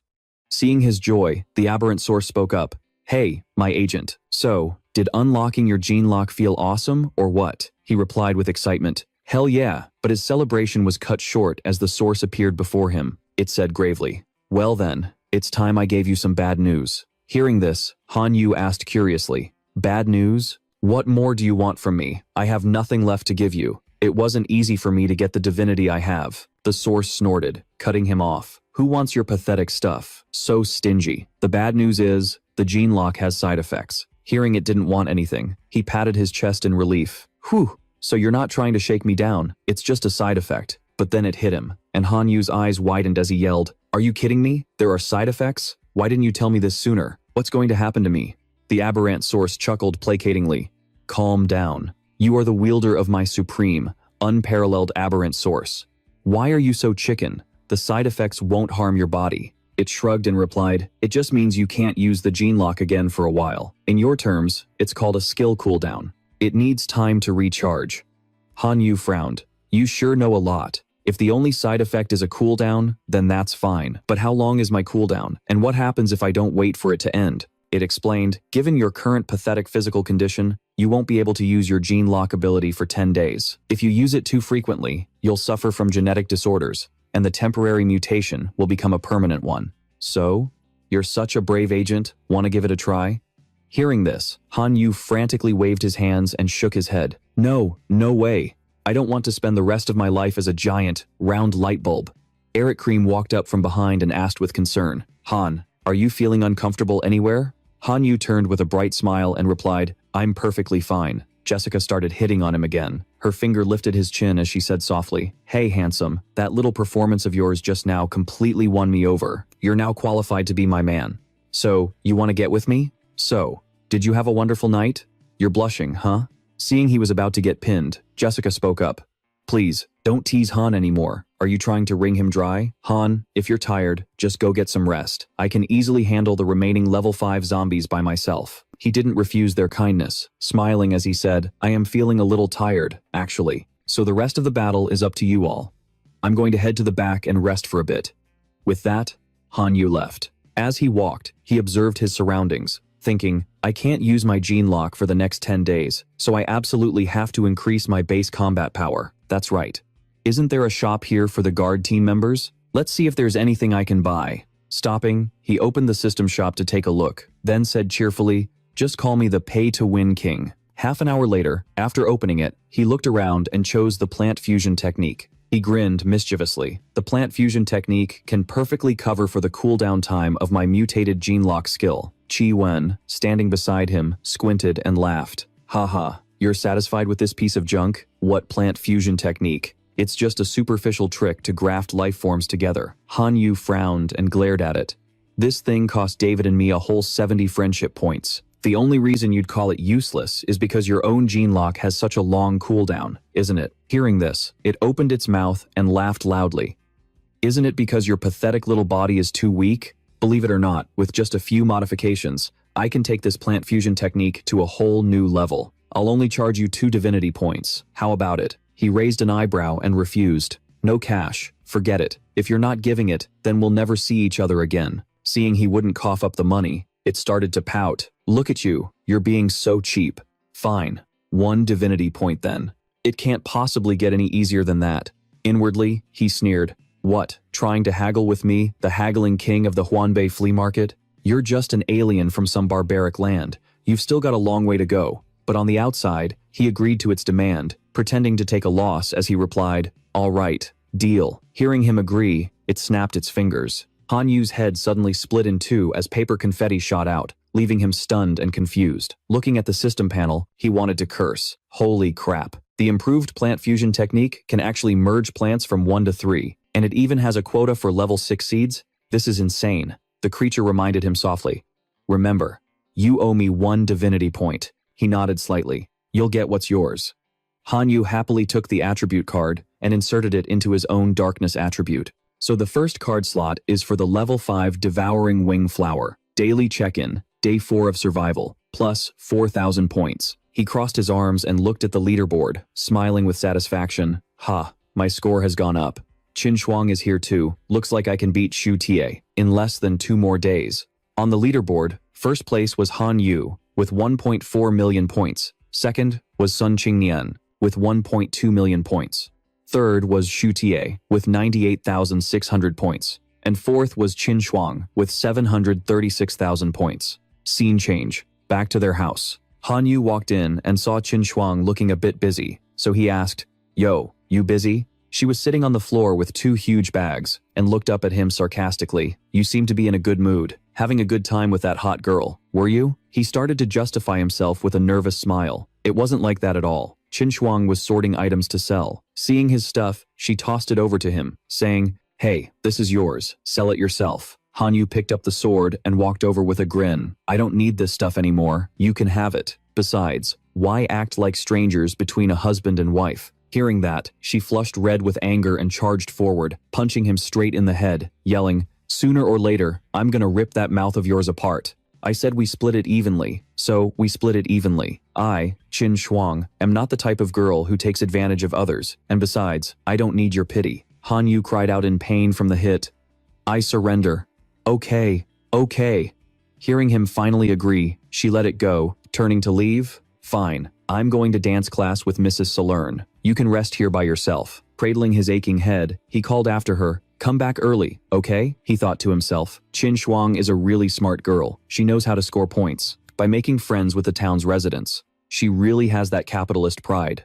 9 days later, the town scene was incredibly peaceful under the warm sun. Hanyu appeared cheerfully, greeting everyone. "I'm here." Jessica saw him and waved casually. "Hey there, handsome." As he got closer, he noticed everyone's expressions were a bit off and asked, "What's wrong with everyone? Why does everyone look so worried?"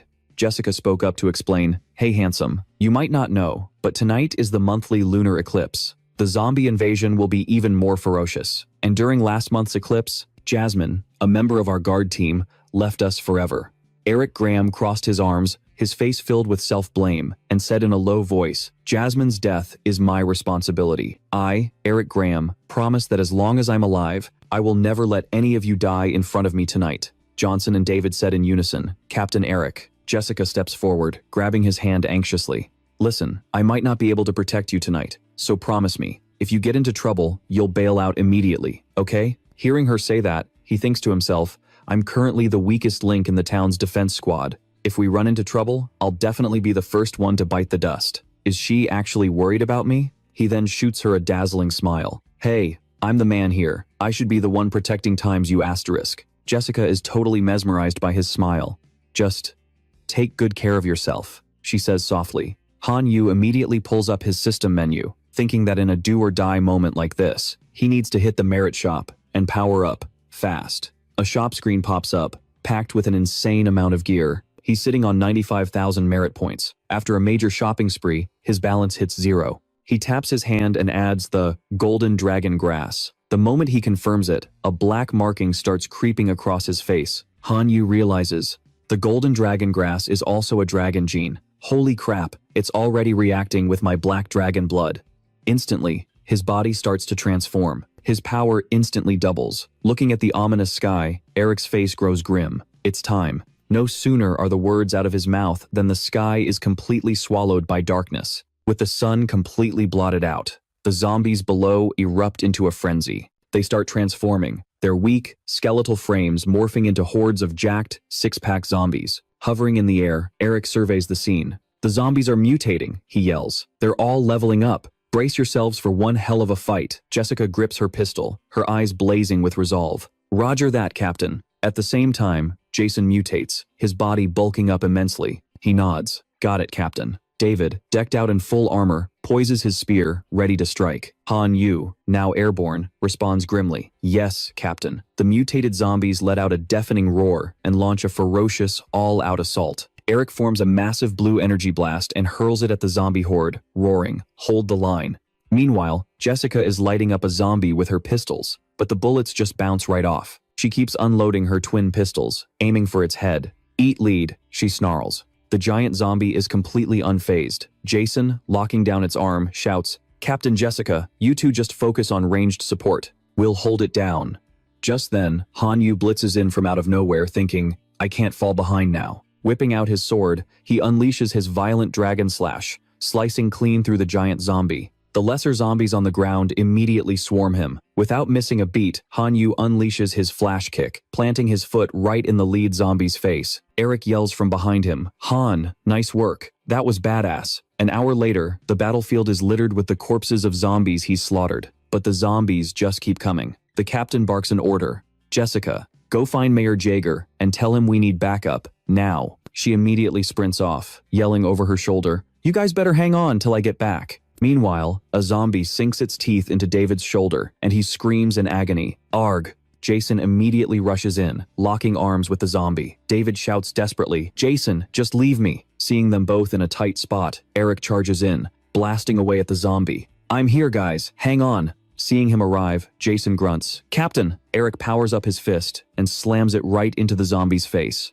Right in the middle of this crisis, a system notification pops up. His 10-day skill cooldown is finally over. Han Yu just smirks. Talk about perfect timing. With that, he zips in front of the three of them.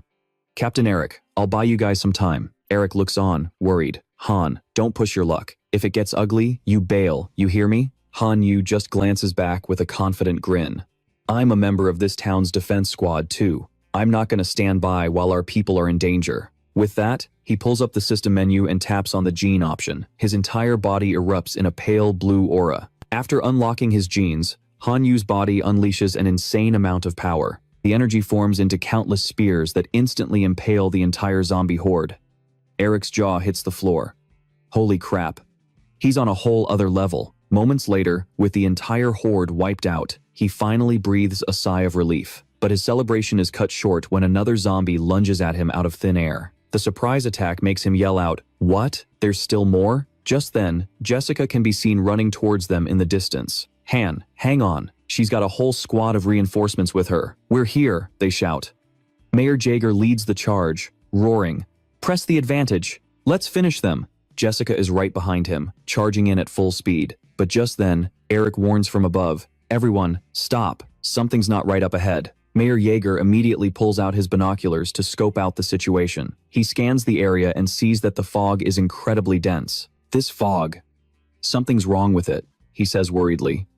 Eric flies down to him. "Mayor Jaeger, the fog's rolling in. We can see in the dark, but we can't see through this fog. What's the play? Whatever plant is suitable, get it out now." Hearing this, the guy immediately pulls a strange seed from his bag. It's a tier 4 withering clover seed. He pops it into a flower pot and starts cultivating it. A second later, the seed instantly bursts from the soil, a full-grown clover appearing before everyone's eyes. Watching this, Han Yu is amazed, thinking to himself, "Holy crap, that thing grows way too fast." Instantly, the withering clover transforms into a giant fan, blasting the zombie horde with continuous wind. Han Yu quickly activates his scout's eye. The pot itself is glowing strangely. A system notification pops up. Ceramic flower pot. Used for sowing seeds. Increases the growth speed of seeds planted within by 100 times. Seeing this, he's totally floored and exclaims, "Whoa, this thing's a divine artifact." Mayor Chen Niger turns to him with a gentle smile, explaining, "Han, if you like the flower pot, I can give you a few later. I just heard from Eric that you've been a total badass tonight. Once the eclipse is over, I'll reward you on behalf of the town." Han Yu lights up. "Thank you, Mayor." But then, a system notification pops up that completely stuns him. Friendly relationship established with Town Mayor Arnold Weniger. Arnold Weniger's personal shop has been unlocked, plus 100,000 accumulation points. Han Yu opens the system, grinning as he scrolls the list. The mayor's personal shop has got to be loaded with treasure. This new plant is awesome. Its attack spreads like a virus. I gotta grab this. The mayor's shop interface appears. The first thing that catches his eye is a mushroom called the Black Death fungus. It can spray tens of millions of spores at once. These spores feed on the death energy from zombies and rapidly grow into new Black Death fungi. Without hesitation, Han Yu hurls the fungus towards the withering clover. Tens of millions of spores shoot toward the zombie horde, causing them to shriek in agony. He grins, "A little more, and I can try out a new strategy. Let's do this." Han Yu observes the situation, judging that the fungus has spread quite a bit. It all comes down to this. Standing high above, he spreads his massive wings, his entire body glowing with a strange golden light. Han Yu declares, "The Black Death fungus is a life form. I will now begin the life sacrifice." Instantly, the ant-like horde of zombies below is enveloped in the brilliant golden light. The surge of energy instantly detonates the damn zombies. A new notification appears on his screen. Choice 1. A Tier 9 Seed of Wisdom. Planted in the God Domain, it can maintain the God Domain's stability and extend the lifespan of the Spring Clan. When mature, it produces fruits of wisdom. Maturation takes 1,000 years, with a growth cycle of 100,000 years. Choice 2. Golden Flower Pot. Special plant seeds sown within will achieve immortality. Choice 3. Build a Tier 4. Plant Museum. Built in the God Domain, it randomly produces one special plant seed every 24 hours. Probability for a Tier 1 seed is 50%, Tier 2 is 40%, Tier 3 is 9%, Tier 4 is 0.9%, and Tier 9 is a measly 0.009%. He's speechless for a second, then curses the system. Damn it. How the hell am I supposed to choose? He sighs and picks the golden flower pot. I guess it has to be you. With my directed mutation ability and this immortal-making pot, the future possibilities are endless. I'll get a Tier 9 seed eventually. Just then, seeing the zombies recover, an anxious Eric shouts a warning to everyone. This is bad, the zombies are getting back up. Immediately, Mayor Chen Niger, Jessica, and David take defensive positions. Han Yu watches this, thinking frantically. The Black Death, Fungus's power is too weak on its own. I need to buy some time to evolve it. He looks at the golden flower pot and declares, activate directed mutation. Then, he immediately plants the Black Death fungus inside the golden flower pot. A notification appears. Favorable mutation path viable. Significantly increase spore spray volume, increase spore activity, and increase spore growth speed. Han Yu approaches the mushroom with a smug grin, raising his hand to command, initiate all 3 qualitative mutations. Simultaneously, at his command, the clover instantly grows to a massive size. He grabs onto its stem, yelling, unleash tens of millions of spores on the zombies. Seeing this, Eric shouts joyfully, the horde's speed is dropping. Hearing this, the townspeople below erupt in cheers. Awesome. All right. This is great. But Mayor Chen Niger looks to the sky and warns. The lunar eclipse is entering its final phase. The zombies' counterattack will be especially fierce. Everyone, be careful. Suddenly, Han Yu realizes something is terribly wrong. As the eclipse peaks, the zombies instantly sprout horns. They were already strong, but now they're on a whole other level. Seeing this, Mayor Chen Niger immediately signals for everyone to fall back and secure the entrance. The panicked townspeople scatter in fear. Are we going to die? I'm so scared. Han Yu watches them and thinks, their morale has completely tanked. We can't win this fight like this. I have to rally them.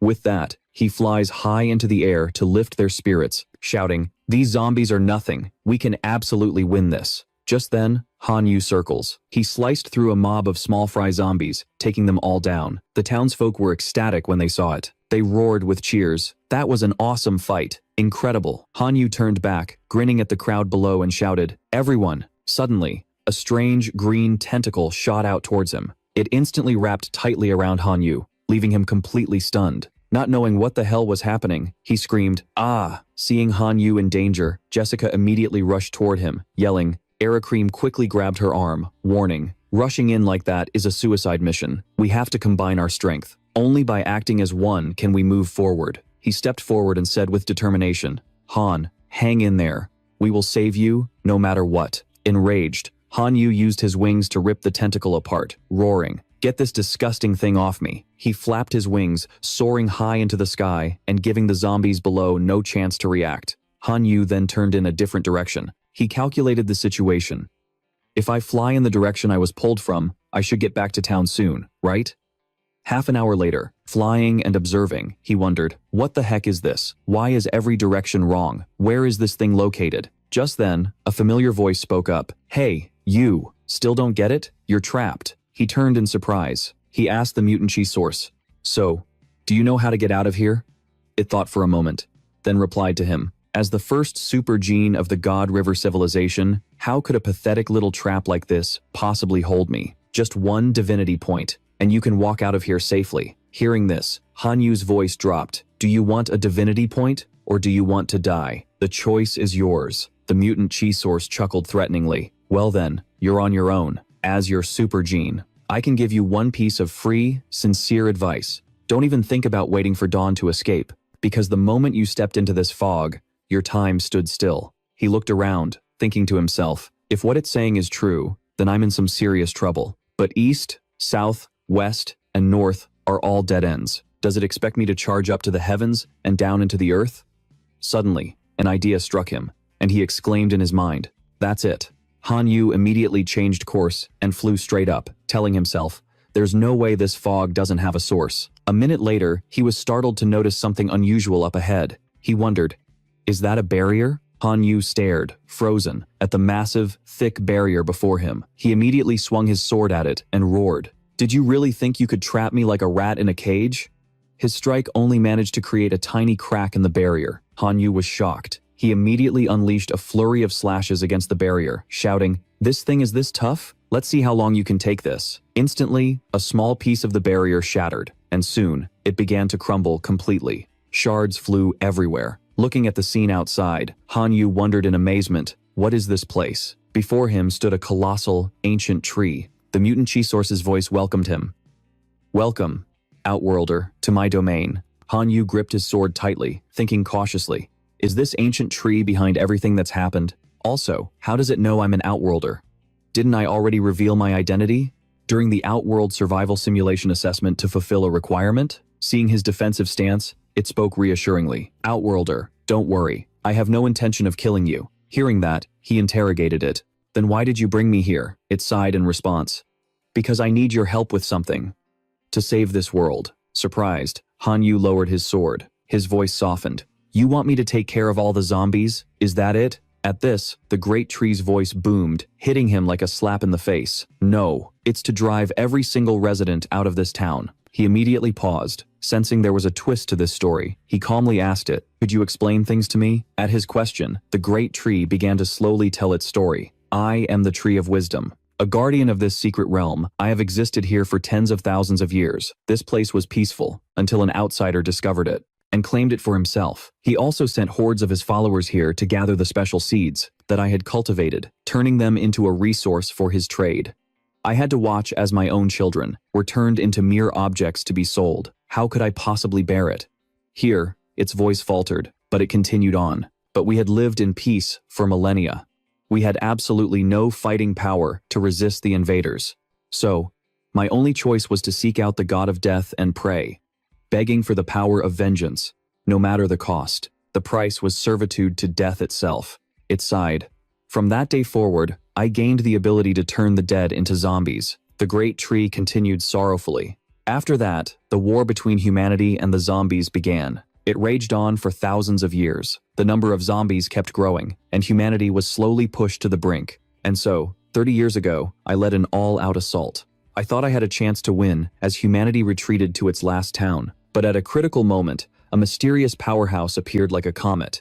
He recounted the scene of hundreds of my zombies being driven back. I don't know what method he used, but he managed to cultivate a special 4th-level plant with immense power, the fire dragon grass. Relying on the massive damage from the fire dragon grass, he kept us from attacking for a long, long time. Seeing you listen so intently, it seemed to gain strength and continued the story of its life. Years later, I realized that mysterious man was likely an outsider from another realm, because he possessed abilities unlike anyone in this small town. And today, when I launched another all-out attack, I noticed you. You have abilities that are strikingly similar to his." Hearing this, Han Yu asked in surprise, "So, you want me to betray the town and help you? Is that it?" It immediately made its proposal. "If you're willing to help me, I will give you 10 wisdom fruits." At that moment, Han Yu was lost in thought. 10 wisdom fruits? That's equivalent to 10 divinity points. The great tree, seeing his hesitation, immediately added, "On top of that, I'll give you 3 god corpses. Even though they've been dead for thousands of years, their bodies have been preserved as if they were still alive." Hearing this, it seemed his resolve began to waver. He swallowed hard, thinking to himself, "Holy crap, this offer is way too generous." He was torn. 2 conflicting thoughts racing through his mind. First of all, setting aside whether I can even push back the humans, this zombie town is a treasure of the Imperial Capital Academy, and the god behind it is very likely a high-ranking leader of that same Imperial Capital Academy. If I help the wisdom tree and end up betraying a god, that would be the biggest mistake I could possibly make. Han Yu immediately turned to leave, saying coldly, "I'm sorry, I can't." Seeing him walk away, the great tree made an even more tempting offer. "If you're willing to help me, I can introduce you to the great death god's temple." Hearing this, Han Yu turned back in shock and asked, "The great tree? The death god's temple?" He thought to himself, "Isn't that my chance to obtain the powerful 5th-level death divine class? If I can get that, then I'll become a god revered by thousands." Seeing him ask, the great tree spoke, its voice tinged with joy. "That's right. So, are you willing to agree now?" He hesitated for a moment, then turned away, explaining haltingly, I'll give it a try, but I have one condition. I need to contact my god domain and bring my followers here. Otherwise, with my strength alone, it's impossible." Hearing this, the great tree was a bit speechless, but continued, That's not impossible. But I need you to swear an oath before the death god. If you dare break your vow, your followers will be tormented by a curse until they are completely wiped out. Han Yu was surprised by its attitude. Then he understood. It was probably afraid he'd be like the last outsider and try to conquer the secret realm for himself. But you've still underestimated just how attractive the 5th level Death Divine class is to me. He then raised his hand to signal his oath and chuckled. I am willing to swear an oath to the death god. A moment later, a seal instantly appeared on the back of his hand. Han Yu looked down at his hand in confusion and said aloud, "Whoa, am I branded now or something?" Just then, the great tree linked its branches together, forming a small portal. Hundreds of scout eyes were launched through it. He closed his eyes, blissfully taking in the comfortable sunlight and thinking, "Ah, the beloved aura of my god domain. By now, I should have reached the level of a life-form domain lord." The great tree spoke softly to him. "All right, outsider. I hope you fulfill our agreement quickly." Right after that, it shoved him back to the mortal world. "Get going." As he was pushed down, he yelped in shock and anger. "Get off me, you son of a bitch." At that moment, Han Yu landed successfully among the zombies. He looked up at the sky and cursed angrily. "This old tree is a real piece of work. Didn't even have the decency to let me stay for a cup of coffee." Then he sighed and continued. "So, how do I get the town's residents to leave? First, I'll just fly back and figure it out from there." Immediately after, Han Yu flew back to the old rendezvous point to regroup with everyone. Seeing him, Ericream shouted happily, "It's Han! Han's back!" Hearing that, Jessica immediately spun around to look at him. A moment later, Han Yu landed perfectly in front of everyone. Jessica ran up and threw her arms around him, cheering happily. "Han, it's so good to see you're okay." While he was still blushing, Johnson and Ericream also ran over excitedly. "Han, you were totally badass."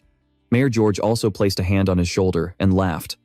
"Han, to recognize your contributions, I am awarding you the Town Citizen Award." Han Yu laughed shyly. "It's nothing really. You're giving me way too much credit." Seeing the hordes of zombies gradually disappearing in the light, the townspeople cheered loudly. "The blood moon is almost over. We won." On this side, the system notification popped up. 1. Han Yu, 12.3 million points. 2. Qin Shuang, 820,000. 3. Sun Qingnian, 720,000 points. 4. Shu Tie, 790,000 points. Seeing this, Shu Tie gritted his teeth in fury and said, "That bastard. What did I do wrong? How am I still losing to him? This guy's transmigration into this god domain has fast-tracked his whole trash to OP god journey." A wicked plan began to form in Shu Tie's mind. If I can't win a straight-up fight, then I'll just have to play dirty and shut down his budding infinite harem system for good. Seconds later, Shu Tie stormed out of his house carrying a heavy bag. 20 minutes later, he slammed the bag on a table. Shu Tie glared at the man in front of him, his voice dripping with rage. "You're the baddest assassin in this town, right? Here's 8,000 gold coins. I want you to kill Han Yu." The assassin nodded coolly. "Consider it done. Wait for the good news." But the moment Shu Tie walked out of the shop, he was immediately tagged by a recon drone.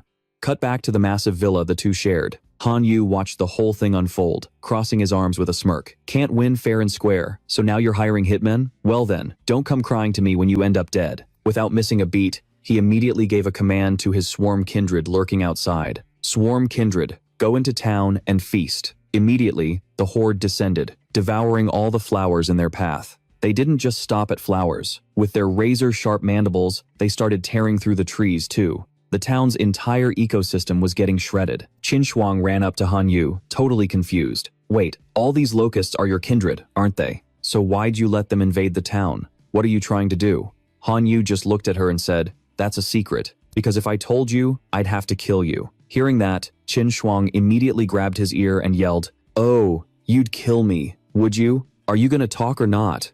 Han Yu yelped in pain. "Ouch. Hey, that hurts." Suddenly, a commotion outside startled them both. "Han Yu, get out here."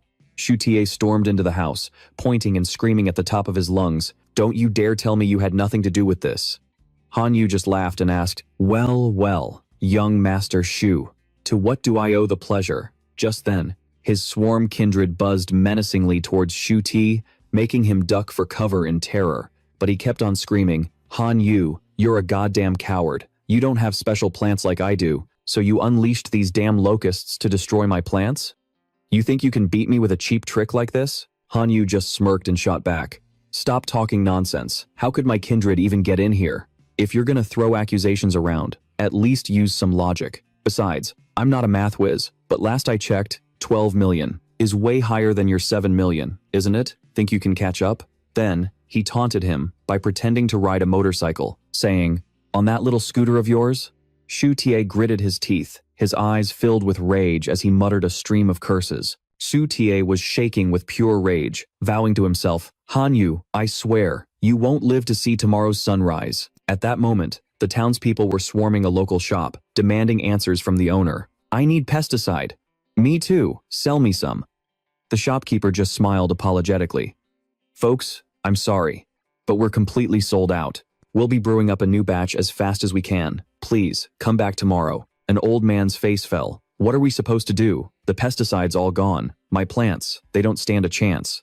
A younger guy next to him panicked. "Seriously, my level 4 carnivora plant was drained completely dry. How are we going to survive the night?" Just then, Mayor Cho Niger showed up to make an announcement. "Esteemed residents, the town is implementing an emergency evacuation plan. For tonight, the Grand Cathedral will be open to all residents as a sanctuary. Please, stay there for the night." Seeing the mayor's relief, Han Yu made a quiet calculation. "Perfect. While the townspeople are hiding, my swarm can devour every last one of the special plants left behind. That way, with all their special plants gone, the townsfolk will be completely defenseless against the zombies. Then, they'll have no choice but to pack up and leave." Meanwhile, in another part of town, Eric Gam spotted him and his face lit up. "Han, you made it. Today's mission is a total cakewalk. The zombie horde took some serious damage last night, so you can just chill and relax today." Jessica immediately ran over, happily linking her arm in his. "Hey, even if you're just here to hang out, you're always welcome." Han Yu pointed over his shoulder.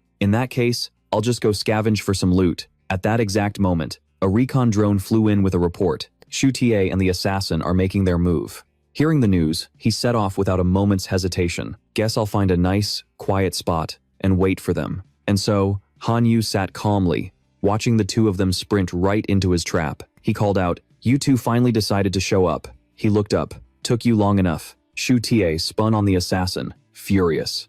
"Did you snitch on me?"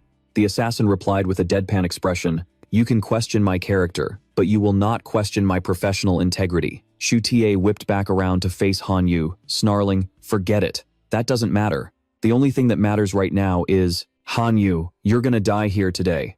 Han Yu just stared back at him, totally unfazed. "Are you really sure you can kill me? The academy will definitely have a record of this. How are you going to explain murdering me to the school?" Shu Tie gritted his teeth. He sneered. "The one killing you is Assassin Jen. This has nothing to do with me." The assassin himself then spoke up. "Why are you wasting your breath on a dead man? I've got this."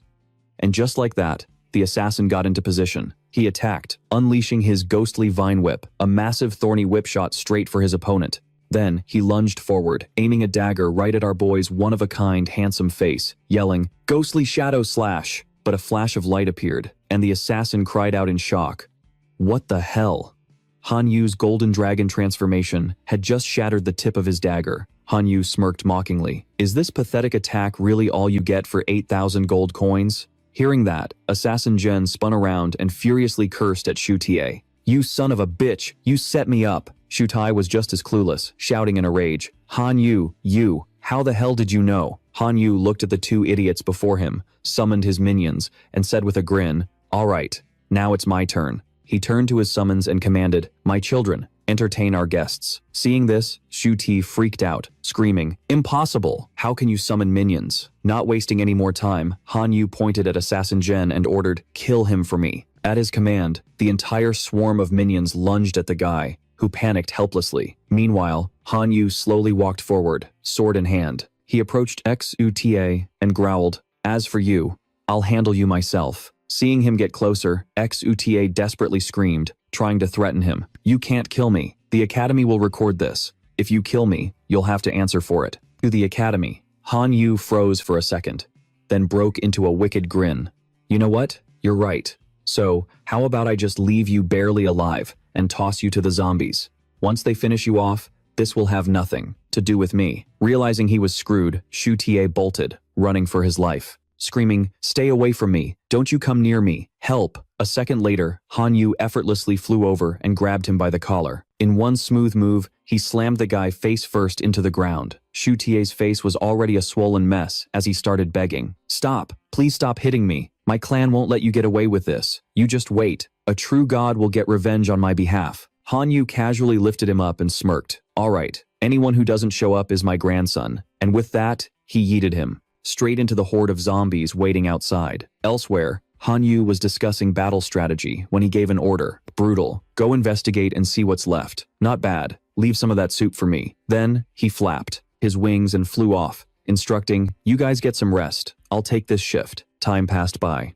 The crimson sun began to set. We cut to a high-level town meeting, where voices overlapped in a worried chatter. It's all over. My crops are all gone. There's basically nothing left. How are we supposed to survive now? At the meeting, a dejected Mayor Shoniger listened to the citizens' complaints.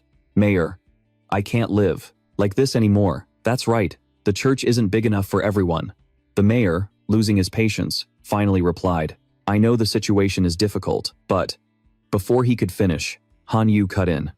I have another solution. The mayor looked up, surprised. Han Yu, what do you suggest? Han Yu just smiled and proposed his idea. We'll go to another world. The citizens, hearing this, looked at the mayor in surprise and asked, we can go to another world? Seriously? I've been sick of living here for ages. Yeah, with all these zombie attacks, I haven't had a good night's sleep in forever. Mayor Shoniger was just as surprised by his words. He asked worriedly, Han Yu, it's not that we don't want to go, but the teleportation gate was destroyed during the war against the zombies. Besides, we have no idea where we could even go. Han Yu placed a hand on his chest, smiled with absolute confidence, and made a vow. My only fear was that you all wouldn't agree to move. Since that's not the case, Delong City is a perfect fit for everyone. I have a way to rebuild a new portal to another world.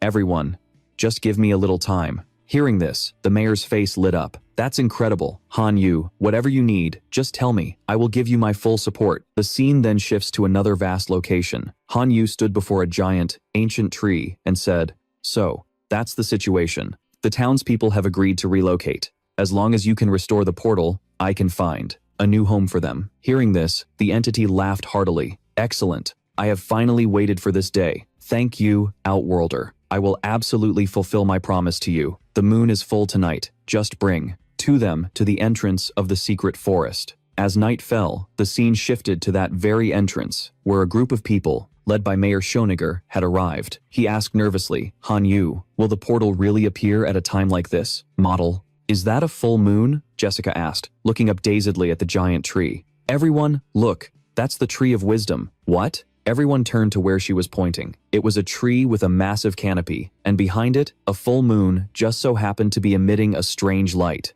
It hit everyone all at once. It really is the tree of wisdom. Right after, the teleportation gate activated. The crowd immediately cheered. The portal is open. Once everyone had stepped inside, Han Yu waved goodbye to them. Everyone, we'll meet again if fate allows. Hearing this, the townspeople waved back, deeply moved. The mayor was crying his eyes out. He choked out, thank you, Han Yu. You are truly our savior. Jessica seized the opportunity to plant a kiss on his cheek. This made him yelp in surprise.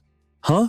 She immediately covered her mouth, turned, and walked away, her cheeks blushing as she said, Han Yu, see you again.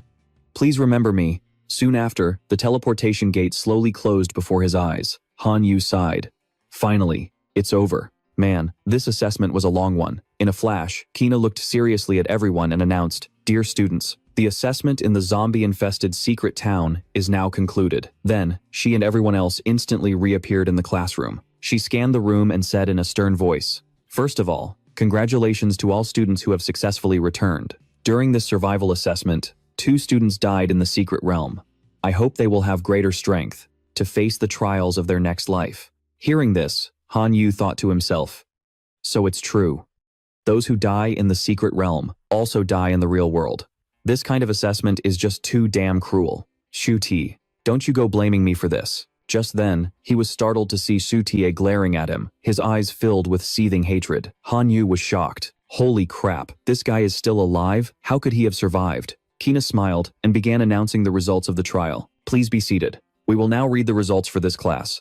In first place is Han Yu with 16 million points. In second place is Qin Shuang with 12,030,000 points. In third place is Sun Qingnian with 100,000 points. At that moment, Shu Tie stood up and shouted to everyone, Teacher, I accuse Han Yu of cheating. Han Yu glanced at the guys next to him and saw their smug, evil grins. What's going on here? Teacher Lena asked in surprise. Student Shu Tie, do you have any proof? Shu Tie stared Han Yu down and slowly began his tale. We saw Han Yu's locust kin in the zombie town. Furthermore, I also saw him summon a puppet. The two goons beside him immediately chimed in. That's right, we saw it too. The teacher smiled gently. The theme of this lecture was a survival simulation in a foreign land. It never stated that summoning kin was forbidden. Student Han Yu relied on his own efforts to summon his kin into the secret realm. There was an element of luck, but it was mostly a testament to his strength. Hearing this, Shu Tie became enraged, gritting his teeth and saying, Teacher, you're just covering for Han Yu. I will report this to the higher-ups. At that, Teacher Lena's demeanor instantly shifted as she glared at him. Who you report this to is your business. However, as your instructor, I have the right to punish you for disrespecting your teacher. Seeing this, Shu Tie was a bit stunned. Her aura, why did it suddenly become so oppressive? She then pushed him into a time-space rift, instructing, as punishment, I am sending you to the Black Prison for 1 year of hard labor. Shu Tie screamed in despair. What? I don't want to go. The teacher immediately glanced at Shu Tie's two disciples, her smile making them uneasy. Does anyone else want to join student Shu Tie? One of them, terrified, said, Teacher Lena is absolutely right. The other one scratched his head with a gentle smile. How could anyone disrespect their teacher? He totally deserved it. The teacher cheerfully continued her announcement. All right then, next up are the awards. Student Han Yu will receive a jadeite flower vase, and as for student Qin Shuang, the award ceremony concluded.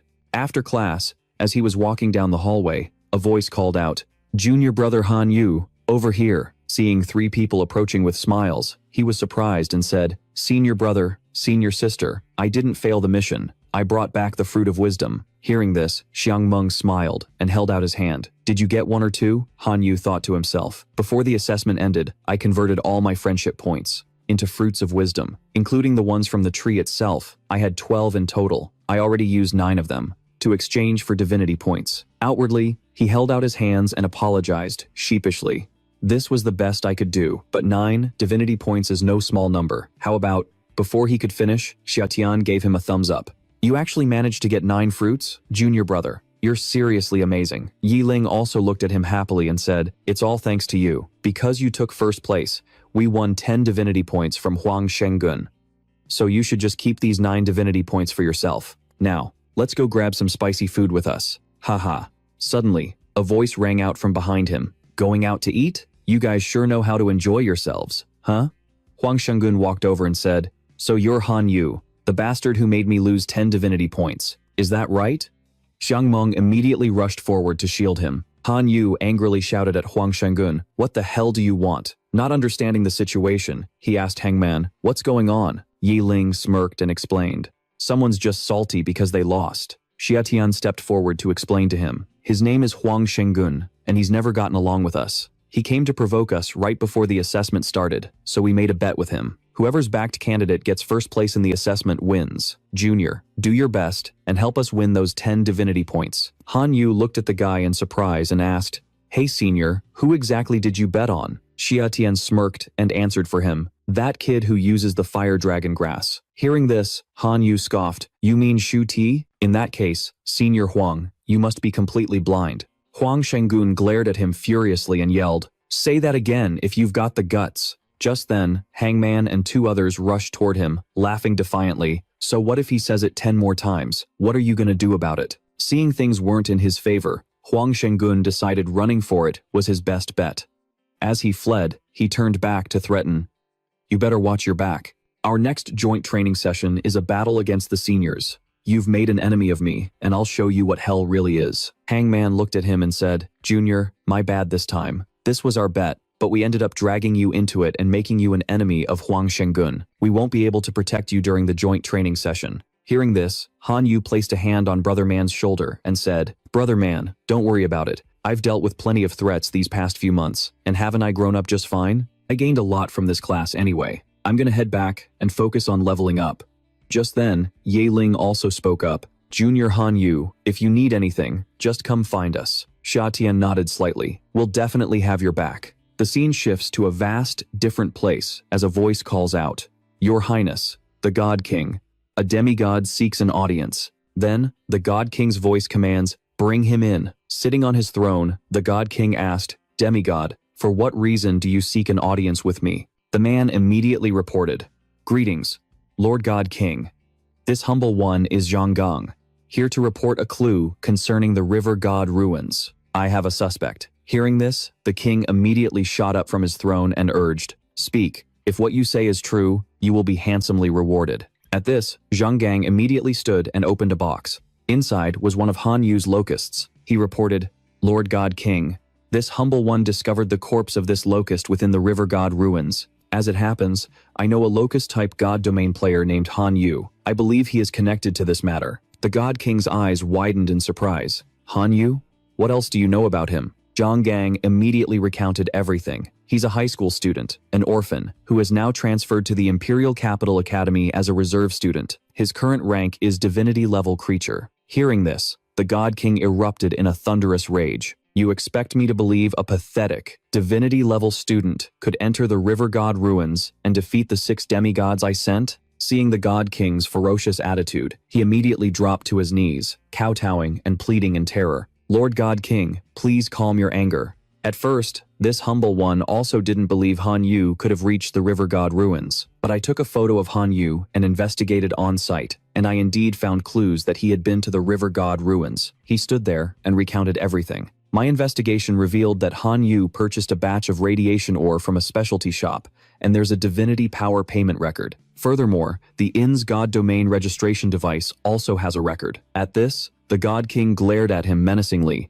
Demigod, you had better not be trying to deceive me with false information. Otherwise, I will show you no mercy. Immediately after, he tossed a chest in front of the man, saying, Fine, take your reward and get out. Seeing the chest, Zhang Gang exclaimed with joy, Thank you, Lord God King. Afterward, the God King issued an order to his subordinate, Take a signal tracker and investigate this Han Yu for me. I want to confirm whether or not he stole my treasure. A cold glint flashed in his eyes. If it really is him, I will personally turn him to ash. Meanwhile, Han Yu suddenly let out a massive sneeze. He wiped his nose and sighed. Damn, guess it's getting cold. I need to prepare and level up for the next class. Han Yu smiled, looking at the pot. This thing Miss Lena gave me is seriously good stuff. It can bind a special plant seed to the jade flower pot, yielding another special seed after each growth cycle. The growth cycle is linked to the plant's level. The higher the level, the longer the cycle. After using it for the first time, he smiled with satisfaction. This level 6 phantom shadow vine, combined with the plant fusion technique, can unleash the powerful Phantom Shadow Shackles ability. So, I'll bind the Jade Flower Pot with the level 6 Phantom Shadow Vine Seed. Then I'll have a never-ending supply of them. He then looked at the 3 dried corpses before him and whispered, From these divine corpses, I can refine divine flesh and blood energy. This can accelerate the creation of a Locust Lord. Once that's done, I'll feed it a wisdom fruit, and its combat power will absolutely skyrocket. Suddenly, he got a call from Miss Lena, surprising him. Han Yu immediately answered, confused. Lena? She quickly got to the point. Han Yu, I've got some bad news. Hearing this, he asked in surprise. Is it about the zombie town in the secret realm? She quickly replied, Zombie Town was gifted to the academy by one of the 3 Lord Gods of the Imperial Capital Academy, Lord God Su Hai Juan. Now that the town is lost because its coordinates were destroyed, Master Shu investigated and found out you did it. He's furious right now. Hearing this, Han Yu pointed at himself and stammered nervously. So, am I going to be expelled? Lena smiled and shook her head.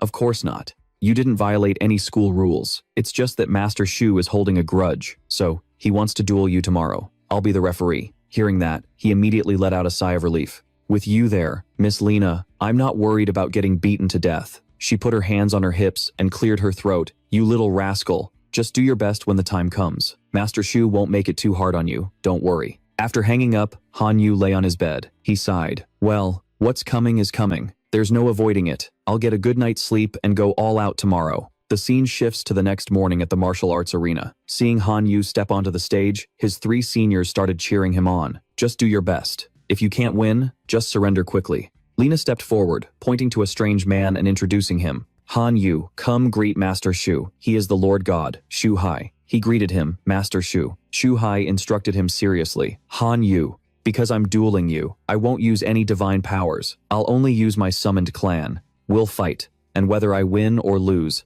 the matter of you destroying my secret realm will be dropped. Do you have any objections? Han Yu smiled at him and replied confidently, I wouldn't dare object.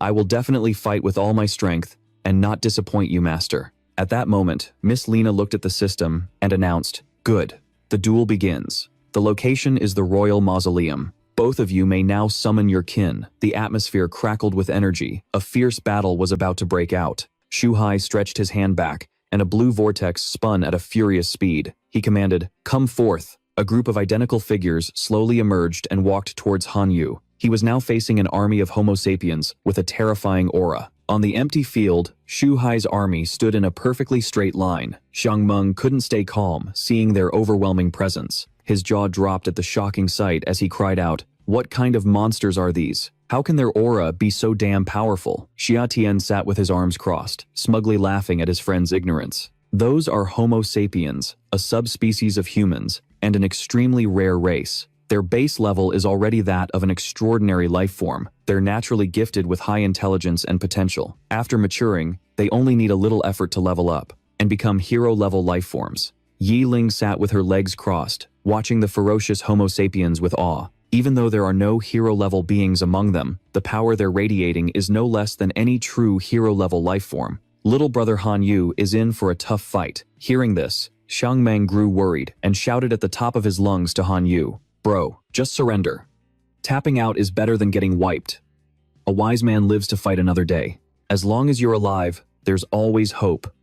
Before he could finish, Shu Hai roared, "Silence."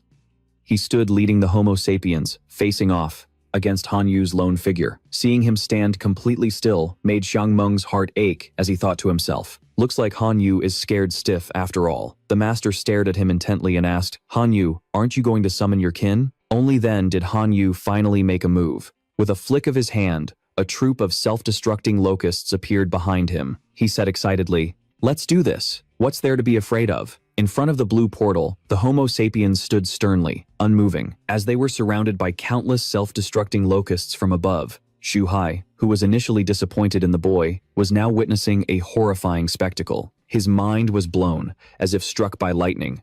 Are those transcendent-level life forms? And holy crap, look at that number. But it didn't stop there. His eyes widened once again at an even more terrifying sight. What? What is that? Before him, a powerful entity appeared, standing out amidst the forest of self-destructing locusts. It made Shu Hai gasp in stunned recognition. A spirit, lord-level life form. His gaze shifted behind the massive locust swarm. The red-skinned figures with unconcealable ferocity on their faces dealt him another shock. Are those red dwarves behind the locusts? And their leader is a spirit lord-level life form too? Everything Han Yu summons is a monster. Even a single Ox Demon Clan locust was incredibly powerful, exuding an aura that terrified him. Oh, there's an Ox Demon Clan too? And it's also a spirit lord-level life form. Following these heroic legions was the corpse-slaying Sword Wasp clan. Their appearance at his summons sent another shockwave through Shu Hai, forcing him to exclaim, "A spirit lord from the Sword Wasp clan. What other kin do you have?" "I'm running out of words here." From the barrier gate, another wave of soldiers appeared. The skeleton soldiers marched in unison behind an undead commander. Their aura was nothing to scoff at. Shu Hai was completely shell-shocked by Han Yu's armies, wondering, an entire skeleton tribe too? He stared at Han Yu's powerful summons, his jaw dropping. He couldn't believe his eyes. Frowning at the sight, he saw 5 spirit lord-level life forms, and even a bone controller, one of the strongest combat types among heroic life forms. Not even demigods could assemble an army of this scale. Is this kid really just a divine being? Meanwhile, Xiang Meng, who was just enjoying the show, was also stunned by his powerful summoning ability. He kept chattering with Xia Tian. "Damn, I thought I'd just get crushed in the bloody arena match. But now I realize I never even stood a chance." Xia Tian, also watching the drama unfold, heard this and tried to comfort him. "Have some confidence. You never know." Still, probably not many of us freshmen could pull off a formation like Han Yu's. Unlike those two troublemakers, Yi Ling watched him fight with a look of pure admiration. She couldn't help but praise him in her thoughts. If he officially gets into the Imperial Capital Academy, he's definitely going to soar to new heights. The three of them, though they had different thoughts, were all happily cheering on their little brother. "Han Yu, go for it. Show them what you've really got." Spurred on by Xiang Meng's group, Han Yu's fighting spirit surged. With a single command, his minions obeyed. Exploding locust army, attack. At their master's command, the army of locusts swiftly flew towards the motionless Homo sapiens. Sword dance attack. On the other side, the Homo sapiens army remained, unfazed. They simply raised and clasped their hands together, chanting in unison. From their murmurs, a barrier materialized to block the attack. The locust strikes became completely useless against this shield. Seeing that his assault didn't even scratch the enemy, Han Yu panicked and yelled, "What?" After creating the shield to block the locust army's waves of attacks, the Homo sapiens began their counterattack. Radiant fireballs were launched one after another, aimed at the hovering insects. Instantly, those attacks decimated Han Yu's army, causing him to become anxious and fearful. He couldn't afford to take too many losses, so he quickly gave a new order. "This is bad. Exploding locusts, fall back. Lava locusts, provide cover." Instantly, another swarm of locusts appeared, larger and more powerful than the last. They followed their master's command and carried out their mission. Seeing that Han Yu's attacks weren't enough to cause any significant damage to his army, Shu Hai started to look down on him. He opened his mouth and yelled, "A defense of this level is not nearly enough to stop the Homo sapiens." Beneath the orange sky and across the desolate land, Shu Hai's army looked even more imposing. With just one word from him, all the Homo sapiens raised their hands in unison to attack. Activate. From a distance, Han Yu and his tens of thousands of lava locusts were utterly shocked to see the seams of a massive barrier forming. He couldn't help but blurt out in panic, "What the hell? Is that a spirit bomb? Has this god lord seen Dragon Ball or something?" Shu Hai then raised his hand, and a surge of power erupted from his palm as he gave the order, "Fire." Upon receiving the command to attack, his army unleashed a decisive blow. Annihilation, vaporization. Han Yu recognized the disadvantage his forces were in, so he quickly summoned his strongest unit, Shen Chui. "We can't go on like this. We have to find a way to break through the turtle shell of these Homo sapiens." Shen Chui, deploy. Receiving the order, Shen Chui immediately hefted his great hammer, preparing to bring a devastating blow down on the Homo sapiens. His figure levitated into the air with the swing of the hammer. A crimson silhouette stood out against the sky, a ferocious expression on Shen Chui's face. The hammer came crashing down, creating a blindingly massive wave of power against the barrier-like formation created by the Homo sapiens. His hammer created a perfect crack in it. The moment the shield fractured, Han Yu quickly roared an order to his army. "Success! Lava locusts, attack!" The locusts heard the command and immediately swarmed the towering humanoid figures. The three spectators witnessing this scene couldn't help but cheer. They all tried to encourage him. Little brother Han Yu might actually pull this off. Seeing his defensive line get breached, Shu Hai wasn't worried at all. He looked thoughtfully at Han Yu and his powerful army and muttered, "The game has only just begun." Across the vast sky, massive black clouds formed by the locust army were surrounding the giant Homo sapiens army. Han Yu assessed the current situation, his heart wavering. Although the locusts are numerous, their individual combat power is too low. But if I can trade thousands to kill even a few Homo sapiens, then I still have a chance. Because as he glanced behind him, the mighty skeleton lord standing there sent a surge of confidence through his heart. "My path to godhood, here in the transmigration god domain, is on the line." He gestures, "Go, skeleton lord." Han Yu's attention then turns to the sight of the Homo sapiens absolutely wrecking his locust swarm. The scene makes him curse under his breath. Damn, these guys are OP. Their combat skills and autonomy are maxed out. When he realizes the advantage is shifting to them, he freezes. His face hardens as he thinks, "This is bad. Too few of them are falling. I need to boost the attack power of my locust swarm." Source of mutation. Suddenly, a voice rings in his ear, making him jump. "Your opponent this time is on a whole other level. To avoid being detected, I'm temporarily initiating a directed mutation and placing a temporary gene lock. We'll meet again." Hearing this from the source of mutation, Han Yu gets so pissed off, he's about to lose his mind. "Hey, are you kidding me? Bullying the weak and running from the strong. You damn coward. Just let me curse you out." But there's no answer, and he feels like he's about to ascend from sheer rage. Dejected, all he can do is hope. Looks like directed mutation is off the table. "Little skeleton, hang in there." The skeleton lord was taking down one Homo sapien after another. He watched intently, thinking, "I'm counting on you." Just as the thought crossed his mind, the skeletons were suddenly bathed in a brilliant, magical light. Seeing Han Yu start to gain the upper hand, Xiang Meng was ecstatic, his heart pounding with admiration. Here it is. This is it. His ultimate move. Everything seemed to be going to plan. But then the skeleton lord, standing behind his soldiers, did something completely unexpected. a massive explosion erupted before everyone's eyes. Han Yu was totally horrified, completely bewildered by the terrifying scene. "What the hell is happening?" he screamed. From above, a smug Shu Hai taunted him, his words hitting Han Yu where it hurt. "My dear Han Yu, the undead truly have a massive advantage. Their method of fueling war with war was a nightmare that made entire civilizations tremble thousands of years ago." He gloated, looking down on the insignificant boy with utter contempt. But in the end, that's all just ancient history. After countless god domain players have studied them, there are now a million ways to counter the undead.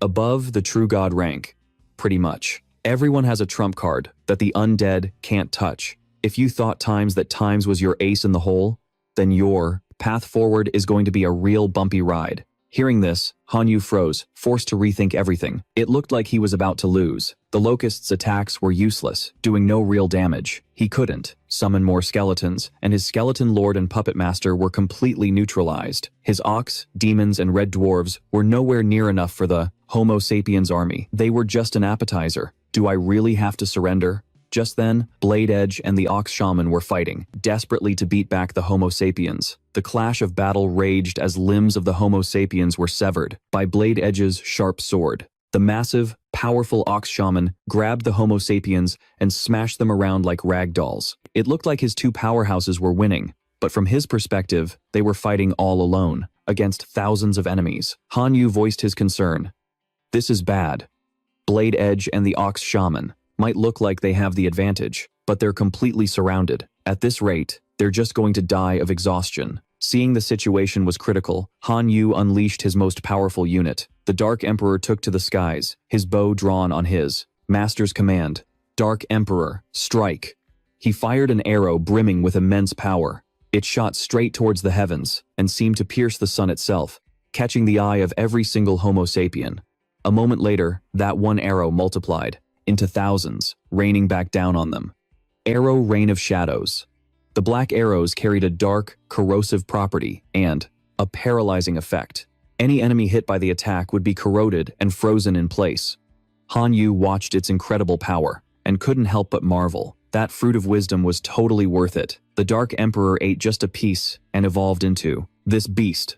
While the enemy was struggling against the arrow rain, Blade Edge and the Ox Shaman joined forces and charged straight into the Homo sapiens to finish them off. The smaller Homo sapiens were sent flying, utterly crushed by the duo. But even after getting hammered, they recovered insanely fast, getting back up and regrouping.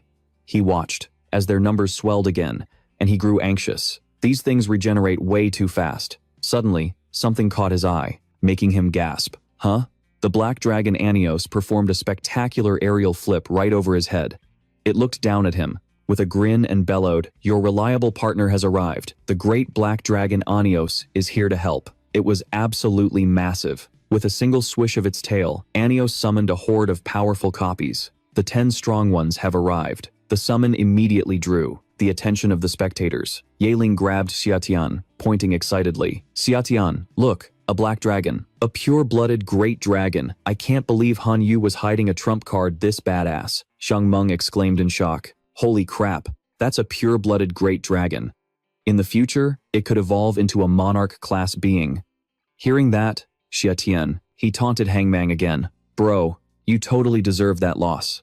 His words sent the guy crumbling to the ground, drawing circles on the ground to curse him. Staring at the black dragon Anfei, Shu Hai had to admit it. This kid was a rare talent. It caught him completely off guard. He thought, to have this much power as a mere prep student, his potential is insane. With that, he opened his mouth. "Now listen here, Han Yu." However, Shu Hai's attention then shifted to the 10 little strongs, as Anfei was recalled. He couldn't help but feel a little concerned. Wait, what the hell are these things? New and bizarre species kept appearing right before his eyes. It was a real eye-opener, but they couldn't just keep brawling forever. After all, he was a student, which made Shu Hai hesitate. His combat power is insane, and his regeneration is even more monstrous. At this rate, there's no telling who'll win. Finally, he proposed a truce. "Han Yu, why don't we stop this fight?"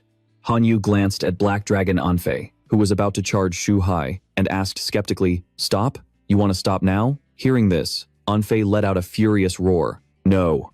Anfei does not agree. Hangmang lost his cool and yelled, "Did I hear that right? Lord Shu Hai is asking for a truce?" Xiatian jumped in. You think even Lord Shuhai is scared of our boy Han Yu? Yiling's eyes widened with excitement. Holy crap. If this gets out, Han Yu is gonna be… A familiar voice cut in. Gonna be what? Lena glanced at the chattering students. You kids don't know anything. If Teacher Shu got serious, Han Yu wouldn't stand a ghost of a chance. He's just showing appreciation for a talented student. Ye Ling, looking shocked, stammered, Miss Lena. Lena continued with total confidence. The power Han Yu displayed has earned Teacher Shu's recognition. He would never ignore such a promising talent. Your boy Han Yu is about to make a huge leap. Just then, Shu Hai walked closer. Han Yu, I've calmed down now. If we keep this up, it'll just lead to pointless sacrifices. Besides, I plan on giving you the rest of my Jiren army as a gift. Black Dragon Anfei roared, showing its anger. No stopping. Let's keep fighting. Han Yu quickly turned to it. Shh,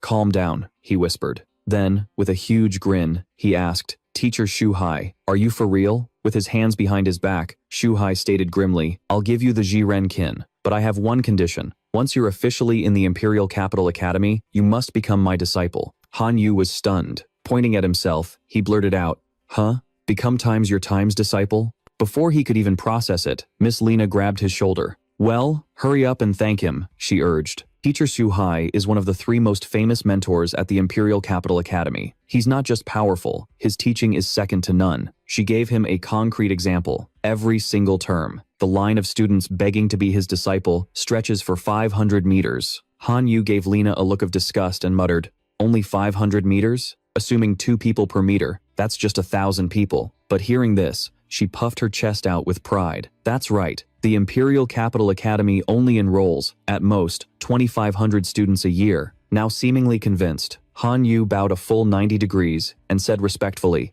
Teacher, I agree to become your student. If you want, I can do the disciple ceremony right now. Teacher Shu Hai's expression became serious, his tone formal. Good student. I'll take that as a yes. Now, absorb the remaining 820,000 Jiren kin into your god domain. Think of it as a small gift from me, but as for making it official, we'll wait until you formally enroll in the Imperial Capital Academy. He held his head high, filled with pride.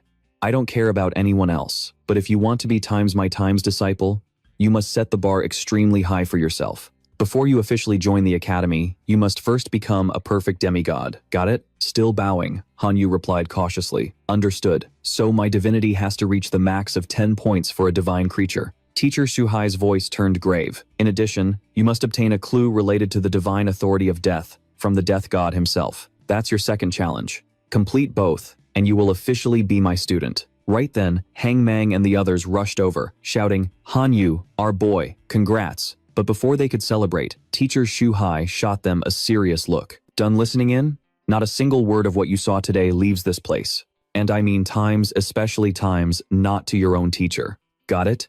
Xiatian just grinned. Sir, you know how our teacher is. If he asks, how could we possibly keep quiet? Understanding the hint, Teacher Shu Hai snorted and tossed 3 gold cards to them. The trio grinned at each other. Xiatian chuckled sycophantically. Hey, crystal clear, sir. Crystal clear. We'll take this secret to our graves. Lena couldn't help but chime in. You 3 have some serious nerve, trying to squeeze a Lord God like that. The scene cuts to a building the next morning, where Qin Shuang is nervously fidgeting with her skirt. She spoke shyly. Han Yu, could you help me with something? She continued, looking timid. My family wants to arrange a marriage with the Shu Tie family, and I'm the unfortunate sacrifice in all this. Hearing her out, Han Yu replied, annoyed. If it's what era is this to still be pulling this crap? Your parents agreed to this? At this, Qin Shuang looked downcast and explained, my parents only just became demigods. They can't change my great-grandfather's mind. He's the only true god in our family. His decision is like a divine decree for the entire clan. He asked curiously, who's the marriage partner, Shu Tie? Qin Shuang couldn't even look up. Keeping her head down, she said, originally, it was Shu Tie. But after he failed in class, they changed it to his older brother, Shu Gang. Hearing this, Han Yu understood. He replied, looks like the Shu family is dead set on marrying you. How can I help? As long as it's something I can do, I'll give it my all. His words seemed to lift a weight off Qin Shuang's shoulders. Touched, she said, Han Yu, thank you. He turned to her with a teasing grin and smirked. What's there to thank me for? After all, we were husband and wife for a while, weren't we? Hearing this, Qin Shuang lost her cool, slapping him right across the face and yelling, shut your mouth. Caught off guard, Han Yu cried out in pain, tears welling up. Ouch. But surprisingly, he immediately turned back to her, a red handprint on his cheek. See? This is more like the you I know, so don't be depressed. If you don't want this, I'll go back with you and we'll call off the engagement. Perhaps his words touched her heart. Qin Shuang closed her eyes and let out a soft in agreement. 3 days later, at the Qin family estate, amidst towering buildings under the setting sun, two voices could be heard arguing. You're not some sheltered princess, are you? The other person calmly replied. Even though the Qin family estate can't compare to the imperial capital, it's still a major city with 10 million people. Just then, a servant entered and said respectfully,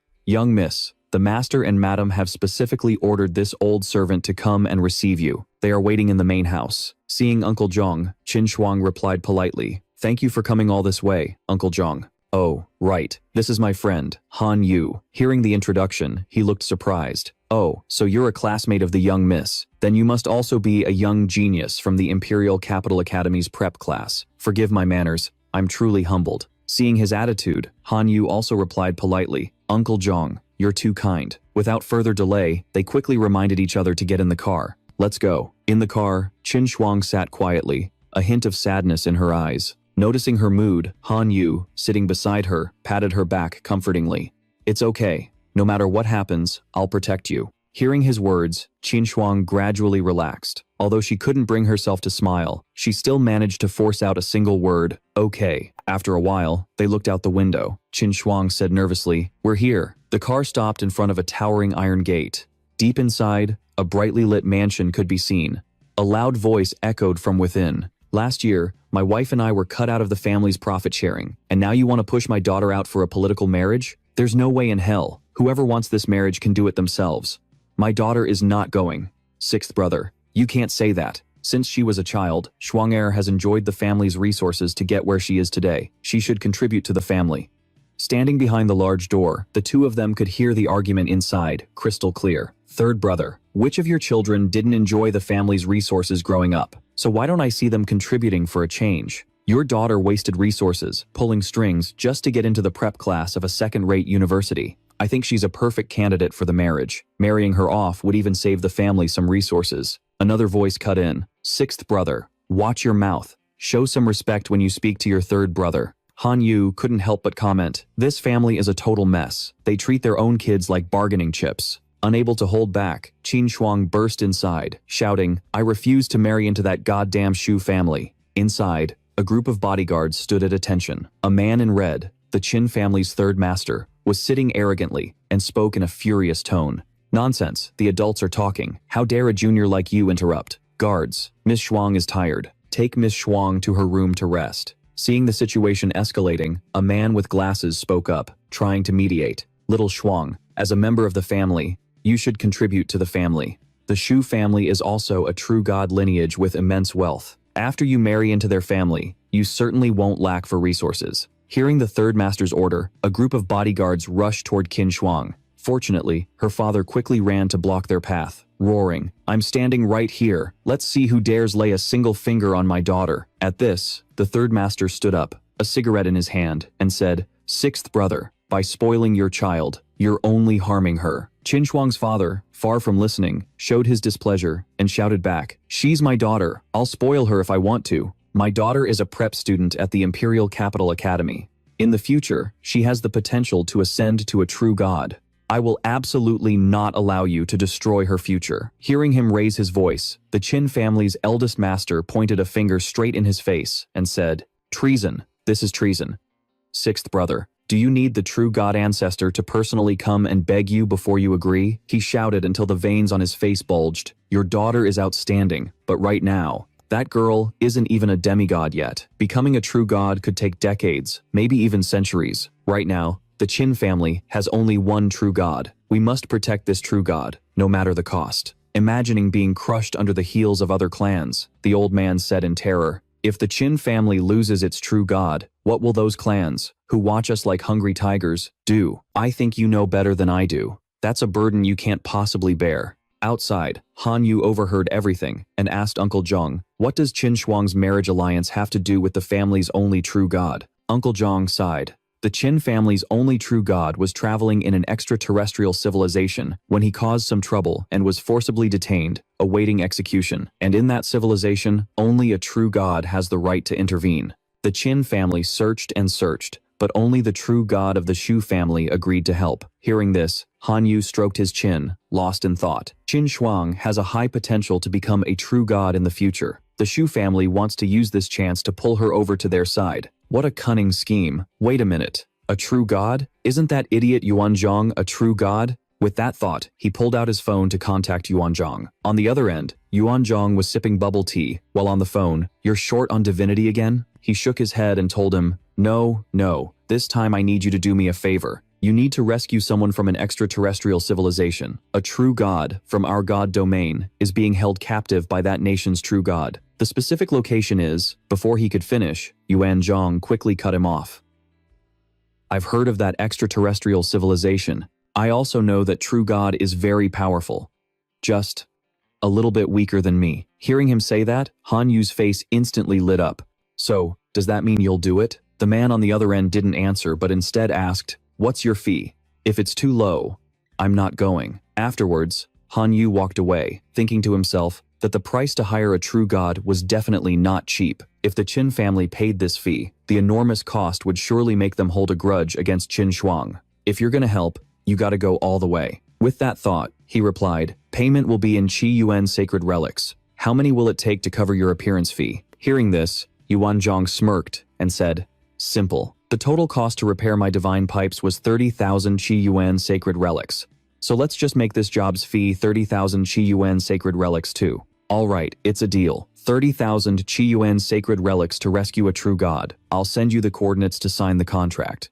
Back inside the living room, the third elder was still angrily shouting at Qin Shuang. "Little Shuang, you can't be so selfish." Suddenly, a voice drew the attention of everyone in the room. "Wait a minute." Han Yu strode in confidently. Seeing him, the third elder raged. "Who the hell is this brat? Why are you in the main house of the Qin family? Guards, throw him out for me." Sensing he was in danger, Qin Shuang stood in front of him and said loudly, "He's my classmate. He's here to help me." Hearing her, the man with glasses immediately showed his displeasure. "Your classmate is here to help you? To me, he looks more like your little lover from school. No wonder you won't agree to the marriage with the Shu family." Hearing that, she shot back without hesitation. "Uncle, you're lying." The first elder on the side chimed in with an admonishing tone. "Little Shuang, you are the descendant of a true god. You should be looking for a man of equal status. Hey kid, let me ask you, does your family have a true god?" Without letting them argue further, Han Yu quickly answered, "It's just me and my family. No true god, not even a demigod.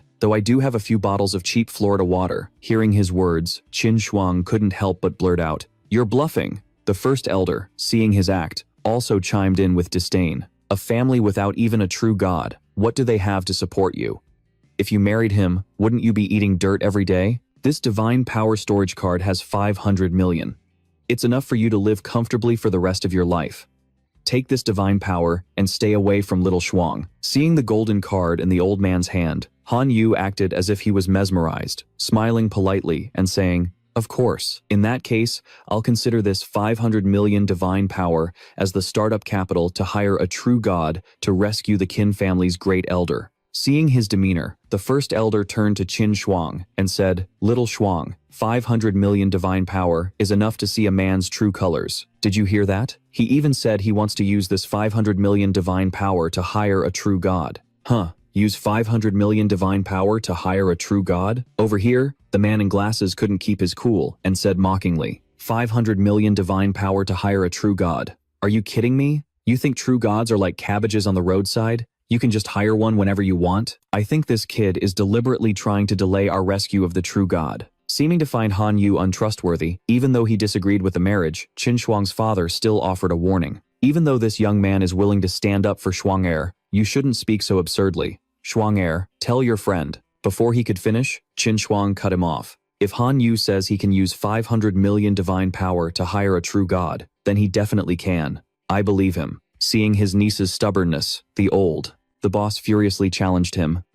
"Alright kid, you claim you can hire a true god for 500 million divine power?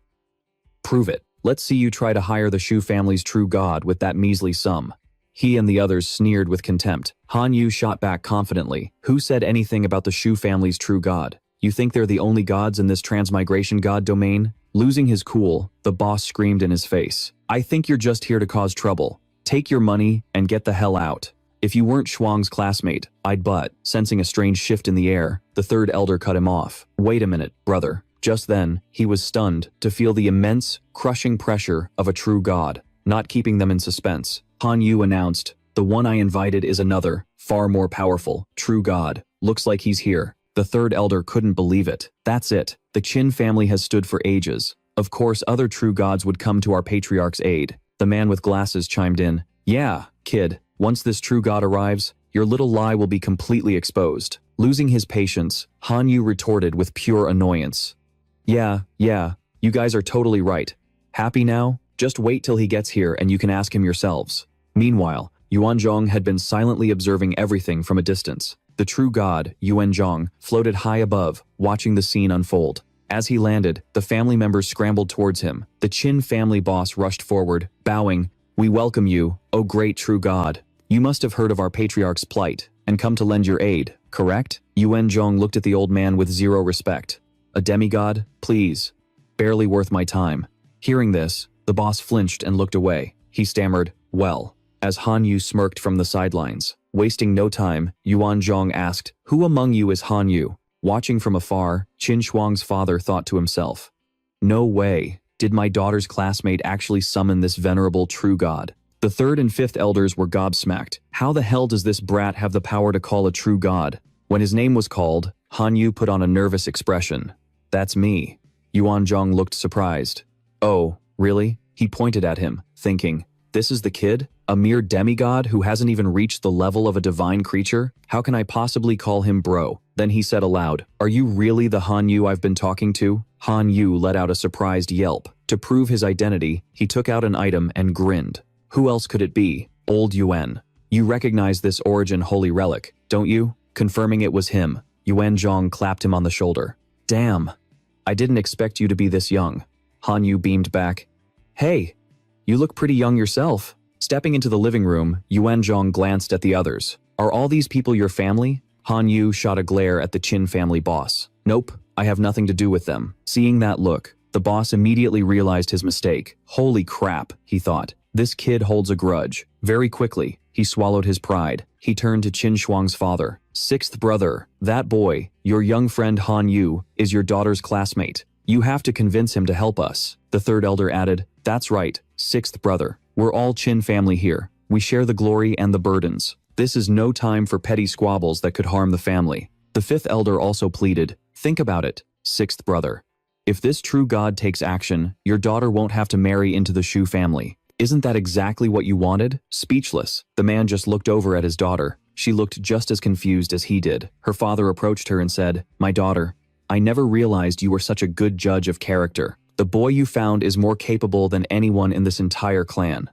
You must seize this opportunity. If your grandfather can be saved, you'll be the family's greatest hero. After that, let's see who dares to use your marriage as a bargaining chip. Hearing this, Qin Shuang blushed and looked down. Dad, what are you talking about?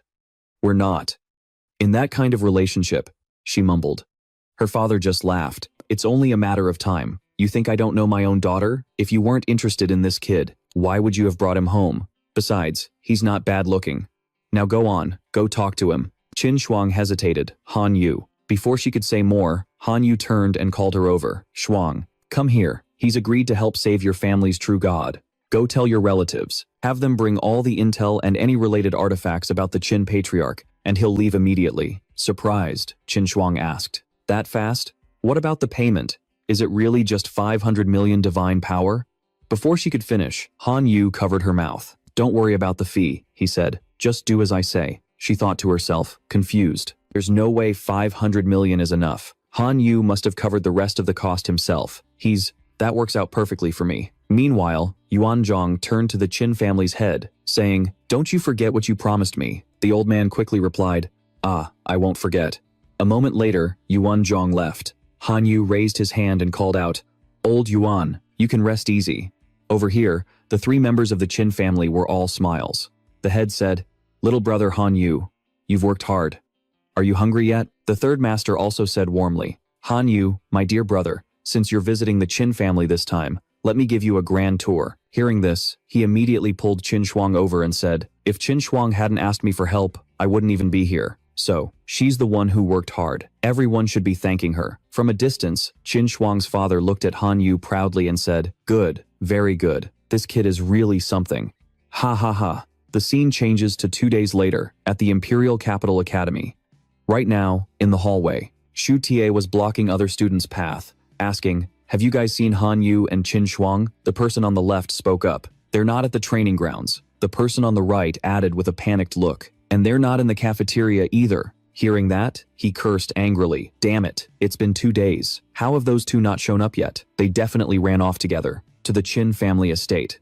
I'm not gonna let them get away with this. The scene shifts to the Shu family fortress, where an angry voice boomed. I'm sure that Qin Shuang definitely took that brat Han Yu back to the Qin family. What they're doing is a complete slap in the face to our Shu family. Old ancestor Shu and his 2 sons were seething with rage. Your fiancé is running around with another man. What's going to happen if word of this gets out? Shu Tie, Shu Gang, you two will follow me to the Qin family estate. The 2 of them gritted their teeth and said, yes, father. Shu Tie thought to himself, Han Yu, you're dead meat this time. Meanwhile, Han Yu and Qin Shuang were sitting peacefully and cultivating. Looking over at Qin Shuang, he thought, 500 million divine power points exchanged for a total of 103,000. Source origin, holy relics. Yuan Zhong kept 30,000, so the remaining 73,000 will be used to upgrade the Law of Gluttony to level 4. Looks like I'll have an army of heroic locusts soon enough. Noticing something strange, Qin Shuang glanced over at him. Han Yu's face was ecstatic, and he even laughed out loud. Ha ha ha, Qin Shuang asked, confused. What are you thinking about? That's got you drooling all over the place. Suddenly, Uncle Zhong frantically ran towards them, shouting, we're in trouble, big trouble. Seeing his panicked expression, Qin Shuang asked worriedly, Uncle Zhong, what happened? Uncle Zhong quickly replied, the true god of the Shu family is here with Shu Gong and Shu Ti. The 6th master sent me to warn you two to run and hide. Inside the house, a man's voice was heard. According to the formation's warning, they'll be here in less than 15 minutes. The Shu family's true god wouldn't just announce a visit to the Qin estate for no reason. It's most likely about the marriage alliance. Qin Shuang's father spoke up angrily. Now that our old ancestor is being rescued by a true god, we don't have to honor this marriage alliance anymore. Hearing this, the head of the Qin family sighed and slowly explained. 6th brother, you're thinking too simply. The Shu family's true god is no pushover. If he finds out the real situation, won't he just use the excuse of us making a fool of them to wreak havoc on our family and turn our entire world upside down? Qin Shuang's father became furious and turned to him. Then what? We don't tell them the real situation. We just keep stalling until the old ancestor returns. The 3rd master also looked at him and spoke up. Easier said than done. Do you think the Shu family's true god is an idiot? For him to come personally this time, he must have planned this all out. The 5th master then sighed and said slowly, right now, our family has no true god presiding over us. If the Shu family's true god truly wants this marriage alliance, it's best we agree. Otherwise, if a true god gets angry, all of the tens of millions of people in the Qin estate will suffer a catastrophe.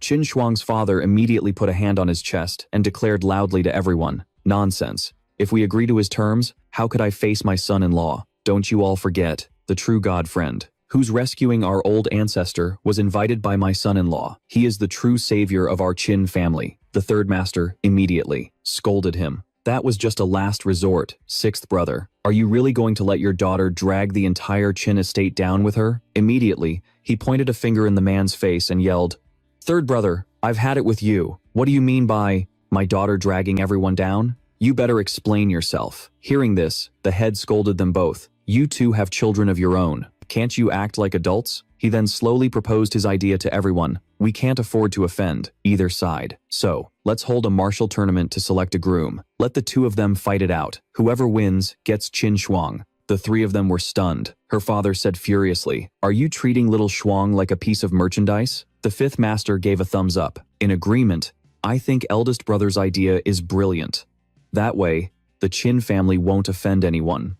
The 3rd master also chimed in. 6th brother, don't hesitate anymore. This is the only way to protect the Qin family right now. At that moment, a solemn voice echoed, causing the entire group to jump in alarm. juniors of the Qin family. Why has no one come out to welcome this true god? The head led the group, rushing out to greet them. Old Ancestor Shu, your grand arrival brings light to our humble home. Old Ancestor Shu then boomed. He ordered everyone to cut the crap. This war god has come today to arrange his grandson's wedding before, setting off to save your family's true god. Now hurry up and bring that girl, Qin Shuang, out here. The family head stepped forward and said, Patriarch Shu, my daughter's friend, has already invited a true god to rescue our own. I hope you can show mercy and leave her a way out. Hearing this, the old man flew into a rage and roared, a mere demigod dares to talk back to a true god like me? You think I won't lose my temper? A massive wave of light erupted, pulsing with terrifying power. Seeing his fury, the family head and the others immediately dropped to their knees and begged, Patriarch Shu, please retract your divine power. Suddenly, Qin Shuang ran in, shouting, Stop! Don't destroy my home. Shu Tie immediately pointed at Han Yu, who was running over, and said, Brother, that's him. That's Han Yu. Shu Gang heard this, and nodded. Good. He won't be leaving here alive. Then, the patriarch slowly walked up to Qin Shuang with a challenge. Little girl, if you want me to spare the Qin family, you'll obediently go and marry my grandson. This true god won't treat his own family poorly. She immediately shot back.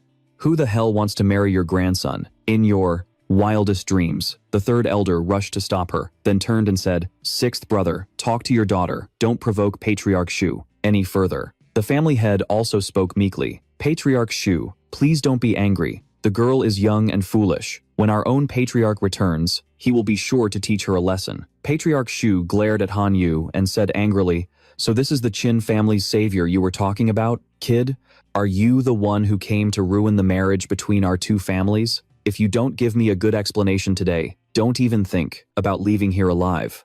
Han Yu remained calm and explained, I'm just here to help a classmate. I don't need to explain myself to the Shu family's true god. Or is there some rule in this transmigration god domain that forbids others from helping the Qin family? Hearing that, Shu Ti immediately snapped. Han Yu, you're bold, aren't you? How dare you disrespect my grandfather? Han Yu just laughed. Stating a fair point is disrespectful to your grandfather? Is the true god of the Shu family really that petty? Shu Gang glared daggers at him and snarled, Han Yu, right? If you walk away now, the Shu family can pretend none of this ever happened. But if you insist on staying, I'll take it as a direct provocation. Han Yu just smiled, looking him straight in the eye, completely unafraid. So what if I provoke the Shu family? I'm not going anywhere. Shu Gang immediately raised two fingers, preparing to unleash his power as he lunged forward. You've got guts. For that, you die, here today. Just then, Qin Shuang's father leaped in to intervene. Wait, you two! But Patriarch Shu blocked him, stating, This is a battle where my grandson is defending the Shu family's honor. The Qin family had better think carefully before deciding to interfere. At that moment, Shu Gang charged at Han Yu, activating his divine power with incredible speed, which surprised Han Yu. His next move was to open a portal right in front of him, laughing arrogantly. Your god domain is still an undeveloped wasteland? How pathetic. Hundreds of soulless armored figures appeared before Han Yu. These were the steel-armored soldiers, a transcendent-level clan creature. Their clan talent was steel armor divine power, and their ability was creating steel constructs, allowing them to freely alter their own forms, which came equipped with iron plating. Seeing this, Han Yu calmly began to formulate his own plan. These steel-armored soldiers had thick, sturdy armor and could change shape at will. They were a perfect union of offense and defense, far stronger than Shu Tie's iron-skinned people. Shu Gang stood there, arms outstretched, and roared the command, Steel-armored soldiers, crush every single enemy you see for me. In response, Han Yu instantly summoned his Zerg swarm and shouted defiantly, Bring it on! The two sides clashed in a ferocious battle. A Zerg warrior shot forward, attacking a steel-armored soldier. It drew its blade and charged straight in, but the soldier quickly leaped aside, dodging the strike. Another Zerg took the opportunity to jump up and stomp down hard on a different soldier. Shu Gang glared at Han Yu, gritting his teeth. I underestimated you, but no matter how strong you are, you'll be limited by this next move. He raised his hand and yelled, Steel-armored divine soldier, deploy. A colossal arm appeared on the battlefield. A moment later, Shu Gang looked at Han Yu with a smug grin. He had summoned the steel-armored divine soldier. The eyes of this divine soldier burned with a vicious light, It gripped its massive sword and charged straight into the Zerg swarm. The Zerg were stunned and thrown into chaos by the sight. A single slash from the divine soldier instantly sliced off a Zerg's arm. Han Yu was completely floored, his jaw dropping in shock. That was a Locust Lord, a high-tier unit that had consumed a fruit of wisdom. It had limitless future potential. But Shu Gong saw his reaction and burst out laughing. It's clearly a Lord-level lifeform, but it couldn't even withstand a single blow. The Locust clan. What a bunch of useless trash. Hearing that, Han Yu just gave a mysterious smile and said, "You think locusts are weak? Fine. I'll show you the true terror of the swarm." Activating directional mutation, the entire locust swarm morphed into a new, terrifying form. Shu Gang freaked out, yelling, "What the hell?" But Han Yu simply pointed, commanding his giant locusts to charge. He roared, "Mutated locusts, attack!" On his command, they swarmed forward instantly. Seeing things go south, he immediately recalled his weapon to form the protective azure steel body armor. His steel armor divine soldier retracted its sword, morphing into a massive shield. The great sword reformed to block the attack. Han Yu just smirked. In this transmigration god domain, this was just the beginning. "The real show is about to begin," he said calmly, as the locusts evolved again into badass humanoid locustmen. A newly evolved locustman swung its weapon, landing a devastating blow on the divine soldier. Shu Gang screamed in disbelief. How did it break my defense? This was the classic trash to OP god moment he'd been waiting for. Han Yu shouted, "Tell me, are my locusts weak now?" Seeing Shu Gang speechless, Han Yu pushed on. "No answer? Fine. Let me show you what they can really do." He tossed a crystal core to a locustman that had lost an arm. "Here's a poison attribute core. Go get your revenge." Instantly, a surge of green energy enveloped its body in a chi encapsulation. In a flash, the locustman's arm was fully restored. The creature stared in shock as a system notification popped up. Gained ability, Poison Eater, High Corrosion.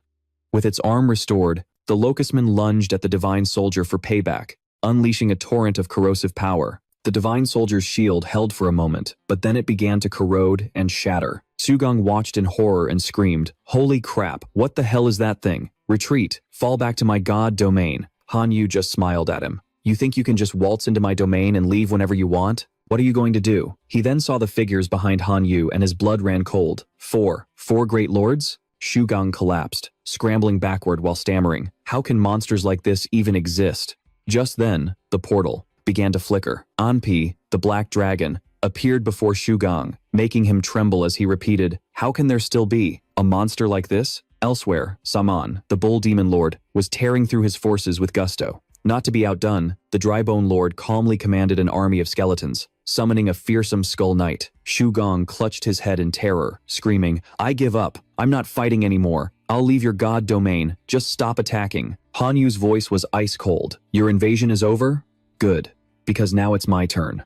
All my followers, invade Shu Gang's god domain." Shu Gang glanced back, thinking frantically, "Damn it.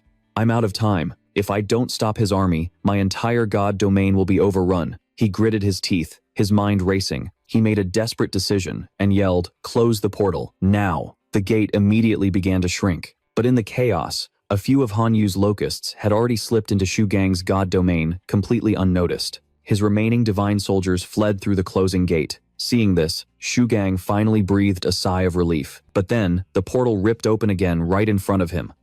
"What?" he screamed. Han Yu calmly walked forward to explain.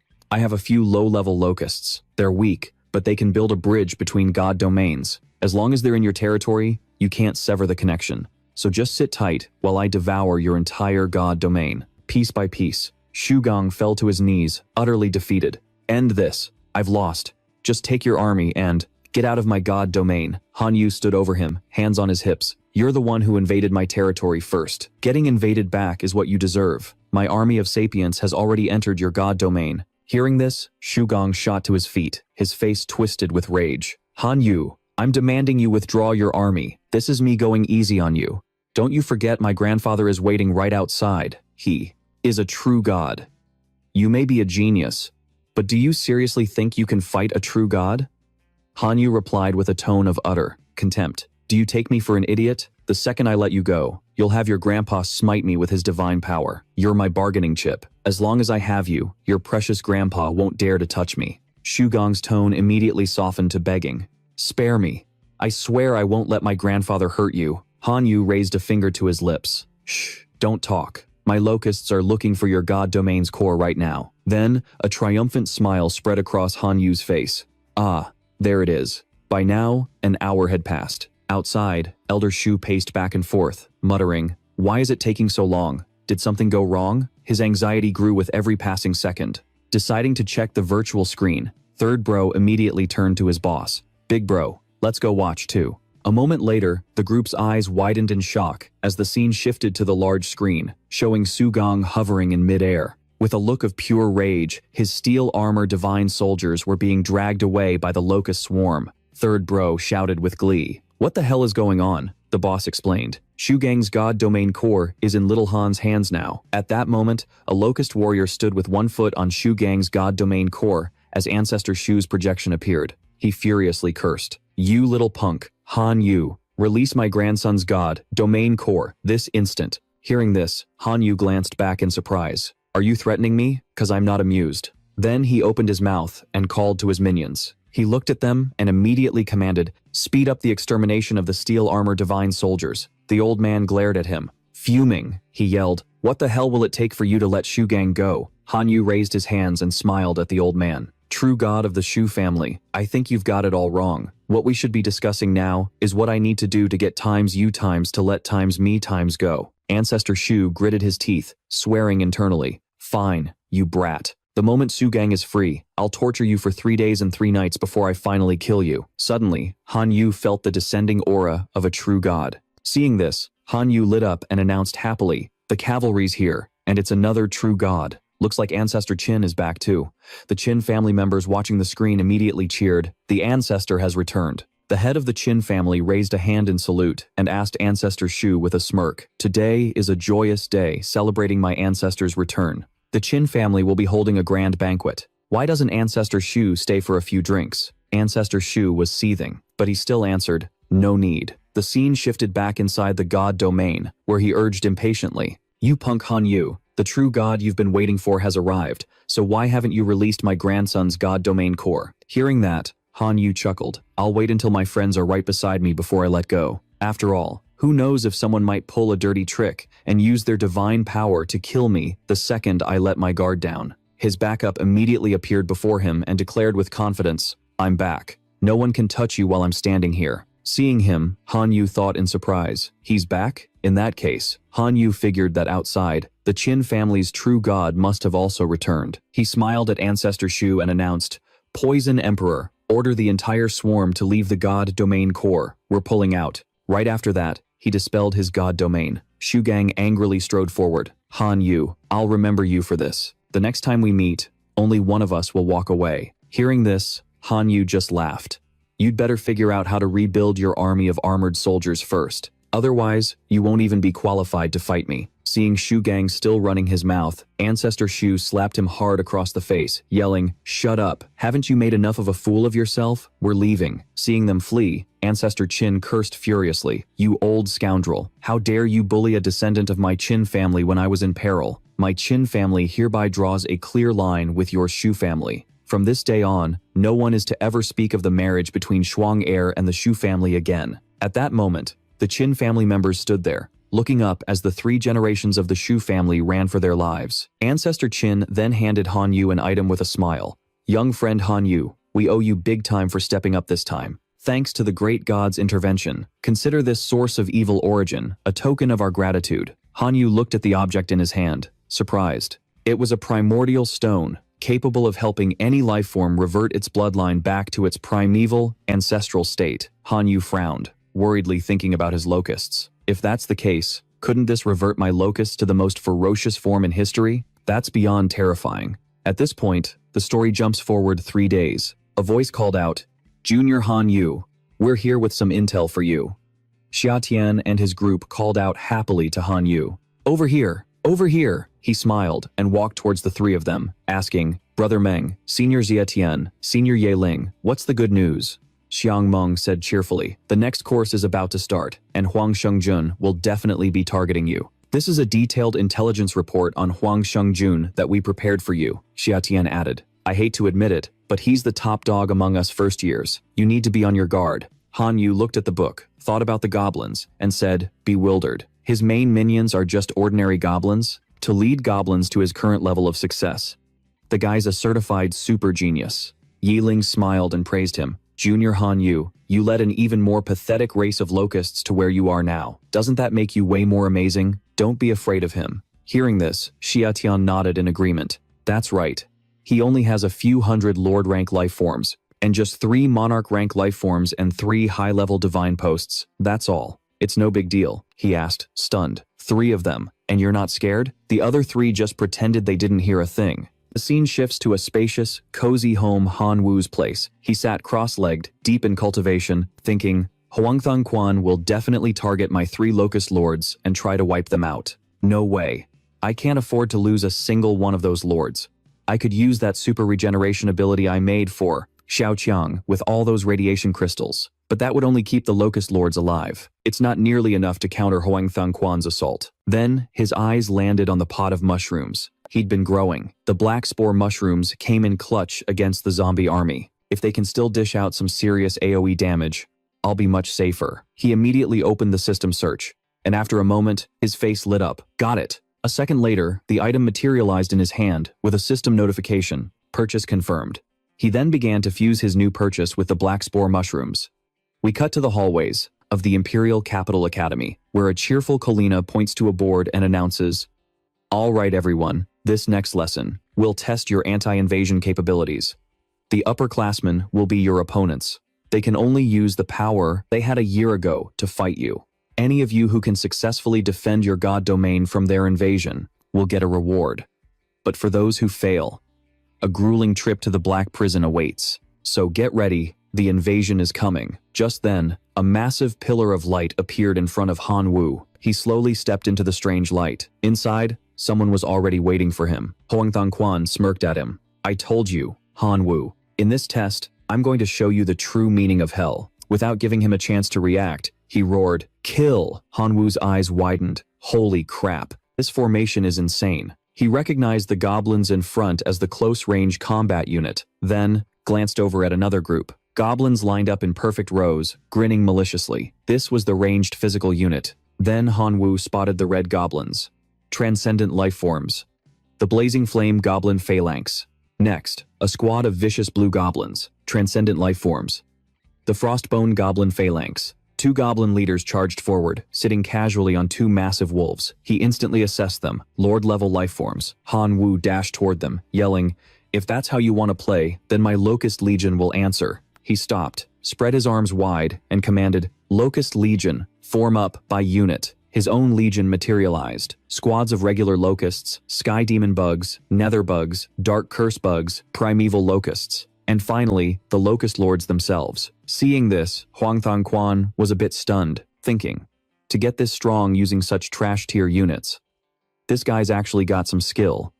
I need to take this seriously. I can't afford to get wrecked. He immediately turned and commanded, Frostbone and Blazing Flame squads, fire. Instantly, thousands of projectiles rocketed toward Han Wu's forces. The Locusts took a heavy hit from the barrage. Han Wu thought to himself, trying to pin me down. With a show of force right off the bat? Not gonna be that easy. He issued his own commands. Nether bugs, form a defensive line. Sky Demon and Dark Curse bugs, get around their front line and hit the ranged attackers in the back. Instantly, his swarm executed the maneuver perfectly. The goblins up front used their crossbows to fire at the locusts. Realizing things were going south, Huangthang Quan yelled, first squad, melee units, fall back and defend. Han Wu just smirked. Dream on. Primeval locusts, charge. The locusts swarmed the goblins. Han Wu rushed forward, yelling, Sky Demon bugs, Dark Curse bugs, finish off their ranged support. His rival's face turned grim as he glared at Han Wu. Humph. You think I'm a pushover like Hangman and Ha? Teen? I'll show you what real power looks like. Huangthang Quan pointed and roared, attack. 3rd and 4th squads, change formation. Mages, focus your fire. As he spoke, a storm of magic bullets flew at Han Wu. Seeing cracked spiderweb across his defensive shield, Han Wu panicked. Damn it, the barrier's about to shatter. But Thang, Quan wasn't done. A massive explosion erupted as he screamed, 3rd and 4th squads, relentless barrage. The locusts outside the shield were annihilated by the barrage. He threw his arms open, laughing maniacally. Now I'll show Han Wu the price for disrespecting me. Goblin lords, to the battlefield. As he spoke, the two goblin lords appeared, carving through Han Wu's swarm as their master roared, "Destroy their lords." Han Yu stood back, analyzing the goblins' battle formation. With two goblin lords holding the fort, his own hero-tier locusts couldn't even scratch them. Sending them in now would just be suicide. With that thought, he ordered his locust lord to bait the goblin lords away. Following Han Yu's command, the locust lord zipped away, with the two goblin lords hot on its tail. Seeing the goblin lords take the bait, Han Yu seized the opportunity, commanding his locust army to carry the Black Death mushroom spores. Infect the goblin formation. The Black Death spores silently rained down from the sky. Countless infectious spores landed on the goblin army. Before long, a black mushroom sprouted from the head of one of the goblins. Sheng Quan's jaw dropped when he saw this. "What the hell is that?" Han Yu just smirked. Watching the goblins stupidly pluck the black mushrooms off, he grinned to himself. The time was ripe. Now, it was time for a good show. Less than a second later, a massive explosion rocked the goblin formation. He panicked, shouting, "What kind of attack is this?" The other goblins stared around in shock. When the smoke cleared, Sheng Quan saw that his goblins were completely unharmed and burst out laughing. "Ha ha ha, is this your so-called magic? With that little firepower, are you trying to tickle my goblins to death?" Han Yu remained perfectly calm as he explained his technique. "This is called endless chain detonation, and it's going to keep exploding. Plus, its power increases slightly with each blast. How many rounds do you think your goblins can take, senior?" The moment he finished speaking, another massive explosion erupted. One by one, the goblins started dropping dead. The guy clutched his arm, screaming in agony. Realizing he'd been played, he roared, "You damn bastard!" He then raised his hand, unleashing a green aura toward the goblins and shouting, "Divine Wood!" The energy enveloped the goblins to heal them. That was Blessing of Grace, an area of effect heal. Han Yu noticed his own locusts were also getting a piece of the action. Far from being scared, he burst out laughing. "Aha, Senior Huang Sheng Quan, turns out you're an ally after all." Sheng Quan frowned. "Have you been scared, stupid? You blow one up, I'll heal one. Let's see who gives up first." But before he could even finish, another explosion ripped through the goblin formation. He just stood there, completely stunned, staring at the goblin corpses scattered everywhere. The losses were devastating. He couldn't believe his eyes. Sheng Quan's jaw hit the floor. "This is impossible. Didn't you say the power only increases by a little each time?" Han Yu scratched his head and chuckled. "Well, that was true at first, but it seems your superb divine art helped my little bombs evolve." Hearing this, he gritted his teeth in fury and snarled, "What?" He glanced over to see a goblin with a massive black mushroom on its head, staring right at him, making Sheng Quan yelp, "Whoa, whoa, whoa." Han Yu sat cross-legged, chin in hand, and winked playfully. "This isn't looking good for you, based on its current growth. The next explosion might just wipe out your entire army, Senior Huang." Sweat dripped down his rival's forehead as he thought, this masterclass was supposed to be for reserve students to show their strength. If I fail here, how can I ever hold my head high again? I have to use every card up my sleeve. I cannot lose. With that thought, Sheng Quan regained his confidence. "Junior Han Yu, I have to admit, you're strong. Compared to me, you're still not enough." Han Yu raised an eyebrow. "Oh, you've still got more tricks?" Suddenly, more legions emerged from the ground. Divine art, will to fight. It boosts their will to fight and improves their physical abilities, and dulls their perception of pain. Sheng Quan held up two fingers as a purple light began to glow. He muttered, "Divine art of war." The goblins' eyes glinted as they bared their fangs, ready to annihilate the enemy. They also absorb 25% of the damage they deal to heal themselves, with any excess converted into an amplified state. This proportionally increases their body's mobility. He thrust his fingers forward again, shouting, "Divine art of the great earth." As he spoke, a barrier of light surrounded each goblin, providing a damage-absorbing shield for protection. It absorbs the power of the earth to constantly heal their wounds. Seeing this, Sheng Quan finally let out a sigh of relief. Wiping away his sweat, he declared, "All right, now it's my turn." The toxic mushrooms on the goblins' heads fell off on their own. Han Yu's eyes widened in disbelief. His ultimate move was countered just like that. Humph. A sword appeared in each goblin's hand as they raised them high. One roared, "The goblin god has blessed us. Comrades, follow me and wipe out these damn locusts." With that, they all charged forward at once. "Kill!" they shouted in unison. "For the glory of our god." Across the field, Han Yu thrust his hand forward, ordering his locusts to attack. The massive locust army fought for their lives. Elsewhere, Lena and the other teachers were still watching the battle intently on the monitor. She asked, "Any suggestions on how to grade the reserve students?" A bald teacher spoke up in support of Qin Shuang. The golden-crested thunder sparrow, a lord-tier creature raised by student Qin Shuang, shows immense training value, is qualified to enter the Imperial Capital Academy. In contrast, the teacher with glasses shrugs, rooting for Xu Jie. He's also excellent. I heard he even has a brother with the even rarer armored steel soldier tribe. Perhaps we can convince Xu Jie to pull his brother into the Imperial Capital Academy as well. The teacher in brown strokes his chin, saying that the Fox-kin tribe of Sun Qingyan has average combat power, but incredibly high intelligence. I heard he's also planning to go into logistics. He's a truly promising candidate. Suddenly, teacher Lena brings up Han Yu. What does everyone think of student Han Yu? All the teachers turn their attention to the monitor, showing the battle between Huang Shengjun and Han Yu. The teacher with glasses says, "This is a classic case of a failed battle. I don't think Han Yu's abilities are up to par." The bald teacher shakes his head. "No, I don't think so. I'm not so sure. Huang Shengjun is the top first year, and he was forced to go all out within the limits of the rules. That's more than enough to prove Han Yu's capabilities." Lena crosses her arms, her brow furrowed as she reminds them, "Don't forget, Han Yu still has 5 powerful tribes he hasn't even summoned. He fought like this using only his main grasshopper tribe. A glorious defeat, even if it was a loss. Give him a high grade." As soon as she finished, the others nodded, their voices echoing in the room. "Agreed. I concur. I agree as well." Back on the battlefield, a furious Huang Shengjun points at Han Yu and screams, "Goblin army, kill the enemy's lord." Suddenly, thunder cracks across the sky, signaling the end of the match. Both sides wonder in confusion. "It's over?"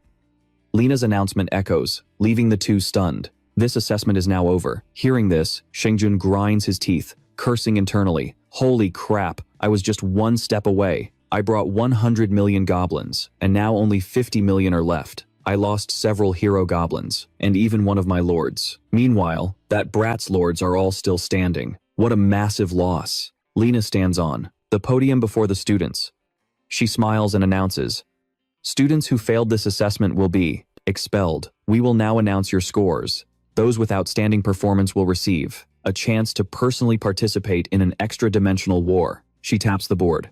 The students with outstanding marks are Qin Shuang, Xu Jie, Sun Qingyan, Qian Lili, and Niu Feng. Han Yu sits there, feeling hopeless. "My score is definitely going to be terrible. Am I going to get expelled? After all, I lost so badly." Next to him, Xu Jie shoves his hands in his pockets, looking down his nose at Han Yu and taunting him. "Is that all the power you've got?" Qin Shuang offers a comforting smile. "It's okay. Everyone saw your potential. After all, your opponent was the top senior, Huang Shengjun." Xu Jie crosses his arms with a smug grin. A loss is a loss. What's there to even talk about? But Lena's next words make his jaw drop. "And Han Yu, let's congratulate our 6 students who received high marks." Hearing this, Xu Jie's face twists as if he's been punched, and he grunts in disbelief. He raises his hand. "Teacher, I have a question." Lena raises an eyebrow. "What is it, Xu Jie?" Xu Jie leans towards Han Yu and asks, "I'd like to know the grading criteria for this course. How can someone who was defeated by a senior still receive an outstanding grade?" Lena explains with a smile. "The scores for everyone in this class were determined by me and several official teachers from the Imperial Capital Academy. Although Han Yu lost his battle against Huang Shengjun, his performance earned the praise of all the teachers. For that reason, we all agreed to give Han Yu a high grade." Then, she shoots him a death stare. "Are you satisfied with that answer, Xu Jie?" A chill runs down his spine, and he quickly shakes his head. "No further objections, ma'am." Lena smiles, satisfied, and slams her hand on the desk. "If that's the case, the results are final. The 6 of you with high marks have 1 day to prepare. In 1 day, the Imperial Capital Academy will take you to an extra-dimensional plane to engage in a real extra-dimensional war." With that said, she turns and leaves, slamming the door behind her. The desk she hit earlier shatters into pieces. Xu Jie breaks into a cold sweat. Teacher Lena is terrifying. That desk was made from a 10,000-year-old ancient tree. The guy next to him shivers. As expected of the goddess of war, specializing in invasions, he jumps to his feet and storms out. "Humph, again. Han Yu, don't celebrate too early. We'll just see about that." Sun Qingyan runs over, leaning in with a grin. "Bro, let me give you some gossip. It seems Xu Jie and Senior Huang Shengjun are teaming up, trying to figure out how to deal with you. You better watch your back. He then turns and waves goodbye. I've got to go find my rich senpai. Good luck. Qin Shuang, standing nearby, clears her throat. Admiring that. Are we? Then maybe you should go too. Han Yu turns his head and pouts. I look down on leeches who can't stand on their own 2 feet the most. Like that. Qin Shuang puts a hand on her hip and glances away. Right. Outside the door, Xiang Meng peeks in and waves. Junior Han Yu, time for a break. At a temple, a voice rings out. Among the extra-dimensional civilizations the Imperial Capital Academy is currently invading, there are 3 suitable for reserve students to participate in. Xiatian says, they are the Talisman Civilization, the Totem Civilization, and the Bio Civilization. It turns out there were a few things my seniors couldn't tell me, but they left me this. Yeling handed Han Yu a pouch, instructing, inside these 3 pouches is intel for your trial in the *** transmigration god domain, ***, plus a few support items, but you can only open them after you've entered the civilization. Han Yu took the 3 pouches, thinking, if I'm going to officially become a disciple of the God King Shu Hai, then reaching the perfect demigod rank is the first step. I have to crush this otherworldly war trial and kickstart my journey from *** trash to OP god ***. I've got to level up.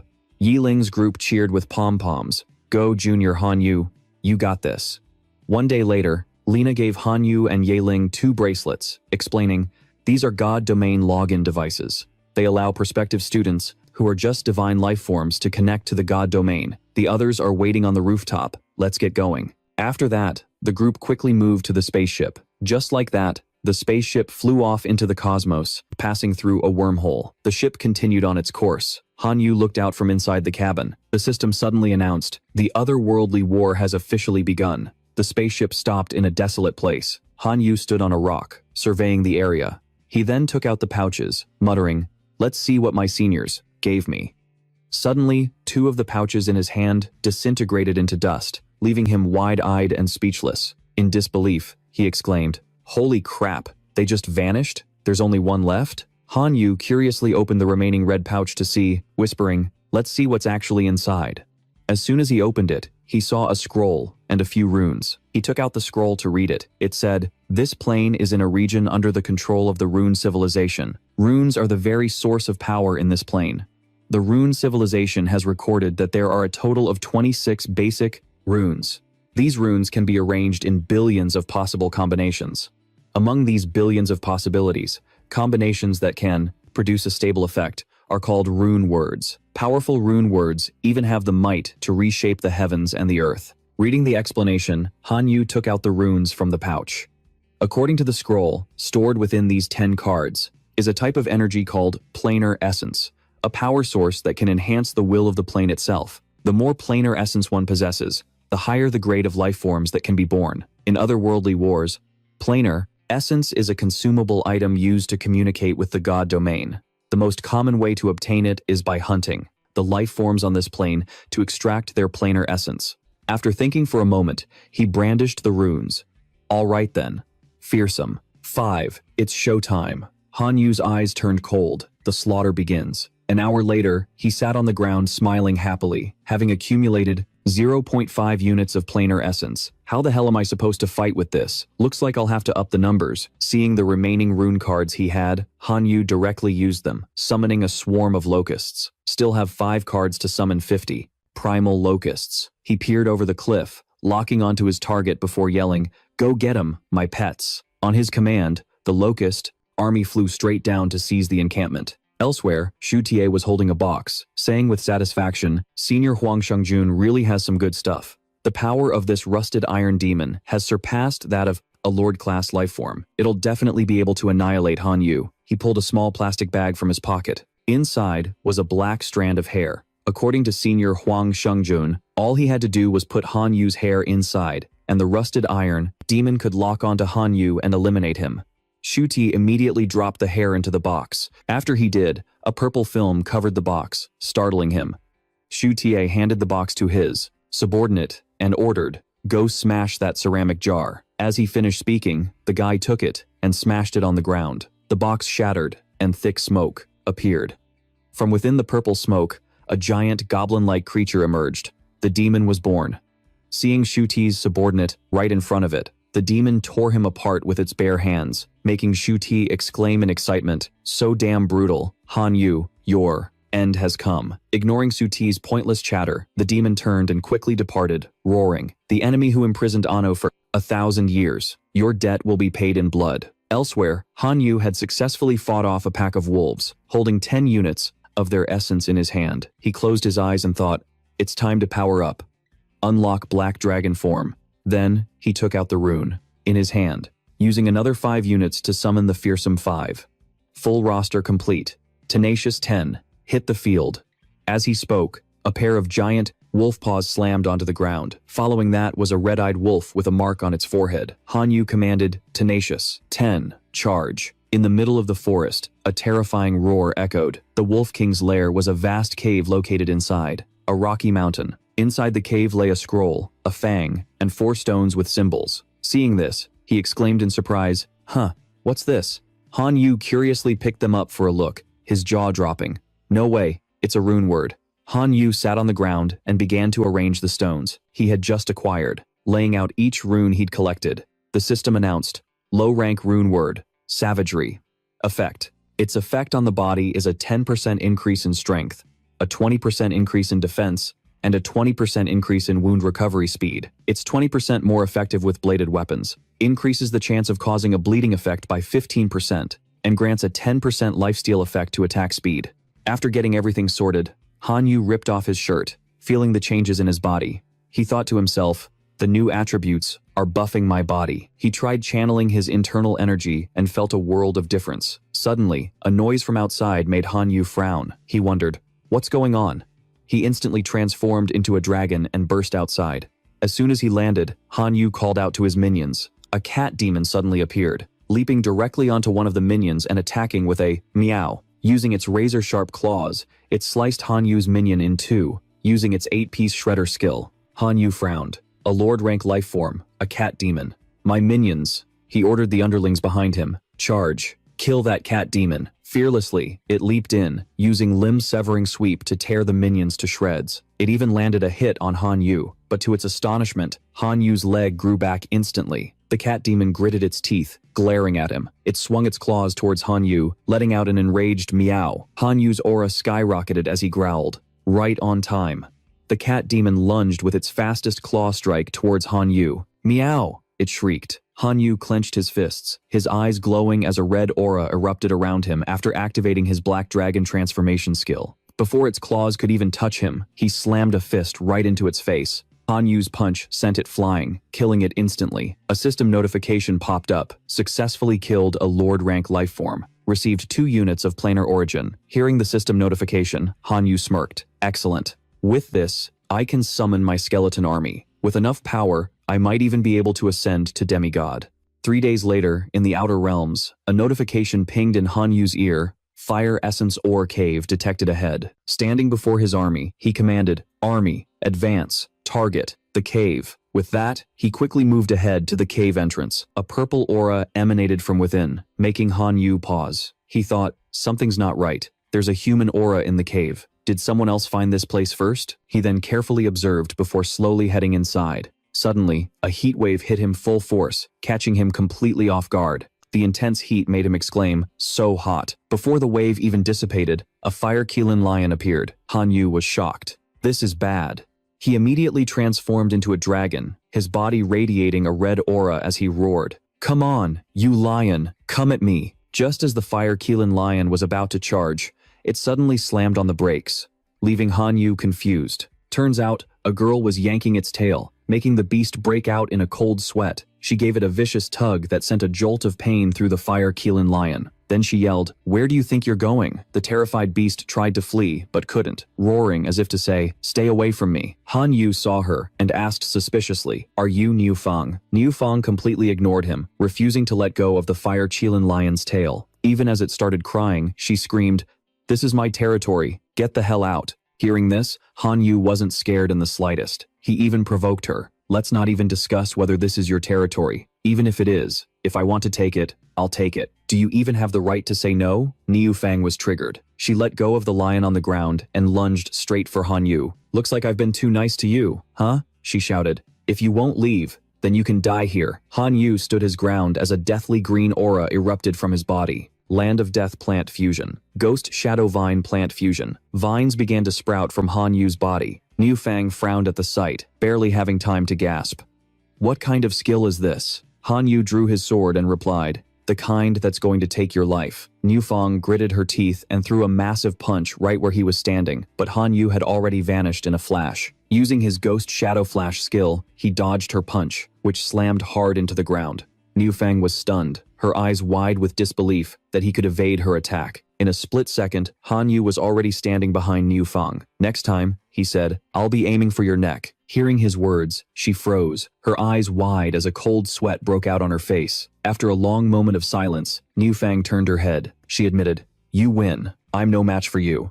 The fire lion in this cave is yours. Han Yu sheathed his black sword. What do I need that fire lion for? It's just a Lord rank life form. Killing it won't even squeeze out that much. Planar origin. I want the entire fire essence ore mine. She thought for a moment, then stood up and nodded. Deal. Then this fire lion is mine. We can cooperate in the future. Han Yu turned to leave, waving a hand and commanding, Skeleton Kin, enter and start mining the fire essence ore. Suddenly, the sky darkened as demonic energy flooded the area. A stream of black aura shot out from the cave entrance. Niu Fang frowned and turned to ask, is this one of your kin, too? Han Yu was still in the mood to joke. I'm so scared, I'm about to piss my pants. A pair of red, clawed feet appeared. It was an iron claw demon. It was even holding a skull in its hand. Without a word, the moment it saw Han Yu, it lunged, swinging its iron claws straight at him. The stench of an enemy, it screamed. Ah, I will wash away this humiliation with your blood. Seeing this, Han Yu, he bulks up, unleashing a plant fusion technique only possible in this transmigration god domain, as two dragon heads blast Theet-Tu away. The Rust Fiend sees his skill get shattered, underestimating the man on a classic trash to OP god power trip. Ha! Golden Dragon Breaker. A massive rust barrage flies forward, but Han Yu won't be intimidated. With his infinite harem system unlocked, he's got a reputation to build. He unleashes Ghost Shadow Shackles. Beside him, Niu Fang forms a hand seal, and a massive fireball melts the rust away. Han Yu frowns, realizing fire attribute is the key to stopping this fiend.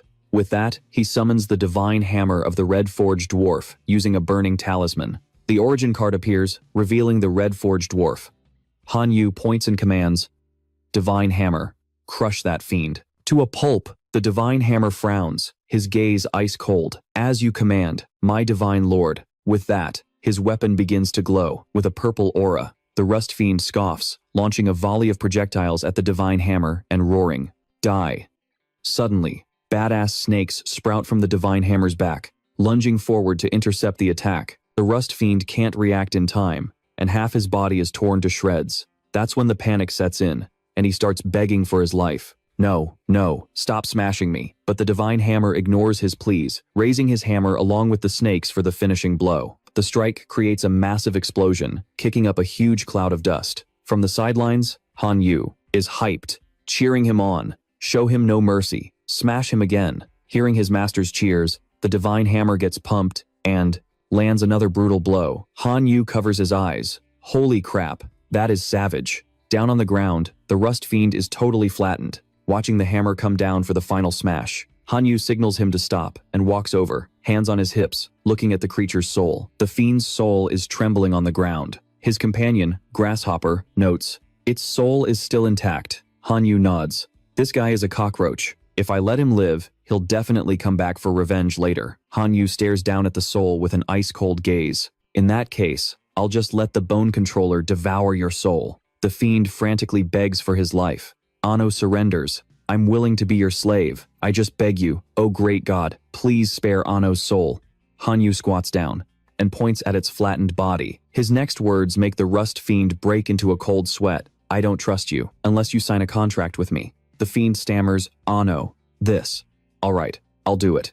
Seeing it agree, Han Yu immediately pulls up the system panel. All right, let's draft the contract now. Slave contract. Contractor, Han Yu. Contractee, Rust Fiend. Beside them, Niu Fang is in awe. Damn, dude, you're more cunning than a crooked merchant. That's terrifying. Han Yu just points at the Rust Fiend, and a stream of green light flows into it, sealing the contract. Han Yu stares it down. All right, what are your abilities? The fiend is too scared to delay his answer. My lord, Ano is a fiend with rust blood. I can transform into rust, and I can also cause metal items and living beings to rust. Han Yu turns away. Sounds cool, but players with fire abilities are pretty common in the god domain. Fire completely hard counters you, so your weakness is way too obvious. Seeing him about to leave, the fiend panics. Master, if you'll have me, Ano can become your weapon. My rust blood can corrode any weapon it touches. Han Yu stops, a smile creeping onto his face. Now, this could work.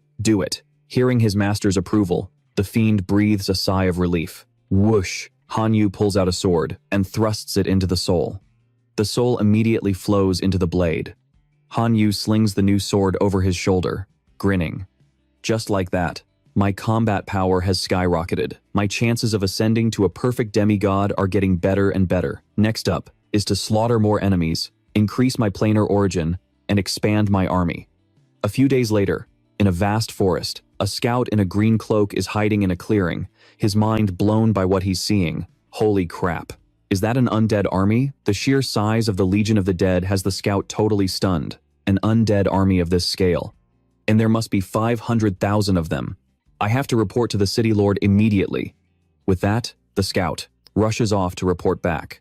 At East Wolf City, the city lord slams his throne in fury. You said what? An undead army 500,000 strong? The subordinate, shaking in his boots, wouldn't dare to lie. He kowtows frantically, his body trembling. Yes, my lord city lord, the undead army has appeared just a few dozen miles from us. Hearing this, the city lord of East Wolf City falls into deep thought. His city's guards number less than 50,000. Even counting mercenaries, the most we could muster is 100,000. If an army of 500,000 undead attacks, we're completely screwed. His face turns pale as he barks an order. Guards, immediately send for reinforcements from all surrounding cities. The subordinate scrambles to obey. Yes, my lord city lord. One day later, on the city walls, a subordinate runs up to report. My lord, reinforcements from the other cities have arrived. We have 300,000 guards and mercenaries, and the church has sent 50,000 clerics. The city lord stood on the walls, shouting with glee. Excellent. The clerics can suppress the undead. This time, there's no way they won't be annihilated. Guards, mercenaries, and clerics of the church, we are about to face a battle for our very survival. We'll fight the undead legion to the death. Below, the soldiers roared in unison. Protect our homeland. Repel the enemy. Clad in a suit of armor, he rode his horse and heroically raised his hand before the army. Charge. Annihilate the undead legion. Meanwhile, Han Yu and Niu Fang were sitting under a tree when a messenger grasshopper arrived with a report. Reporting, a large human army of 350,000 is approaching us. Hearing this, Han Yu looked excited and exclaimed, Aha! They want to throw down with me, huh? Niu Fang turned in surprise, asking, What's up? He stood up, cracked his knuckles, and grinned. My scout just reported in. Says a huge human army is coming to surround and kill us. So, you in? Want to go big and farm some more planar essence? Niu Fang frowned. Are you trying to use me as a tool? You think I'm that stupid? Han Yu just ignored her. He went to scout the human army alone. As he lay prone on the ground observing, he heard a rustling sound and glanced to his side. He was surprised to see Niu Fang mimicking him. Didn't you say you wanted to stay out of it? She raised an eyebrow. I came because I felt like it. No reason. My hands were just getting itchy. It's not like I'm trying to help you or anything. Hearing that, Han Yu let out a huge grin and patted Niu Fang's head like a pet, saying, I like your feisty attitude. She irritably slapped his hand away, snapping, Don't you dare touch me. They're almost here. In the distance, a massive legion on horseback kicked up a cloud of dust, advancing in perfectly organized ranks. Sensing the time was right, Han Yu suddenly stood up and roared, Skeleton army, ambush. Seeing the ambush, a soldier frantically gave the order, Defensive formation, defend. The other soldiers turned pale, crying for their mamas. It's an ambush! Holy crap, I want to go home! From the distance, skulls and sharp-clawed hands charged at them. The skeleton army clashed with the soldiers. Controlled by the bone controllers, the skeletons slashed wildly. The general of Lingdong City, seeing the tide turn, frowned and shouted, Clerics, purify them! Following his command, the clerics unleashed a green energy that enveloped the skeleton army, consuming them with its power. Seeing things go south, Han Yu exclaimed, This is bad. The clerics are countering my skeletons. I have to take them out first. From behind, Niu Fang shot forward at top speed, blurring past Han Yu. Seeing this, he also transformed, his voice filled with excitement. Oh, I'm not gonna lose to you. She charged into the group of clerics who were channeling the green energy and knocked them down instantly. Han Yu then unleashed a slash that cut them in half. The two stood back to back as he roared the command, "All units, full assault." On his command, the skeleton army launched an all-out attack on the human forces. A soldier scrambled back in a panic to report to the city lord. He was stammering so badly he could barely speak. My lord, we're getting wiped out. The undead legion has." The city lord rushed to the city parapet to see for himself. Seeing his soldiers being slaughtered, he yelled in desperation, "It's over. We're done for. All troops, retreat."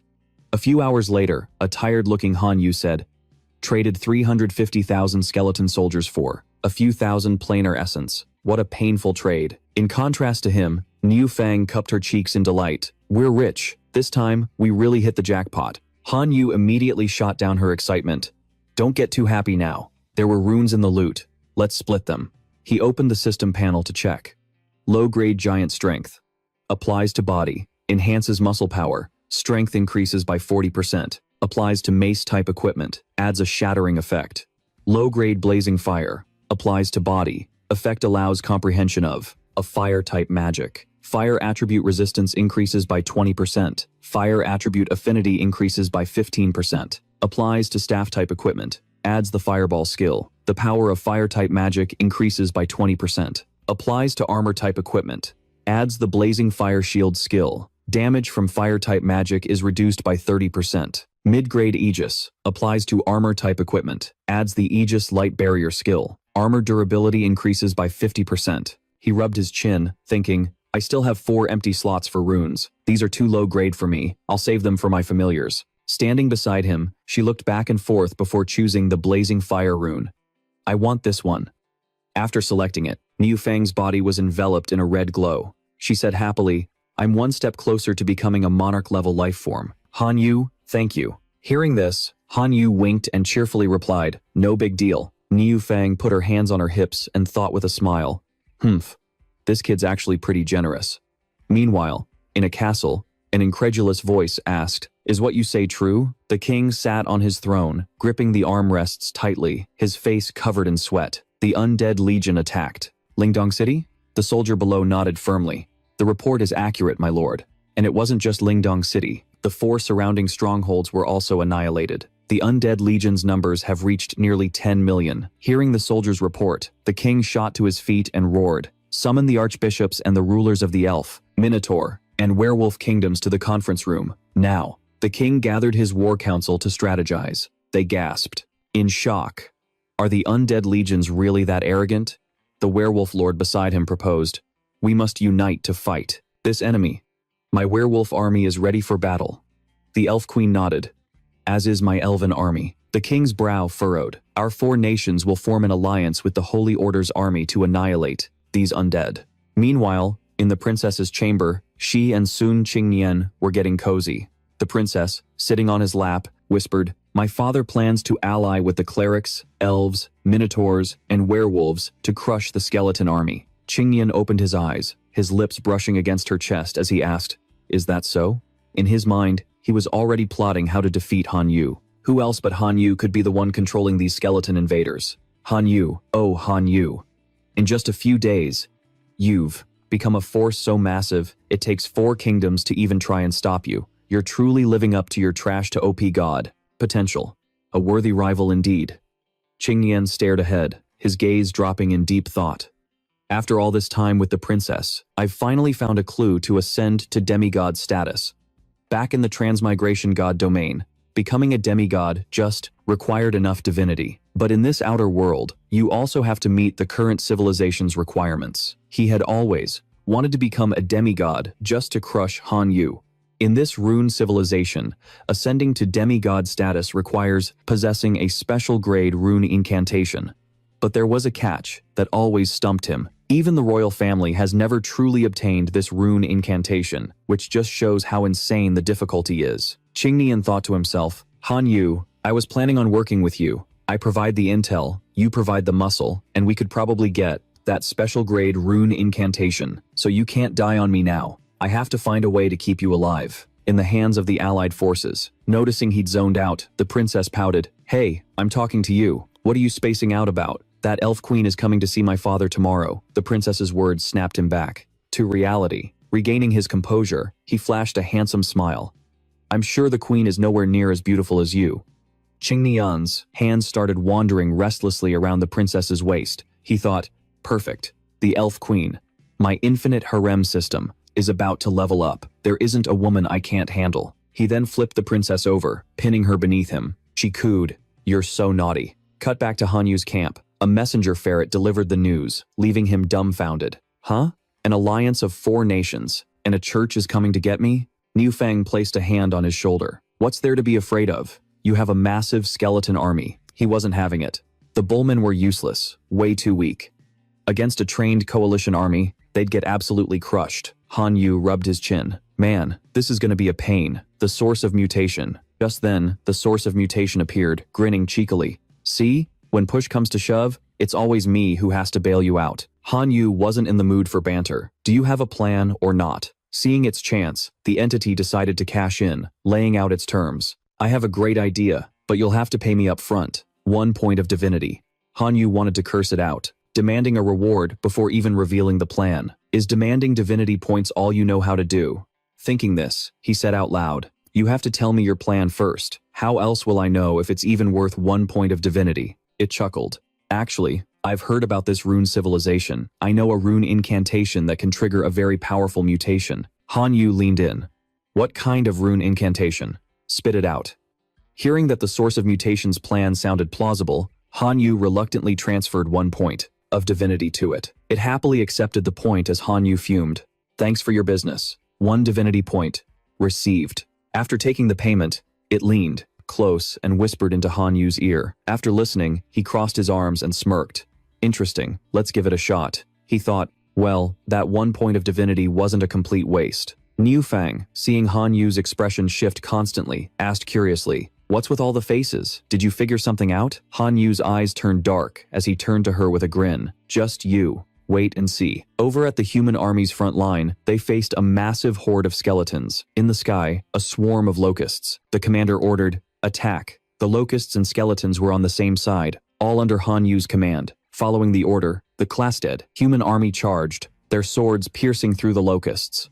Seeing how easily they were defeated, they cheered, we got 'em. This is great. But as the locusts' bodies were sliced open, their blood splattered, and spores of the Black Death fungus clung to the soldiers. The men saw the blood splash onto them, followed by a black aura, and then black mushrooms started sprouting from their skin. They screamed in horror. What in the world is happening? One curious soldier reached out and plucked a mushroom off his arm. Immediately, his entire body erupted in a black and red aura, and his face went pale with terror at the sight of the skeleton army. He stared them down with blood-red eyes. The soldiers turned pale with fear, and in the next moment, they all dropped dead on the ground. As Han Yu and Niu Feng approached, he remarked, that took 0 effort. This Black Death mushroom stomach is insanely effective. Killing these guys was a piece of cake. Han Yu grinned. Totally worth the tens of thousands of mutated divine power I spent. Zhe Yuan, standing beside him, smugly explained, the Black Death mushroom's stomach converts into a virus, which combines with rune spells to accelerate the plague. It's then amplified using an intermediate-level plague rune. He picked up a mushroom, muttering something under his breath. When applied to a body, it turns them into a plague host. Every single cell in their body carries the plague virus during metabolism.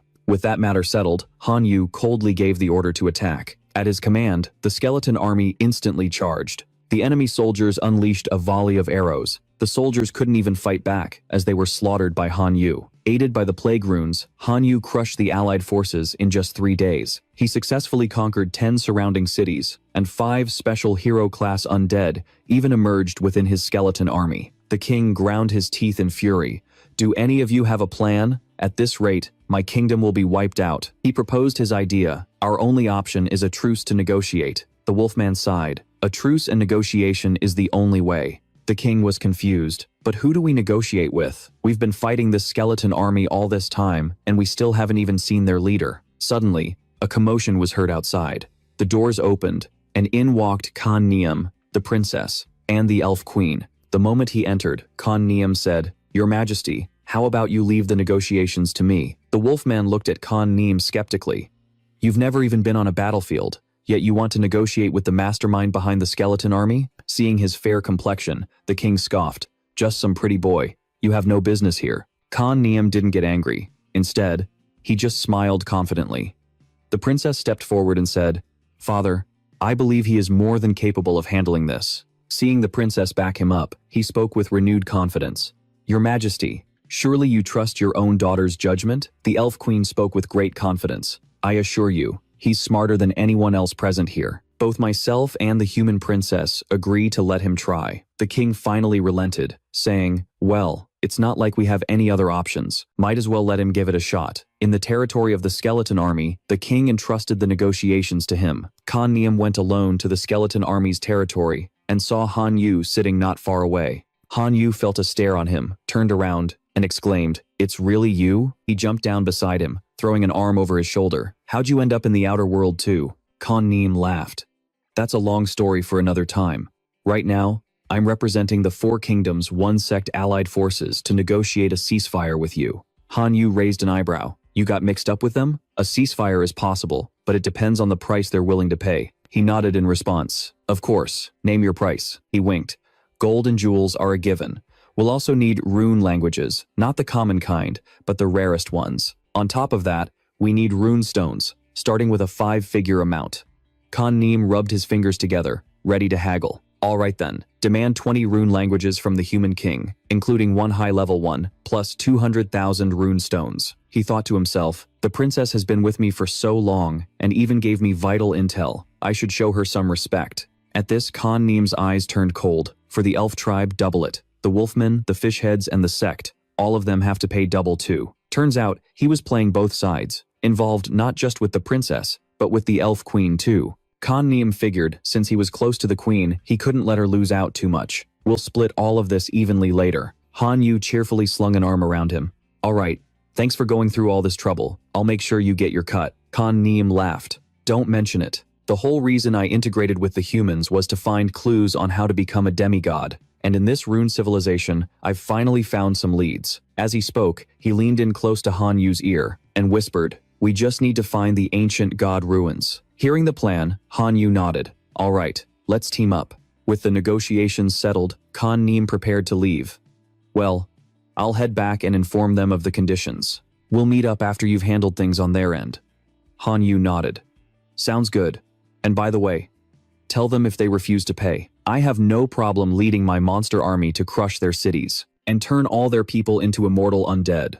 Back at the king's castle, the fishhead leader reacted to the negotiation terms. "We don't even have that many high-level rune languages. How are we supposed to pay that?" Khan Niam smirked, raising an eyebrow. "If you don't have high-level rune languages, then substitute it with information on the ancient god ruins. Or, if that doesn't work, you can always pay with divinity," was the price for the elf queen's cooperation. Sitting next to him, she draped an arm over his shoulder. "The elves' compensation is way more than I expected. So why are the humans paying so little?"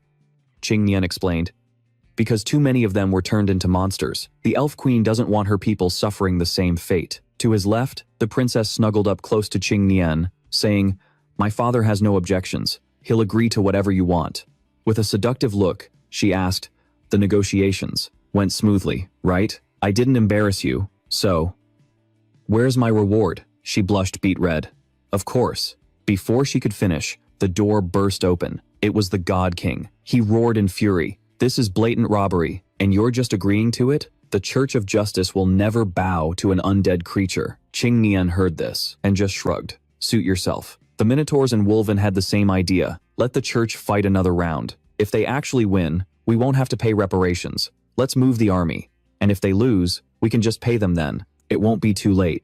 Down below at Port Brightlight, legions of skeletons stood ready to attack. The God King stood on the city wall, frowning. "Last time, even though we sent tons of holy clerics, we didn't even touch the Church's core forces. Now, I've summoned all our elite paladins for this holy war, and with my 3 elite legions, led by commanders with near demigod-level power, who have never known defeat." The two sides clashed in what would be the Church's most decisive battle. The outcome was anyone's guess. Back in Han Yu's place, light crystals were growing out of the walls. He looked around. Every building here was constructed from these light crystals. The whole place was flooded with the power of light, super effective at suppressing the undead. Dressed in a black cloak, he observed the human soldiers, thinking, the Pope really did give me intel on these elite legions ahead of time.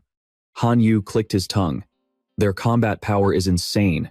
He rubbed his chin. Right now, Port Brightlight is like a fortress of solid steel. Good thing I only surrounded the city instead of launching a reckless assault. To breach it, I first need to find a crack in their defense.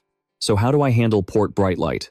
Then, from his milled pocket, he pulled out a purple crystal. That's it. Without a moment's hesitation, Han Yu popped the crystal into his mouth and swallowed it. Instantly, green vines erupted from the ground. It was his new gene-unlocked ability. Han Yu closed his eyes, and a bee-furred bode. Demon Shadow Vine materialized before him, surrounded by writhing roots. He grabbed it tightly, thinking, let's give this a try. As he gripped it, Han Yu whipped his arm back, and the Demon Shadow Vine shot out. He opened his palm, looking at it with satisfaction.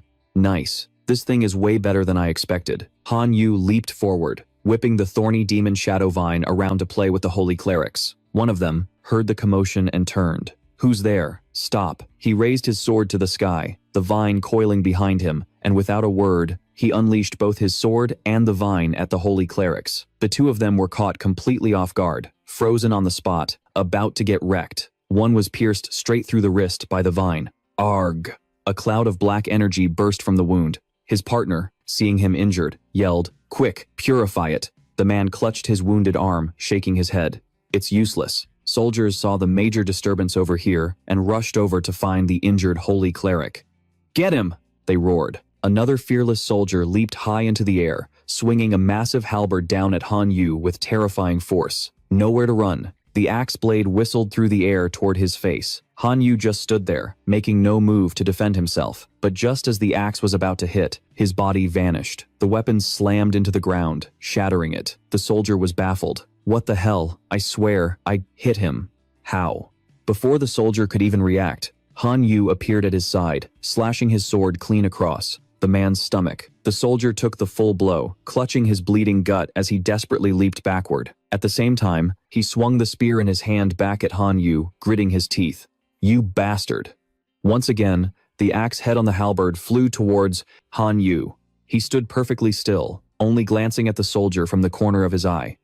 In an instant, his figure was gone from the front and had reappeared right behind the man. Then, without a shred of hesitation, Han Yu raised his sword and delivered a fatal blow to his back. The soldier collapsed to his knees, his hands still clutching the wound on his stomach. Han Yu turned to face the last man standing and smirked. Just you left. The soldier stood his ground, not showing an ounce of fear even after his comrade was cut down. The soldier's body began to glow, enveloped in a golden aura. Han Yu saw the golden light and immediately recognized it as holy light. Holy crap, he thought. He's got holy light, which totally counters my undead energy. Seeing Han Yu momentarily stunned, the two holy clerics behind him thrust their hands forward, creating an energy barrier. This is our chance. Capture him. Han Yu spun around and charged straight. As for the two phony clerics, he swung his sword and beheaded them without a shred of hesitation. If I can't deal with him, you think I can't deal with trash like you? But before he could leave, a soldier radiating a holy aura charged in to attack, and there were more right behind him. After an unknown amount of time, a sinister purple aura erupted from a nearby building, rising above countless bodies on the ground. They were the corpses of the holy clerics. Perched atop a phantom tree, a satisfied Han Yu knew it was time and gave the order. He commanded his skeleton legion to attack the city, and at his word, they swarmed forward. The purple aura pulsed as beams of green light shot out, incinerating the skeletons, while another was devoured from the inside out by the sinister energy. In the Battle of Bright Harbor, over 2 million holy clerics were killed. 3 of their ace legions were crippled, and the skeleton army took a massive hit too. 15 million skeleton soldiers were gone for good. Seeing his forces suffer such devastating losses, the God King was in despair. How did it come to this? The losses are too catastrophic. He tormented himself with regret. Was I wrong? If I'd just agreed to the compensation back then, would the church have avoided this level of destruction? What do I do now? The God King's eyes snapped open, his brow furrowed and beaded with sweat. Do I continue to resist? Or do I surrender? A voice suddenly called from outside the door. Your Holiness, I can help you. Drive back the skeleton army. The God King spun around, shocked. Who's there? The visitor was none other than Shu Tie, Han Yu's arch nemesis.